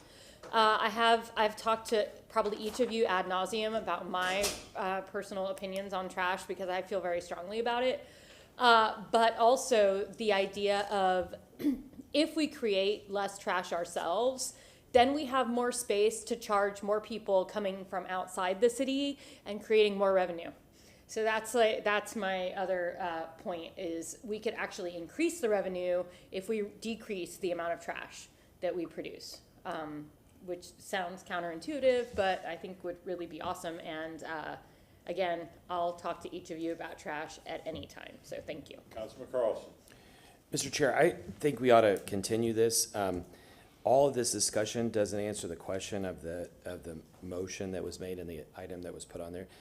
This item was about the 30-year plan and policies of the incinerator. It was not about whether we should have the incinerator or not. And I have not yet had a chance to personally tour the incinerator, but I'm going to if I can because I'm fascinated with it. And I've never been against the incinerator. My problem was that when we had staff before us talking about 265 million or whatever, that was the 5-year plan. And I asked very basic questions about what's the 30-year plan. And the video is interesting for the public to be able to see what's going on, but there were several projects that were hinted at in the video that I'm not sure were under the 265 million. And the question was, what's the 30-year plan? And I can sit here for the next 30, 45 minutes and ask questions and you all can answer. I mean, but I would rather just reschedule this and it's not about just giving us documents and having us read it either. It's about the public understanding it. In the video, it was referred to that it's more money and it would be wasteful to go to landfill. I understand that because I've talked to environmentalists. I would like, if we're going to answer that question, though, let's do it with data to show what the actual cost difference is. That's the thing. I was not asking the question so that we could argue that we would send trucks up to Pasco County. I was asking the question so that we could show the public that this is a better decision. And on the 30-year plan, if this thing is going to cost $265 million for 5 years, and if that's primarily paying for the turbines, what about all the other things that are there? And what else? It sounds like the whole thing pretty much needs to be rebuilt because it's 37 years old or whatever. I just want to know what the numbers are. And that's the simple question. What's the 30-year plan?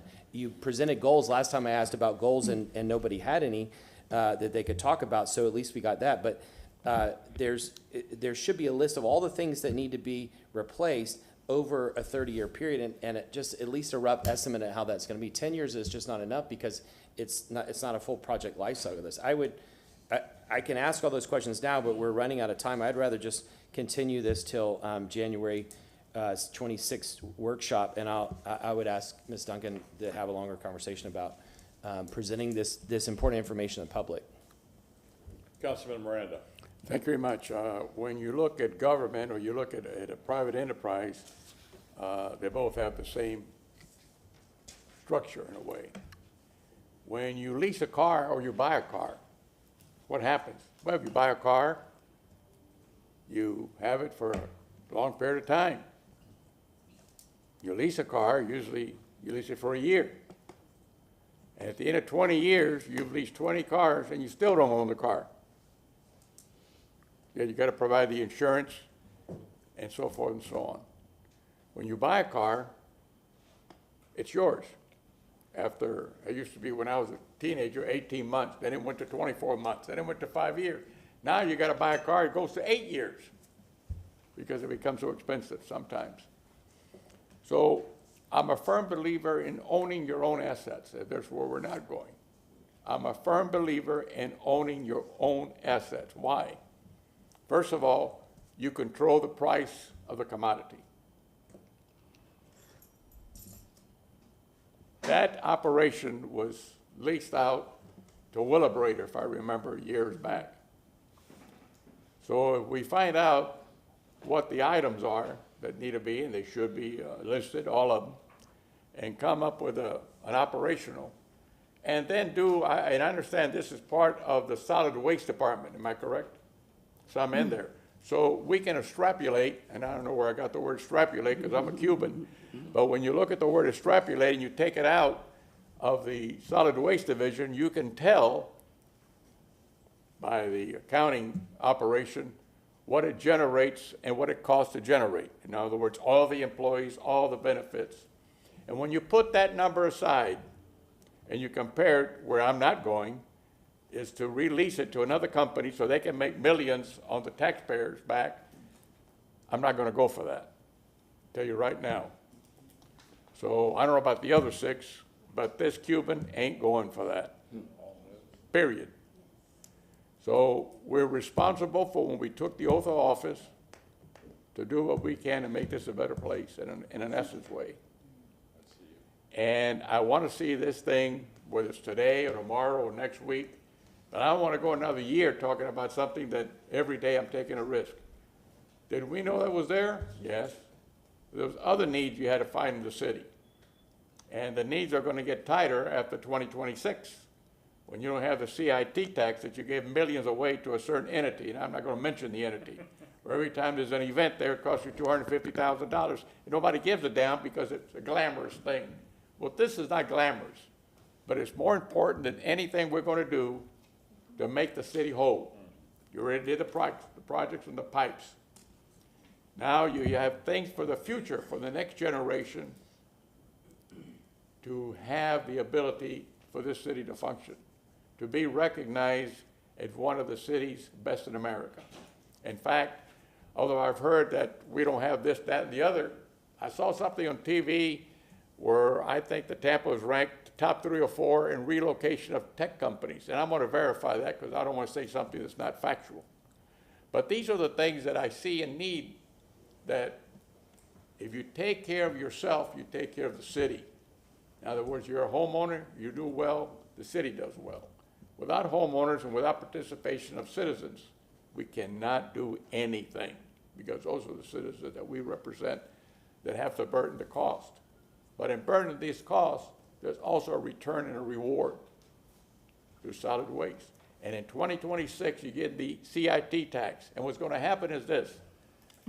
Coincidentally, that's when another sports team from across the bay wants to come to Tampa. When you hear a law, you don't hear nothing moving, watch out, because the storm's coming. They can't even find it on the radar screen. But this and other items will be put in on what we need to bring in a baseball team. Don't go there, because what's going to happen is you won't have money to eat. They'll take it all. It's like a CRA, but it's a CRA called development rights. And that development right from that cost of $1 for the next 30 years is all theirs. So if they tell you they're going to pay for half the project, they are. With your money, they're going to pay, and you pay the other half. They come up with this, 0. We need to understand what the city's department needs. And after 2026, there is no more CIT tax. And that's been used mainly for replacement of equipment, small equipment, automobiles, trucks, and things of that nature, fire engines and so forth. So we're caught, and what we have to do, we have to face it, just like we face everything else. You have to take care of what you have. You cannot let it go past another year. If one of those, that turbine goes, or any other part of those goes, that it takes about a year to get, in order to get it delivered and so forth, you're gonna have a problem. I'm not trying to scare anyone, I'm just telling you what the facts are. We have to be vigilant of the facts that we have to face on a daily basis. Thank you very much. Councilman Goods? You know, sometimes I just don't understand how government operates. I just really don't. The council member has asked for certain documents. Give him what he needs. What's the secrets?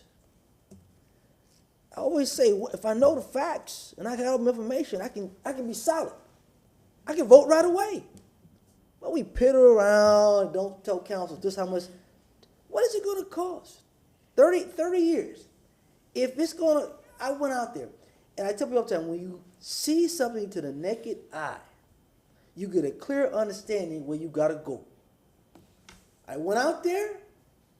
I was able to sit in a little mechanical seat there and operate everything. Mr. Brett, you don't know if you did it or not, but I saw the garbage. I looked at the area, looked at a lot of the equipment needs replacement. When the public actually, it's a nice video here, but the public you're saying you want money, but the public sees this stuff up front and close and see this rusted stuff in there.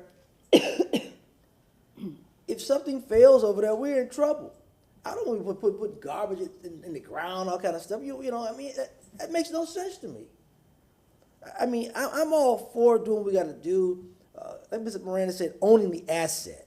If I own the asset, I can control it. If I own the asset, I can make money off my asset. Why in the world we have been dealing with other people making money, which we do in the city all the time? Let somebody else make the money.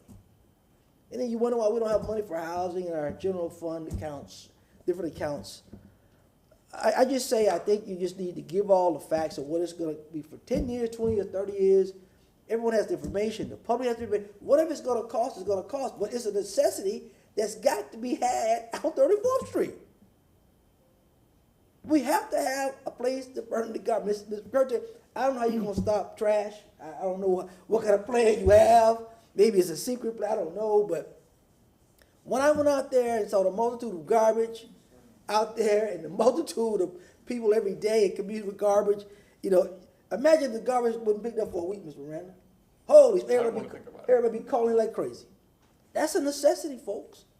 I just say just give all the facts, give them what we ask, and I'm sure you're going to get what you need. And the public can be aware, and I can justify it to the public, say, we have to have an increase because that's a need we have to have. Think about it. That's something we have to have. I'm in support, but again, just bring all the facts. We can explain it to the public, but as long as you have the facts to support it, I've seen it visually, the place. If something happens, we got a problem. Mr. Chair. Yeah, this is an issue about transparency and showing the public that we're being good stewards of their money. And Councilmember Miranda brought up a great analogy that I'll steal, talking about used cars or leased cars. And I don't know if this will be a good analogy or not, but let's imagine that you go to a used car dealer and you see a car and you ask the dealer, is there anything wrong with that car? I don't know. Well, do you have any idea if I'm gonna have to replace anything? I don't know. And then should you do that or not? Should you buy that car still? Or you get, and since we're custodians of other people's money, not our own, we would get a mechanic to go there and look at the car, and the mechanic would say, you've got 20,000 miles left on that transmission, and at end of 20,000 miles, it's gonna cost you $1,000 or whatever. You've got another $20,000, $30,000 on this piece and $40,000 on this, and it's going to cost you all this. And here's the scheduled maintenance you're going to have to do over time. That's what That's what people who are being good fiscal stewards do, so that they know what it is. In this case, we took over a facility that was run by somebody else. The staff said that they didn't think it was being run very well. We all agreed. I think I voted for that. We agreed to a couple years ago to take it over. I think we were all excited about that. When the staff came back, they said $265 million for the turbine in this first phase. And I asked basic questions. Well, what is it going to cost after that? I don't know. And I asked the question. Look at the video. I asked the question, when you bought it, did you do due diligence? Did you get the mechanic to go in and look under the hood and see what was wrong? I don't know. Did you determine when you bought it 2 years ago how much it was going to cost to fix it? I don't know.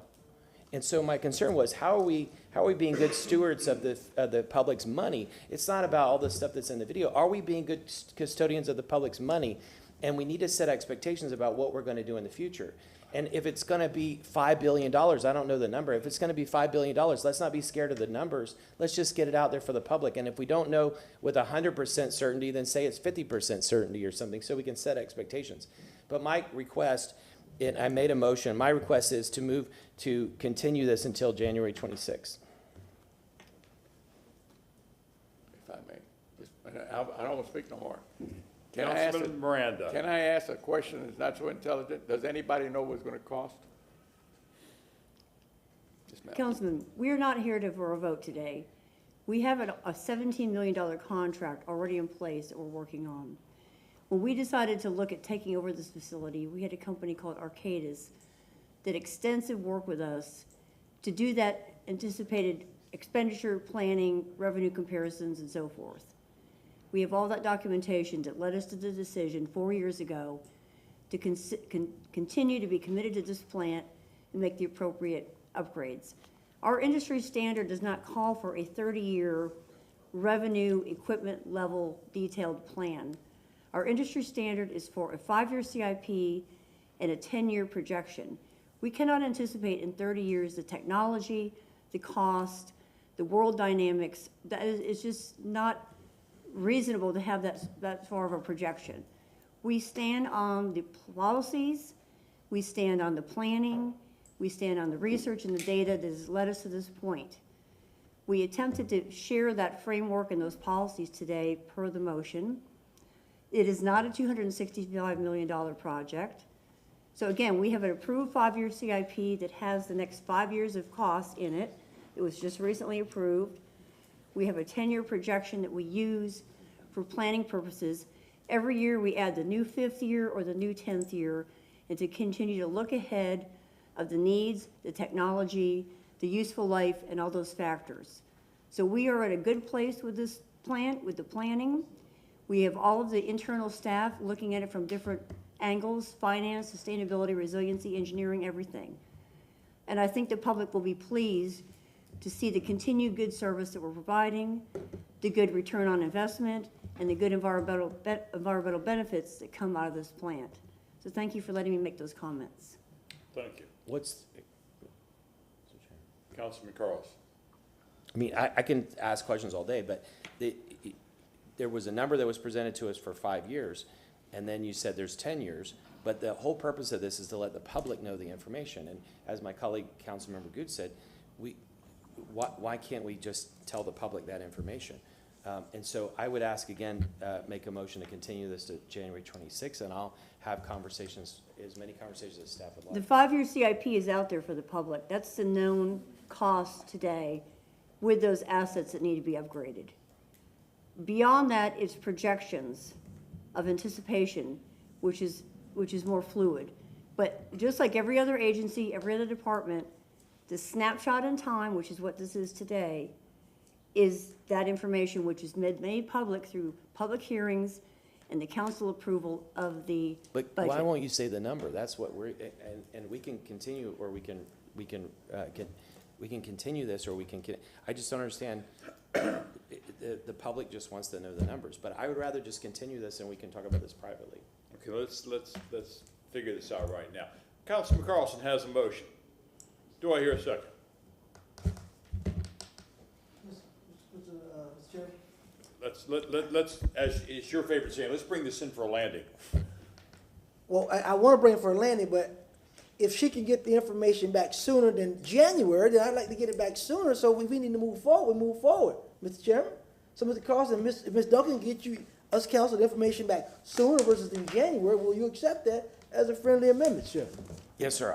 I just put it that way so that we wouldn't build up the agendas. There's no workshop in December.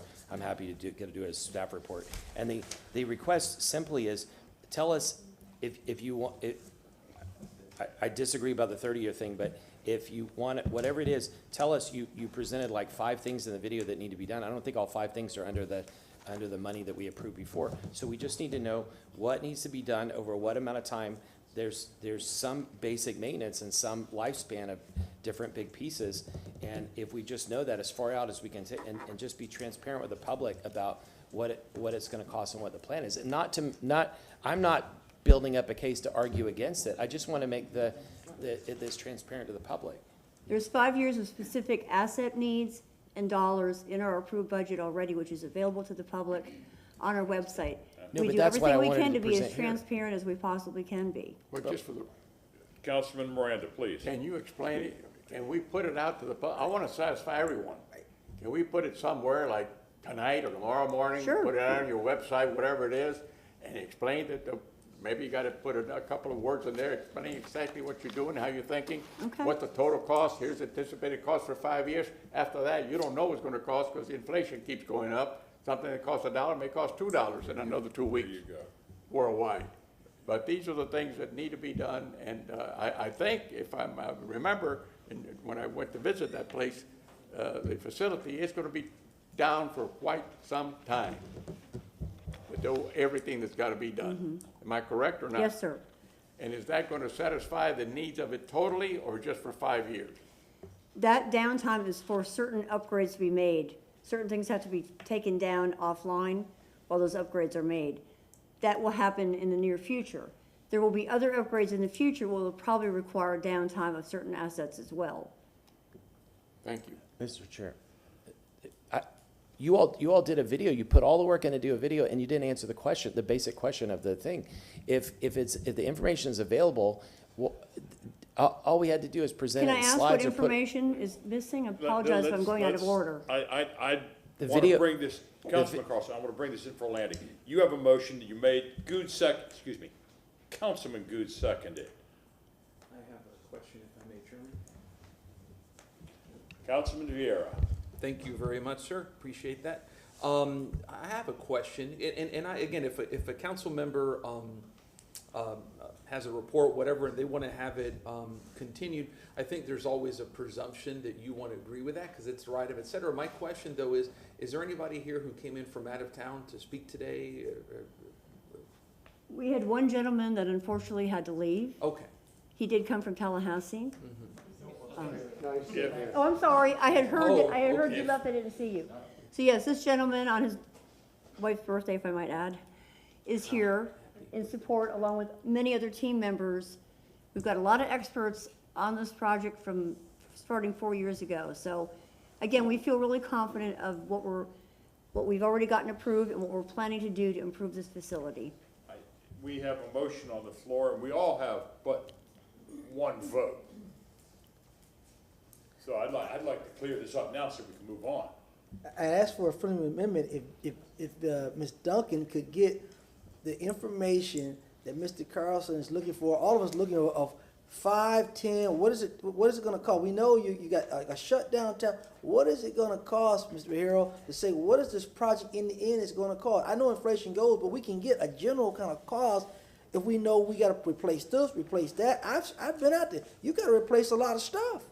But the request is to present it to the public, not just to Councilman email it to Carlson, us. you're recognized. Not just to email it to us or put it on a website, to present it to the public. And so that's why I picked a workshop. If you all can present it in a staff report sooner, I'm okay if it's 10 slides or 20 slides. But instead of, answering all the other questions, it's answering a specific question about what do you need to do. I've studied project management, worked on a lot of projects, and most of them are at least 20 years and mostly 30 years. I don't agree with the 10 years, but anyway, that we don't even have a list that was presented to us about 10 years. And so they only just Councilman get that Carlson, if information. we could take the vote, I think that would answer your question. Thank you. Well, we need Ms. Jennifer recognized. Councilman We Goode. need to see if Ms. Duncan can give us a. If I a- understand what the request is, so we do have a 5-year CIP that lists specific assets with specific costs already out in the public realm. Beyond that, if you're wanting some different version of that with a listing of the assets and the costs, we can put it in some kind of different format. But I apologize, I'm struggling to find out what is it that we're not answering. We're making a sincere effort to answer your questions I think, Ms. as Duncan. best we can. What he's asking and what council's asking too, we know we have an issue out there at the plant. We're saying, you know you gotta do an incinerator. When I looked at some other stuff, you know you may need to replace that. We're saying, what do you have to replace over a time span, and what will that be a general cost for the whole plant to be refurbished or redone? So we have that in the 5-year CIP, but if that format isn't translating well, we can reformat that to provide that information. It's not translating. We certainly have that information. That's, Right. yes, let's do that. Okay. I think that's a great idea. Okay. We could do I that. think that would help. That's a great We would be happy idea. to do that, thank you.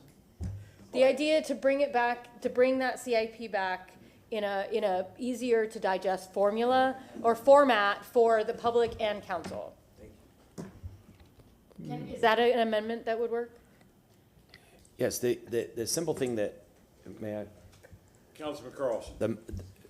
To modify the motion based on what they just said, to have staff come back and show us the items that need to be replaced over what time and how much they're gonna cost in a format that can be presented to the public, so the public understands the long-term implications of this.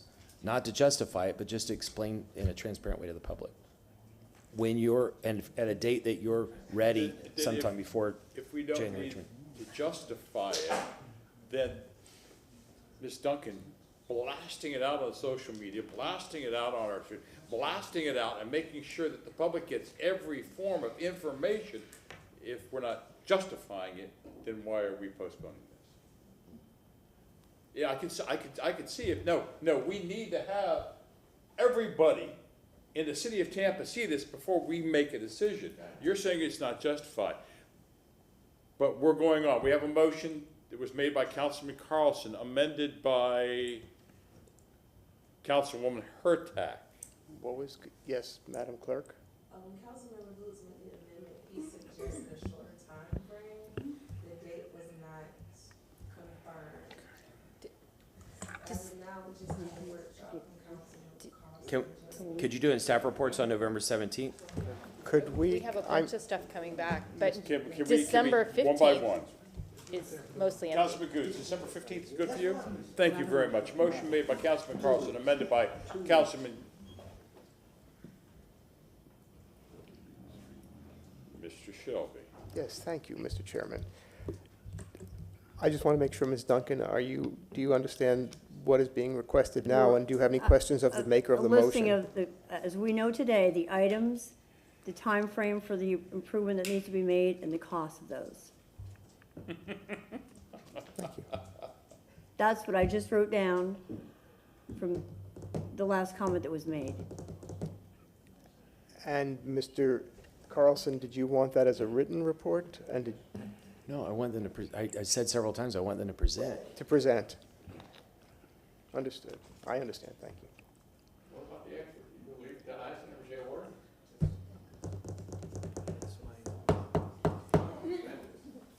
And we still have to have public comment. I'd be happy to read all of the items right now with the cost, but we're happy to do it in writing if that's what you prefer. Are you asking for yes. Are you asking for wow, we're gonna have side discussions, great. Let's hear from the expert. Councilwoman Hurtak. I'm sorry, but it's 1:20 and we have not eaten. We've been discussing this now, something that should have taken 15 minutes. Councilwoman Hurtak, please. I'm really hungry. Can we have a time certain of 10 more minutes? Surely, 10 more minutes. What time is it now? It's 20 after, so at 1:30, after that 12:30 time certain we were supposed to go. So let's take up Councilman Carlson's motion, shall we? Let's do a roll call on that.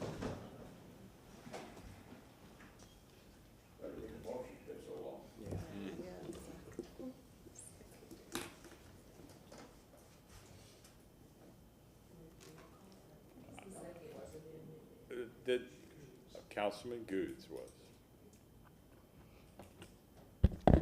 Carlson, Yes. Goods, Vieira. Yes. Maniscalco, Miranda, Hurtak. Yes. Citro. No. Motion carried unanimously with Councilmember Citro voting no. Can't be unanimous if somebody voted no. Did you hear when they said this? Mr. Chairman. Mr. Shelby. Yes, this item was moved up because there was somebody from Tallahassee who was going to be leaving. The question is that person going to be presenting to council? Is that part of this process? He wasn't going to be presenting? He's not there. Okay, we're done with that motion. I just make a comment. Let's go back to the car analogy. I got tires that are supposed to last 30,000 miles. I have to change them after 20. Why? I didn't keep them rotated and balanced. I didn't have the right tire pressure in them. I got a transmission that's supposed to last me 70,000 miles. It's gone. Why?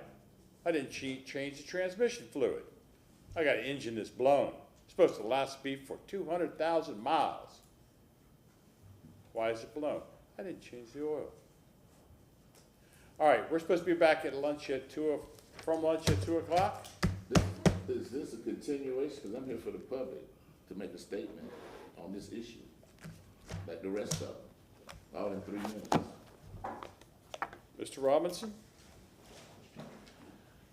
Thank you, Chair. Let me just say, Joe Robinson, the resident expert, even older man out of Tallahassee, having been working on this plant since 1998, shoot to stack the first 80 million, I know all about it. The analogy of the car is what you got.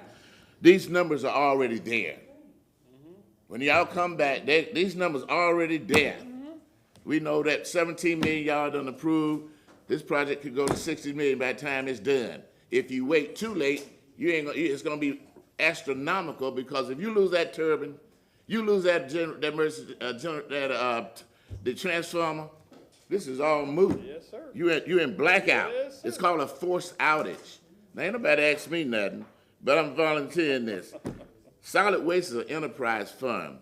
The $265 million is not what it takes to do this plant. That is the $35 million for the transfer station. That is to move the people out of Carver City and a whole bunch of other stuff they doing in solid waste. I saw that as a public. I am the public. I saw that already 3-4 weeks ago. All broke down how that 200-some million is all broke out. It ain't this project. There's a whole bunch of stuff solid waste doing. Ain't even got nothing to do with this plant that make that go up to that 200-some million, if that. Now, I'm gonna just say this. This is a complex solution, a complex problem. You had Wheelabrator that did deferred maintenance, which means no maintenance, and that ran it in the ground. You got the city of Tampa going in there wanna operate it. You ain't even paying the people enough money. Bennett, get HR to pay the operators enough money. You're not gonna get quality people to run that plant once you get it working like it ought to be. Get them people raised. Ain't nobody gonna come work for that.